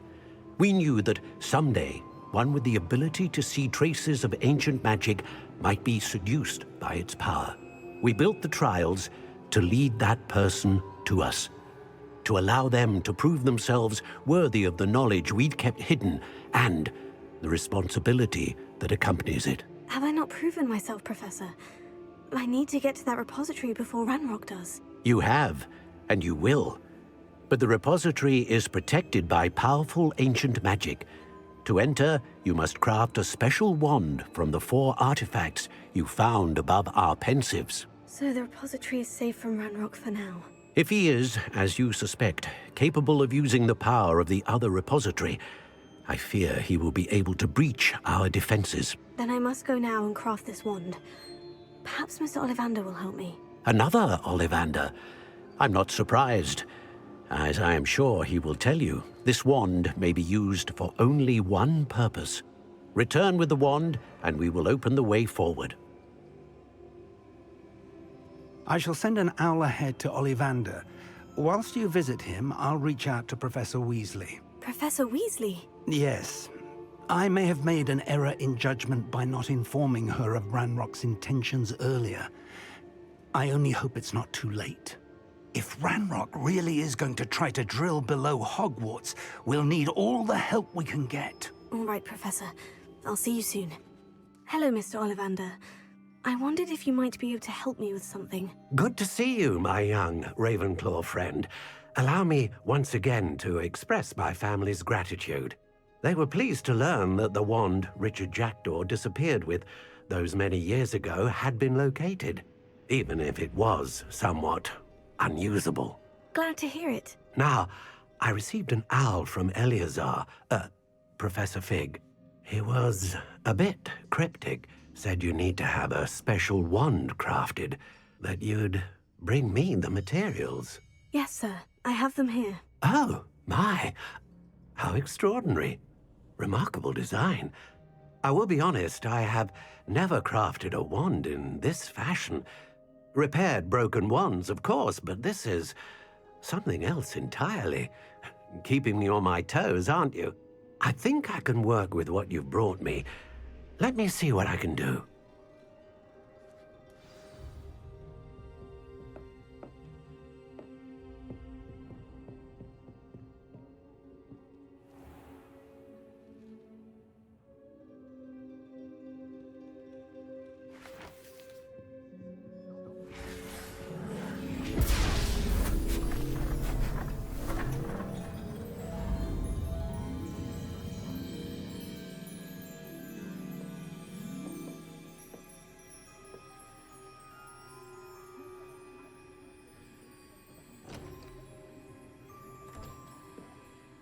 It is done.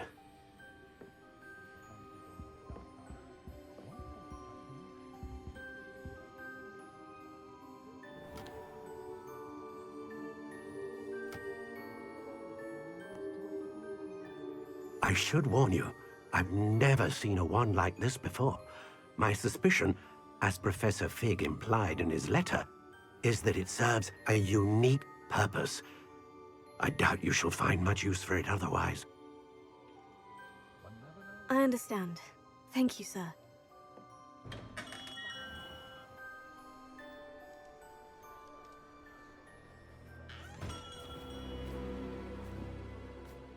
I'm afraid you're on your own. I've ensured that we have a moment to ourselves. Oh, come, come. No need for such theatrics.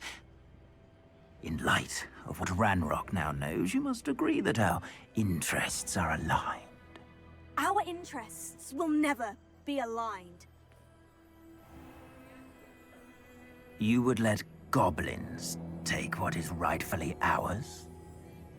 The final repository belongs to wizard kind. We would be fools not to work together. What's that you've got there? Might this sudden visit to the Wand Maker have something to do with our mutual pursuit? I have no idea what you're talking about. That repository is my birthright! Charles Rookwood wouldn't have wanted you near it. The arrogance. Should have known better than to try and reason with a child. I've always said, children should be seen and not heard.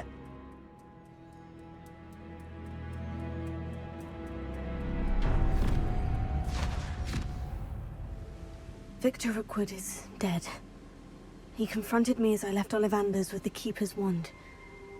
I had to defend myself. Godric's heart. Are you all right? I know you're well able to defend yourself. I've seen it often enough. But Rookwood himself... He destroyed so many lives and wouldn't have stopped. I'm glad I was able to put an end to him. You're right. He wouldn't have stopped. You did what you had to do.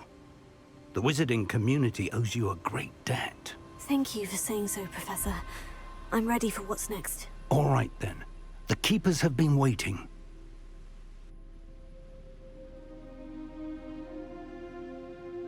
You have completed all of our trials, and you have done so under circumstances even I did not foresee. You understand now why all of this was necessary. The portkey, the vault, the locket, the book, the trials. To ensure that one with the ability you and I share would make the same choice that San, Neve, Charles, and I did. Now that you have witnessed my memory, you understand all that is at stake. Not everyone is what they seem. As you know, light does not exist without shadow, nor shadow without light. Simply because you can eliminate darkness does not always mean that you should. Even the most well-meaning and competent amongst us cannot possibly know the consequences of manipulating what should be beyond our reach. What lies in the repository must never be released. Resist the temptation to destroy or control it. The magic that you have so carefully honed must now be used only to protect the secret we keep. You have the wand. You will know when to wield it. We leave our legacy in your hands.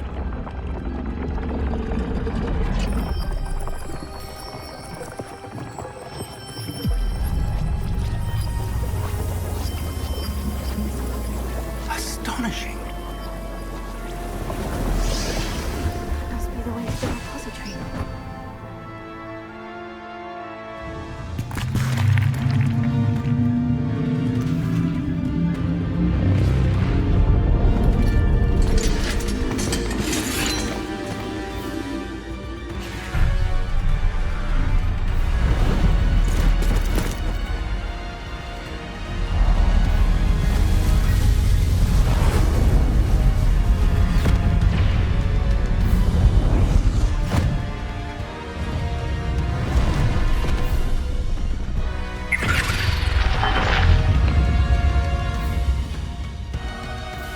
The goblins have somehow evaded the castle's defensive charms. Get them this way! We shall make quick work of them!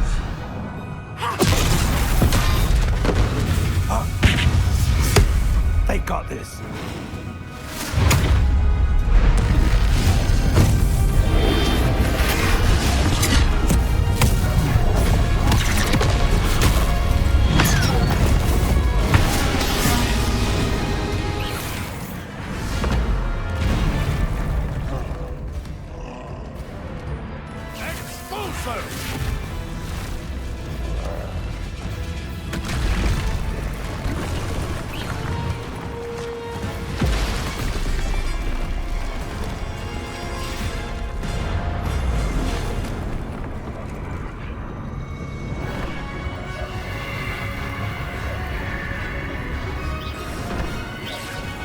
That's our way forward.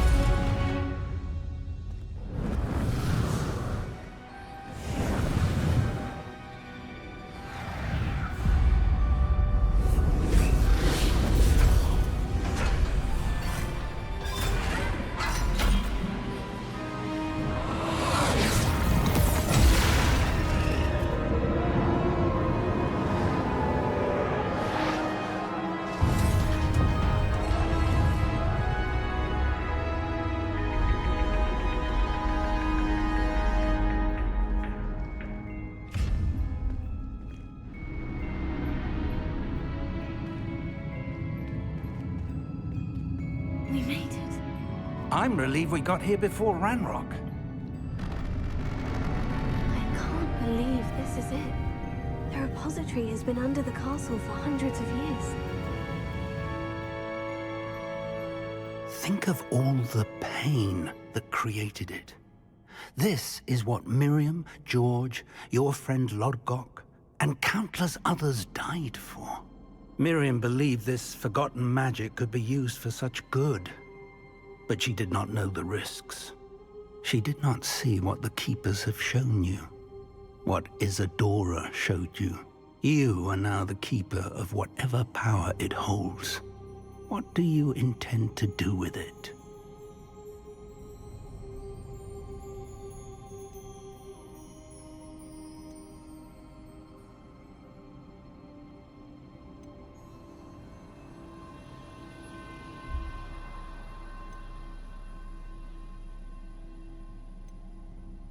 I've decided to open the repository. Its power cannot lie dormant for centuries more. After everything you've seen? What about Isadora's fate?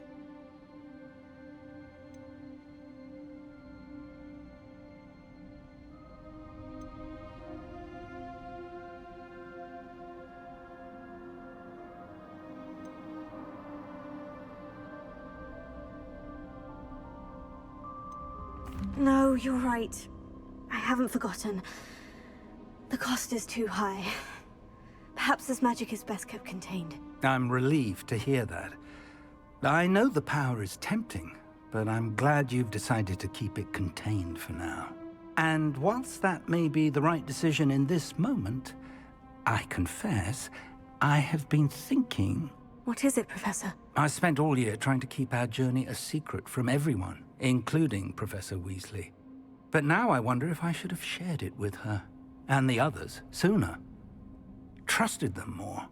The Keepers wanted this secret to be locked away forever. How long will you keep it?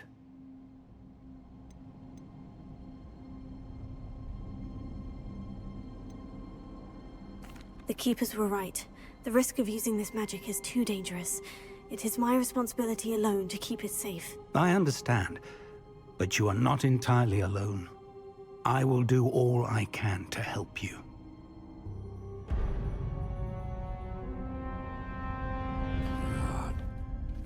The arrogance of wizard kind. Goblins built this repository. It belongs to us. Enough, Ranrock. It was never yours. I've been wanting to play with this.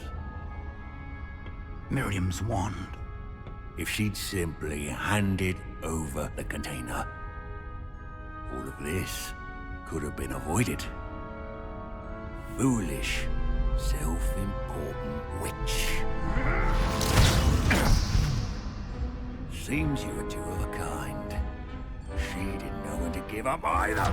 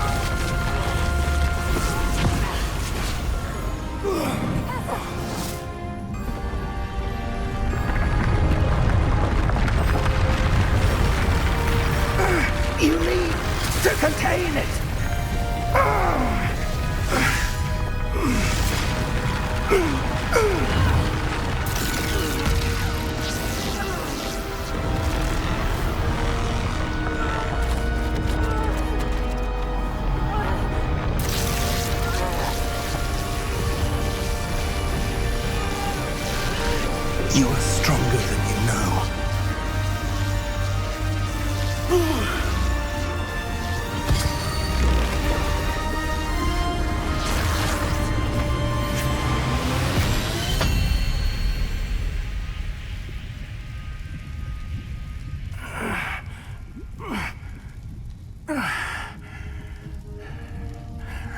Professor. Miriam.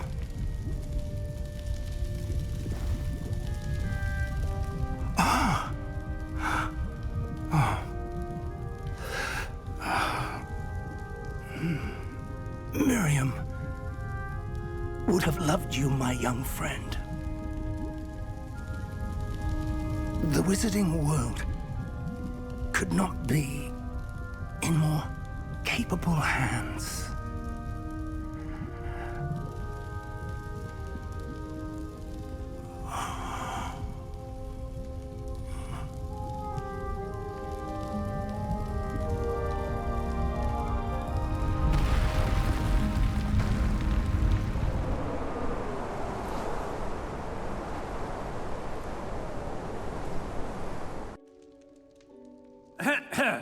Professor Eleazar Fig. I dare say he was a beloved professor to many of you, certainly a long-standing colleague to his peers. A famed adventurer and seeker of knowledge, he built a reputation charging into the unknown, brazenly disregarding both discretion and safety, providing perhaps a rather unfortunate lesson for us all. His devotion to adventure was rivaled only by his dedication to Hogwarts. And of course, to his wife, Midi, whom we lost much too soon as well.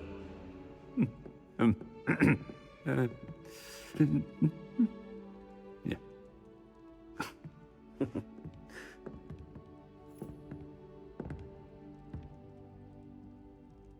Professor Fig represented the best of all of us. He could be deviously clever, possessed a brilliantly inquisitive mind, and was the most loyal of friends. But perhaps it was his remarkable courage, for which we will all be forever indebted to him. If not for Professor Fig,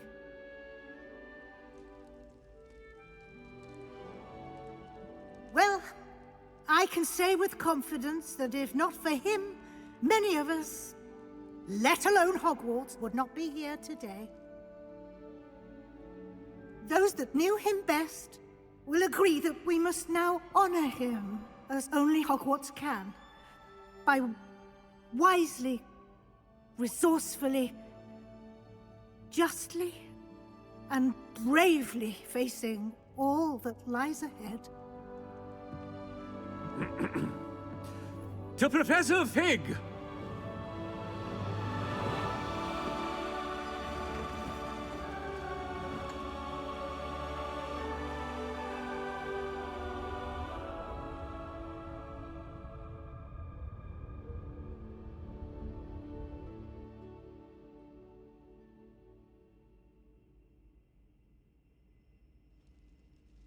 Can't believe we lost Fig. I didn't know him as well as you did, but I know he was a good man. Glad Weasley spoke for him. She honored him well. Fig will be well remembered. Sebastian, there's something you should know. It's to do with Victor Rookwood. I heard a rumor that he confronted you outside of Ollivander's. Sounds as if you faced quite a fight. The rumors are true, and I did. But it's not that. Just before Rookwood attacked, he uttered something familiar. The same words Anne heard before she was cursed. Children should be seen and not heard. Wait.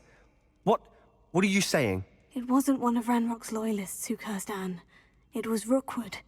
It was Rookwood all along. This can't be. It was the loyalists. It's always been them. The night Anne was cursed, all she saw were goblins. Once Rookwood allied with Ranrock, Isadora's estate became of interest to them both. That's why Rookwood was there the night Anne was cursed. He was working with Ranrock. When he saw your sister, well, he didn't want anyone to know. So he cursed her, and she's never been the same. So cruel. Rookwood deserved what he got. Thank you for telling me. It wasn't a goblin. I suppose I owe you an apology. All this time I thought goblins were the enemy. But it was never that simple. I have a lot to think about. Let's speak again soon.